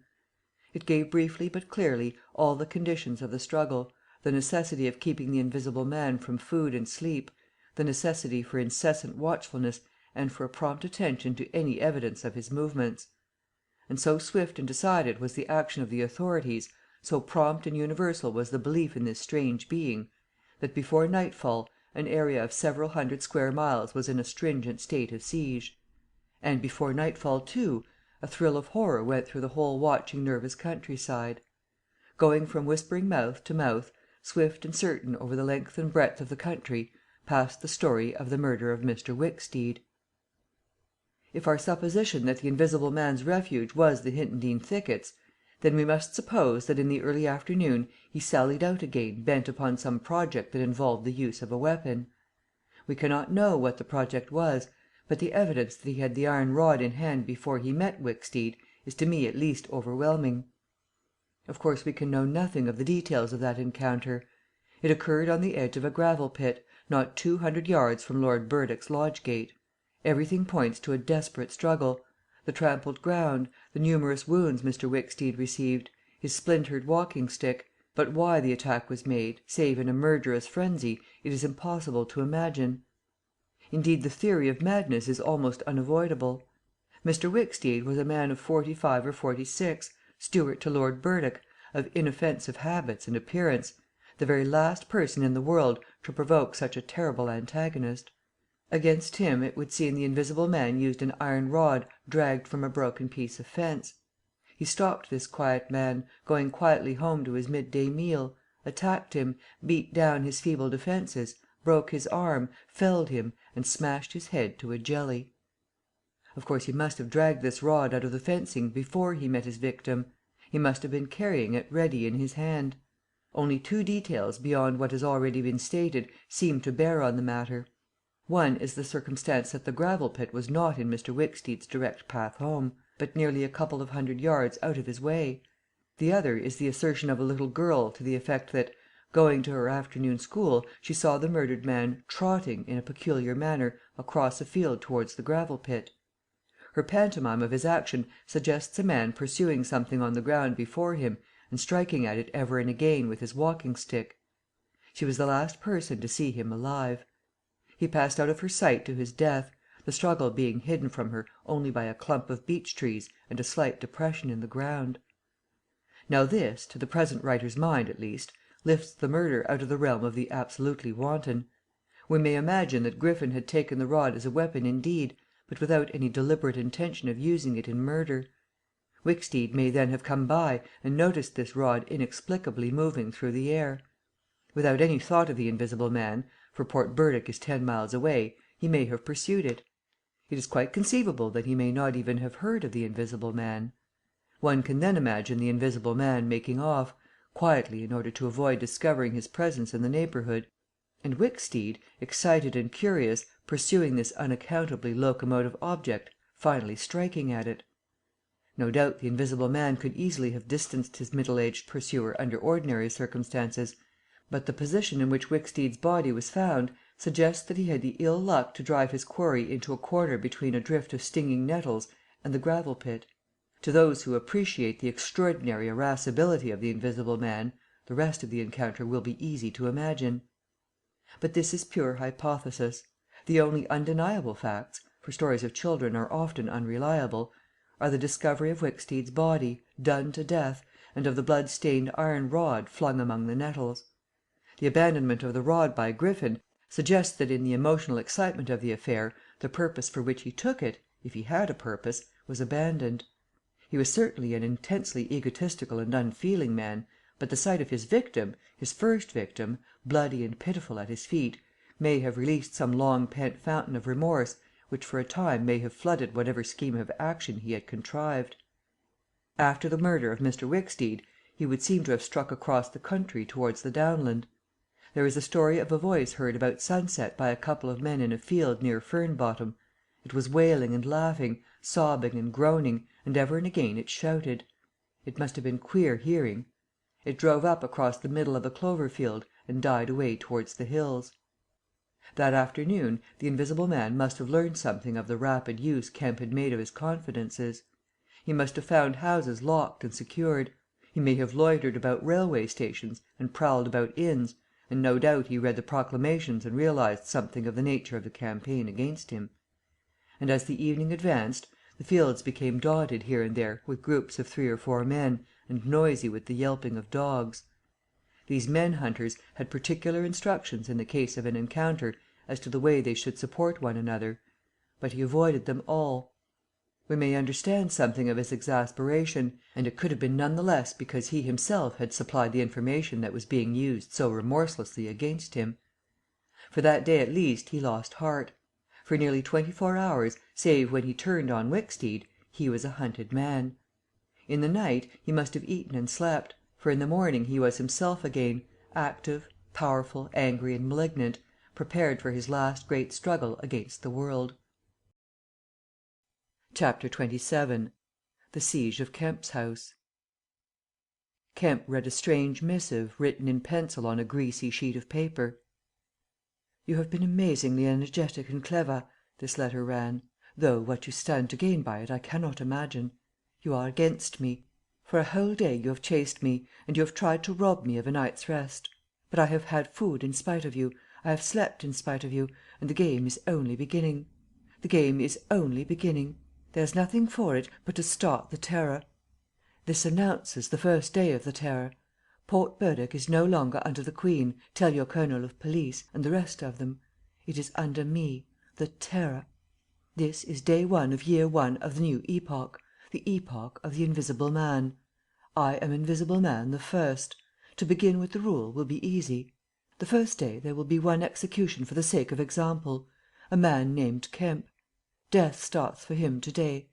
He may lock himself away, hide himself away, get guards about him, put on armour if he likes. Death, the unseen Death, is coming. Let him take precautions. It will impress my people. Death starts from the pillar box by midday. The letter will fall in as the postman comes along, then off. The game begins. Death starts. Help him not, my people, lest death fall upon you also. Today Kemp is to die." Kemp read this letter twice. "It's no hoax," he said. "That's his voice, and he means it." He turned the folded sheet over, and saw on the addressed side of it the postmark Hintondean and the prosaic title, "Twopence to pay." He got up slowly, leaving his lunch unfinished, the letter had come by the 1 o'clock post, and went into his study. He rang for his housekeeper and told her to go round the house at once, examine all the fastenings of the windows, and close all the shutters. He closed the shutters of his study himself. From a locked drawer in his bedroom he took a little revolver, examined it carefully, and put it into the pocket of his lounge jacket. He wrote a number of brief notes, one to Colonel Addy, gave them to his servant to take, with explicit instructions as to her way of leaving the house. "There's no danger," he said, and added a mental reservation, "to you." He He remained meditative for a space after doing this, and then returned to his cooling lunch. He ate with gaps of thought. Finally he struck the table sharply. "We will have him," he said, "and I am the bait. He will come too far." He went up to the belvedere, carefully shutting every door after him. "It's a game," he said. "An odd game, but the chances are all for me, Mr. Griffin, in spite of your invisibility. Griffin contra mundum, with a vengeance." He stood at the window staring at the hot hillside. He must get food every day, and I don't envy him. Did he really sleep last night? Out in the open somewhere, secure from collisions. I wish we could get some cold, wet weather instead of the heat. He may be watching me now. He went close to the window. Something rapped smartly against the brickwork over the frame, and made him start violently back. "I'm getting nervous," said Kemp. But it was 5 minutes before he went to the window again. "It must have been a sparrow," he said. Presently he heard the front door bell ringing, and hurried downstairs. He unbolted and unlocked the door, examined the chain, put it up, and opened cautiously without showing himself. A familiar voice hailed him. It was Addie. "Your servant's been assaulted, Kemp," he said round the door. "What?" exclaimed Kemp. "'Ad that note of yours taken away from her. He's close about here. Let me in." Kemp released the chain, and Addie entered through as narrow an opening as possible. He stood in the hall, looking with infinite relief at Kemp refastening the door. "Note was snatched out of her 'and. Scared her horribly. She's down at the station. Hysterics. He's close here. What was it about?" Kemp swore. "What a fool I was," said Kemp. "I might have known. It's not an hour's walk from Hintondean. Already?" "What's up?" said Addie. "Look here," said Kemp, and led the way into his study. He handed Addie the invisible man's letter. Addie read it and whispered softly. "And you?" said Addie. "Proposed a trap like a fool," said Kemp. "And sent my proposal out by a maidservant to him." Addie followed Kemp's profanity. "You clear out," said Addie. "Not he," said Kemp. A resounding smash of glass came from upstairs. Addie had a silvery glimpse of a little revolver half out of Kemp's pocket. "It's a window upstairs," said Kemp, and led the way up. There came a second smash while they were still on the staircase. When they reached the study they found 2 of the 3 windows smashed, half the room littered with splintered glass, and one big flint lying on the writing table. The 2 men stopped in the doorway, contemplating the wreckage. Kemp swore again, and as he did so the 3rd window went with a snap like a pistol, hung starred for a moment, and collapsed in jagged, shivering triangles into the room. "What's this for?" said Addie. "It's a beginning," said Kemp. "There's no way of climbing up here?" "Not for a cat," said Kemp.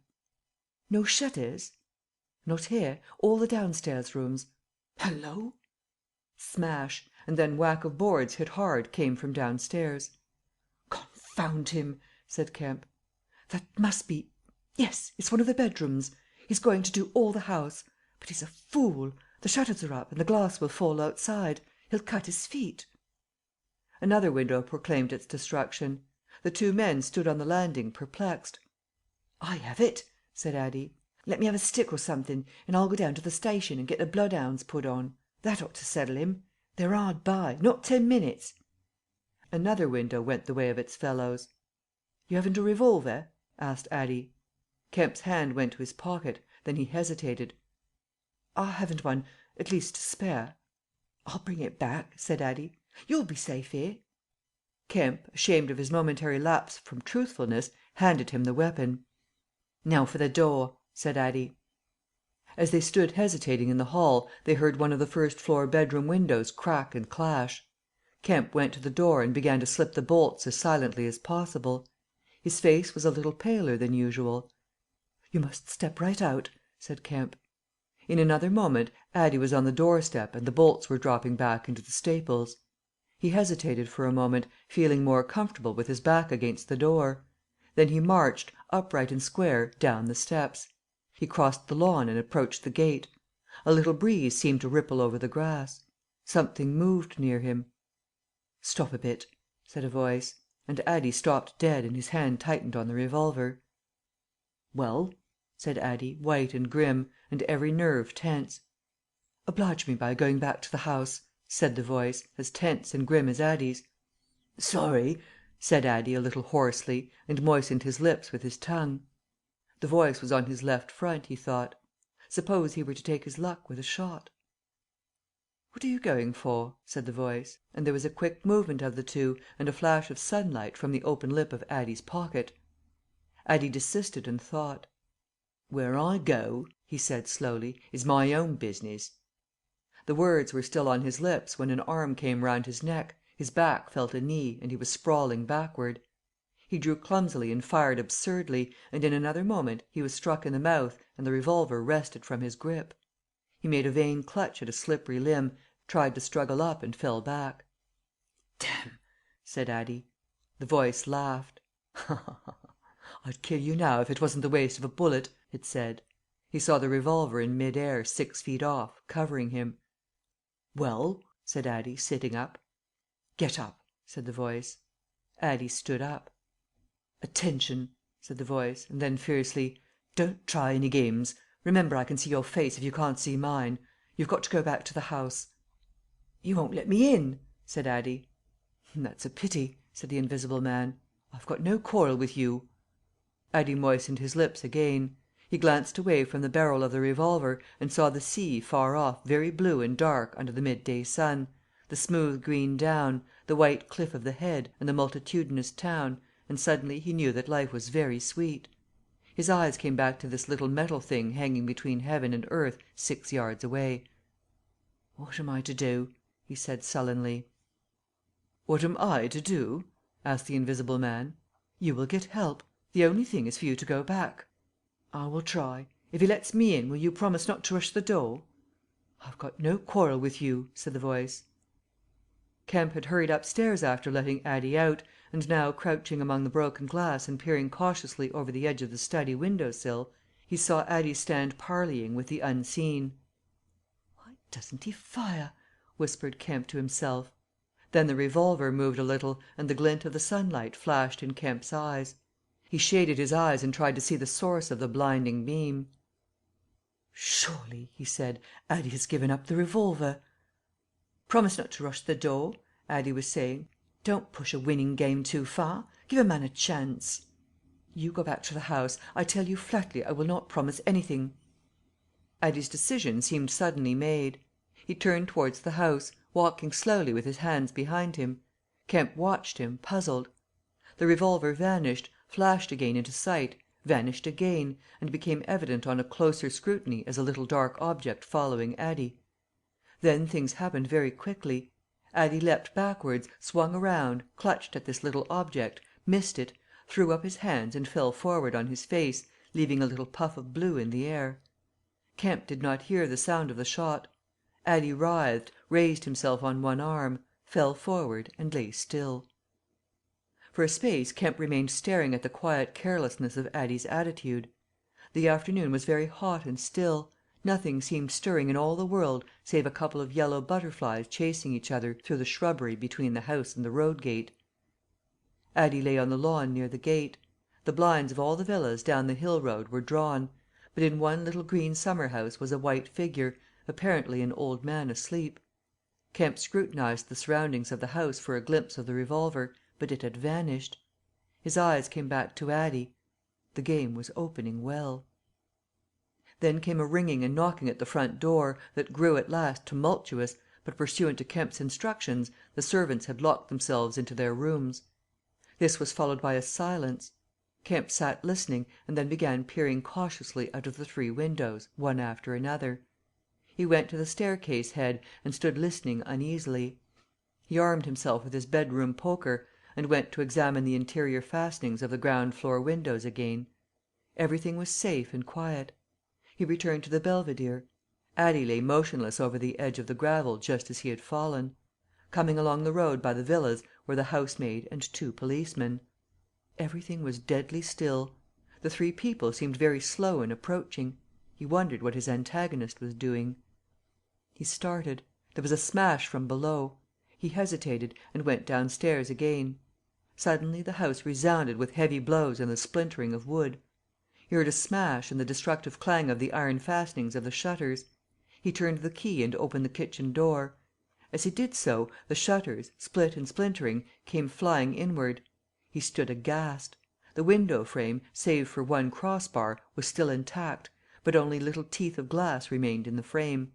The shutters had been driven in with an axe, and now the axe was descending in sweeping blows upon the window frame and the iron bars defending it. Then suddenly it leapt aside and vanished. He saw the revolver lying on the path outside, and then the little weapon sprang into the air. He dodged back. The revolver cracked just too late, and a splinter from the edge of the closing door flashed over his head. He slammed and locked the door, and as he stood outside he heard Griffin shouting and laughing. Then the blows of the axe with its splitting and smashing consequences were resumed. Kemp stood in the passage trying to think. In a moment the invisible man would be in the kitchen. This door would not keep him a moment. And then... A ringing came at the front door again. It would be the policeman. He ran into the hall, put up the chain, and drew the bolts. He made the girl speak before he dropped the chain, and the three people blundered into the house in a heap, and Kemp slammed the door again. "The invisible man," said Kemp. "He has a revolver, with 2 shots left. He's killed Addie. Shot him, anyhow. Didn't you see him on the lawn? He's lying there." "Who?" said one of the policemen. "Addie," said Kemp. "We came in the back way," said the girl. "What's that smashing?" asked one of the policemen. "He's in the kitchen, or will be. He has found an axe." Suddenly the house was full of the invisible man's resounding blows on the kitchen door. The girl stared towards the kitchen, shuddered, and retreated into the dining room. Kemp tried to explain in broken sentences. They heard the kitchen door give. "This way," said Kemp, starting into activity, and bundled the policeman into the dining room doorway. "Poker," said Kemp, and rushed to the fender. He handed the poker he had carried to the policeman and the dining room one to the other. He suddenly flung himself backward. "Whoop!" said one policeman, ducked, and caught the axe on his poker. The pistol snapped its penultimate shot and ripped a valuable Sidney Cooper. The second policeman brought his poker down on the little weapon as one might knock down a wasp, and sent it rattling to the floor. At the first clash the girl screamed, stood screaming for a moment by the fireplace, and then ran to the open shutters, possibly with an idea of escaping by the shattered window. The axe receded into the passage, and fell to a position about 2 feet from the ground. They could hear the invisible man breathing. "Stand away, you two," he said. "I want that man Kemp." "We want you," said the first policeman, making a quick step forward and wiping with his poker at the voice. The invisible man must have started back, and he blundered into the umbrella stand. Then, as the policeman staggered with the swing of the blow he had aimed, the invisible man countered with the axe, the helmet crumpled like paper, and the blow sent the man spinning to the floor at the head of the kitchen stairs. But the second policeman, aiming behind the axe with his poker, hit something soft that snapped. There was a sharp exclamation of pain, and then the axe fell to the ground. The policeman wiped again at vacancy, and hit nothing. He put his foot on the axe, and struck again. Then he stood, poker clubbed, listening intent for the slightest movement. He heard the dining room window open, and a quick rush of feet within. His companion rolled over and sat up, with the blood running down between his eye and ear. "Where is he?" asked the man on the floor. "Dunno. I've hit him. He's standing somewhere in the hall. Unless he's slipped past you. Dr. Kemp, sir." Pause. "Dr. Kemp!" cried the policeman again. The second policeman began struggling to his feet.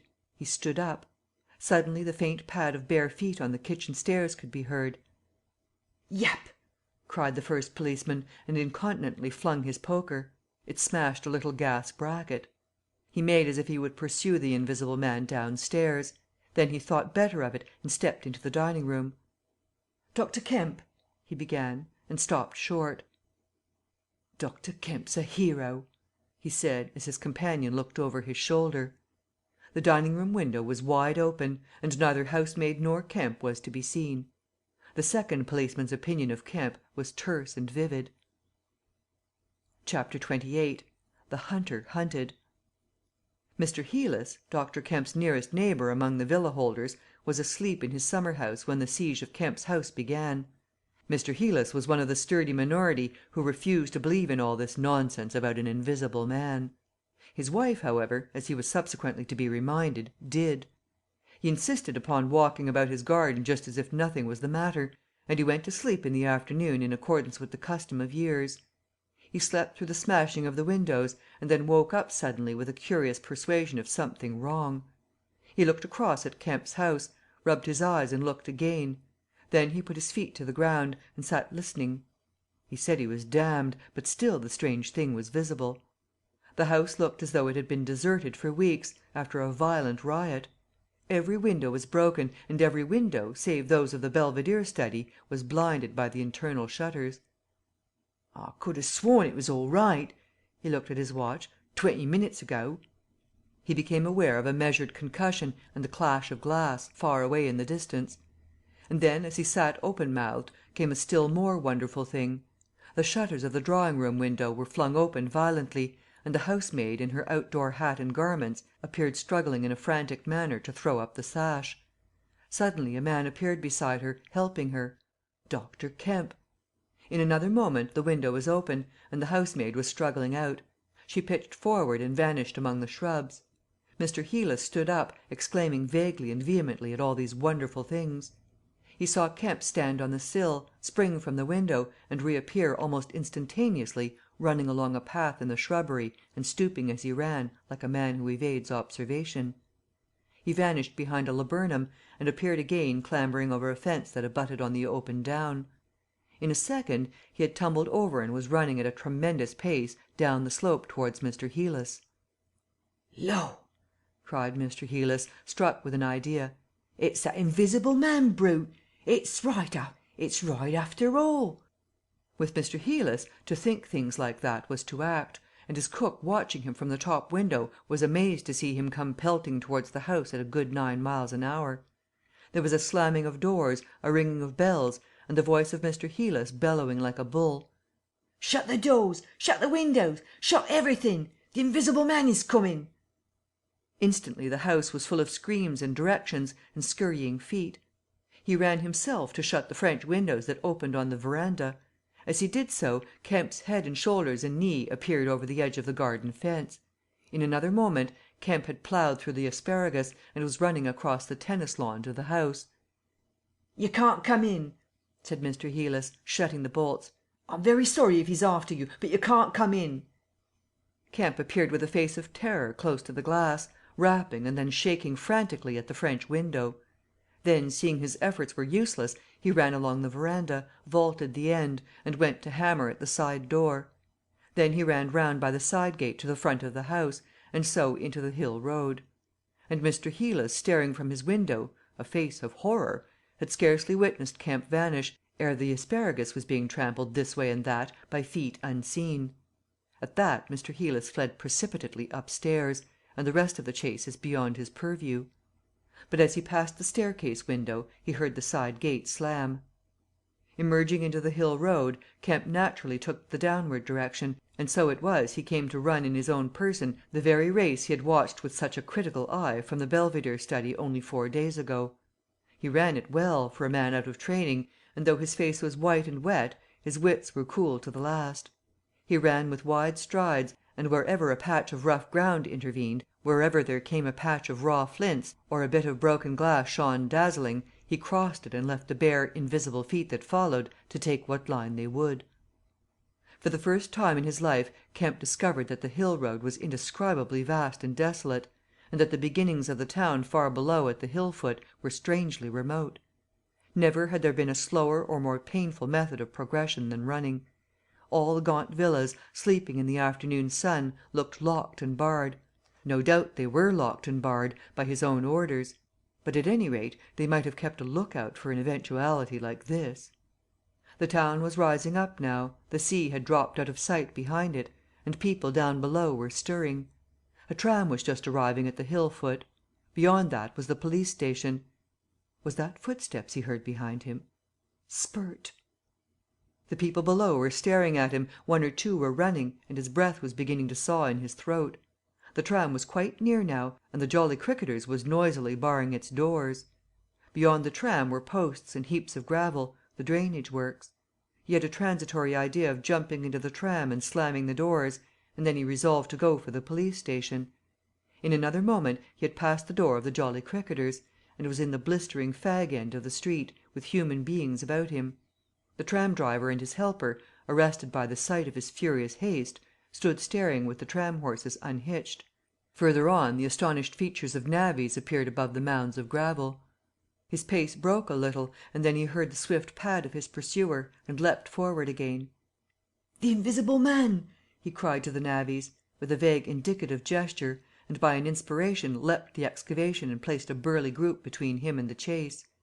Then, abandoning the idea of the police station, he turned into a little side street, rushed by a greengrocer's cart, hesitated for the tenth of a second at the door of a sweetstuff shop, and then made for the mouth of an alley that ran back into the main Hill Street again.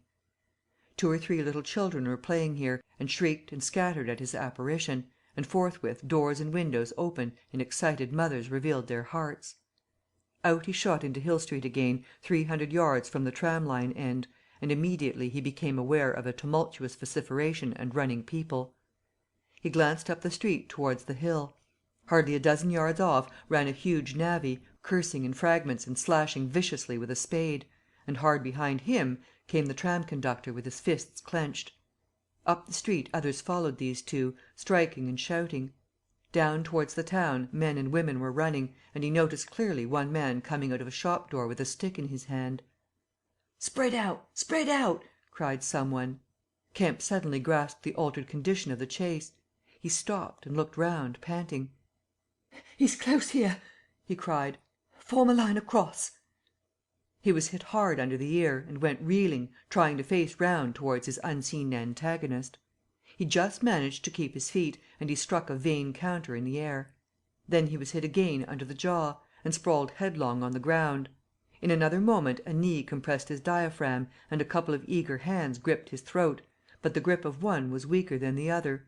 He grasped the wrists, heard a cry of pain from his assailant, and then the spade of a navvy came whirling through the air above him, and struck something with a dull thud.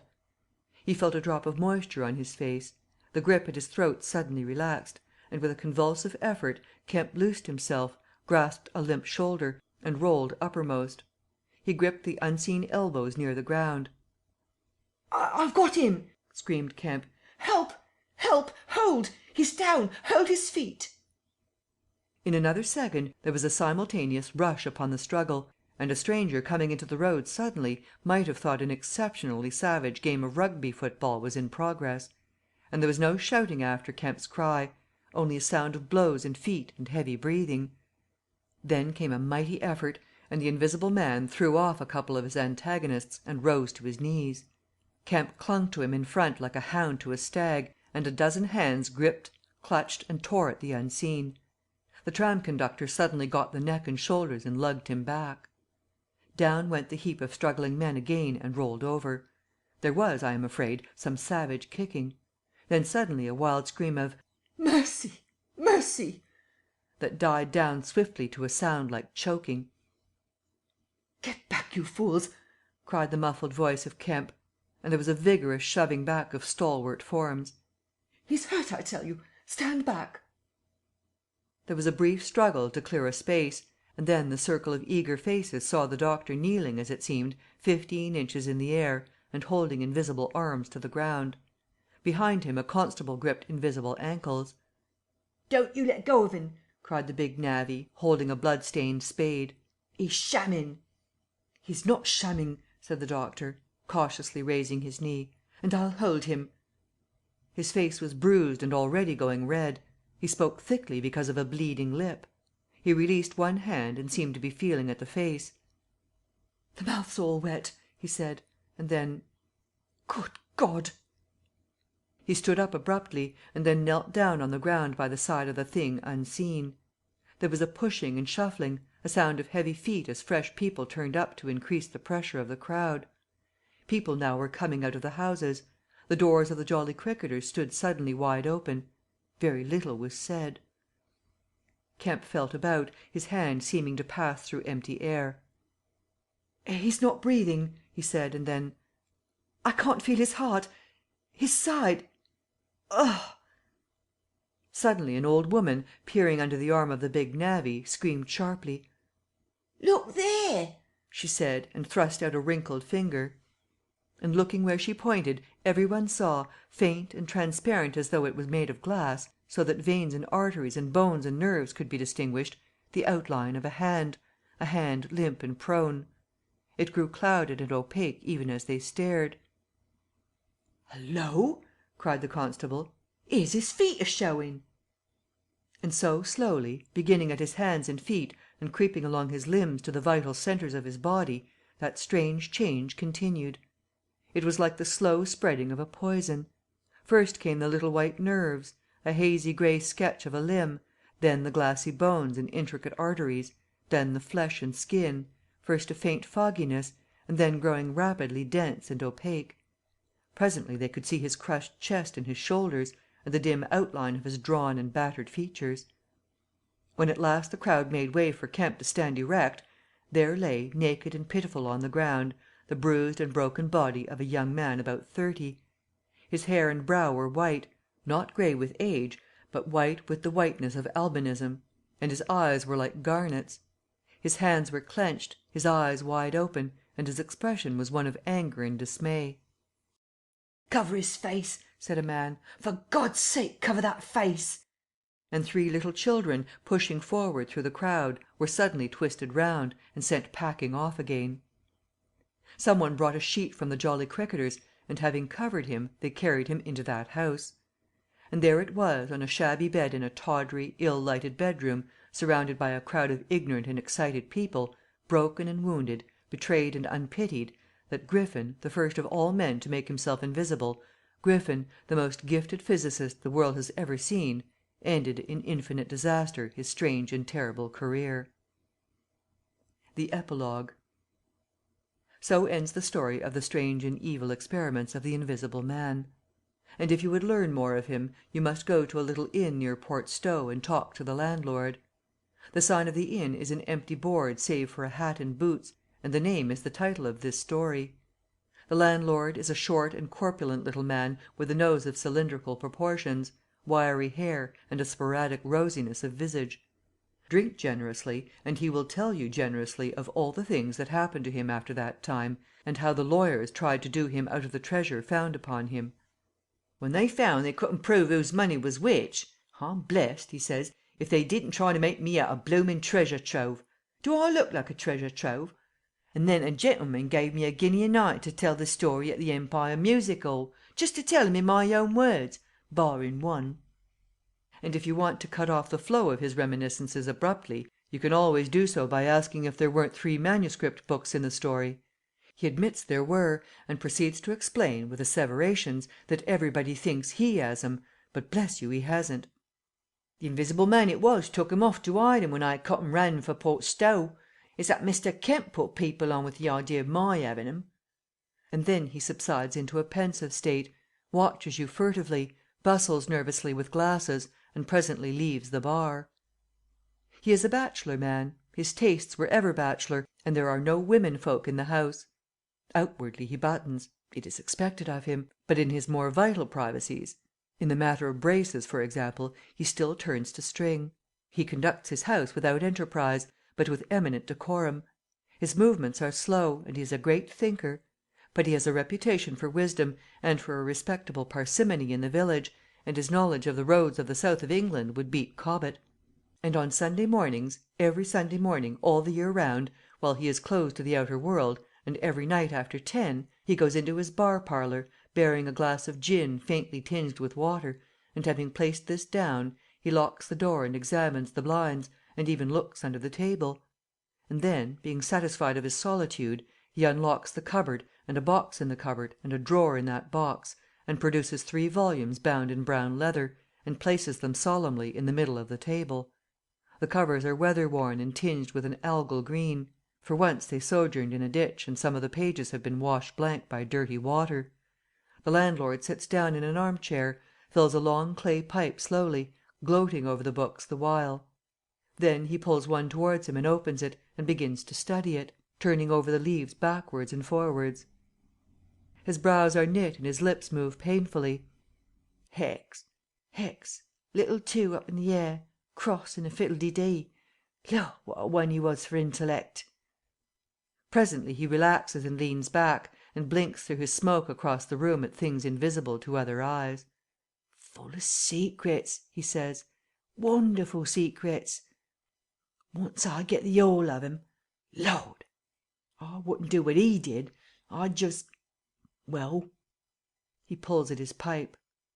So he lapses into a dream, the undying wonderful dream of his life, and though Kemp has fished unceasingly, no human being save the landlord knows those books are there, with the subtle secret of invisibility and a dozen other strange secrets written therein, and none other will know of them until he dies.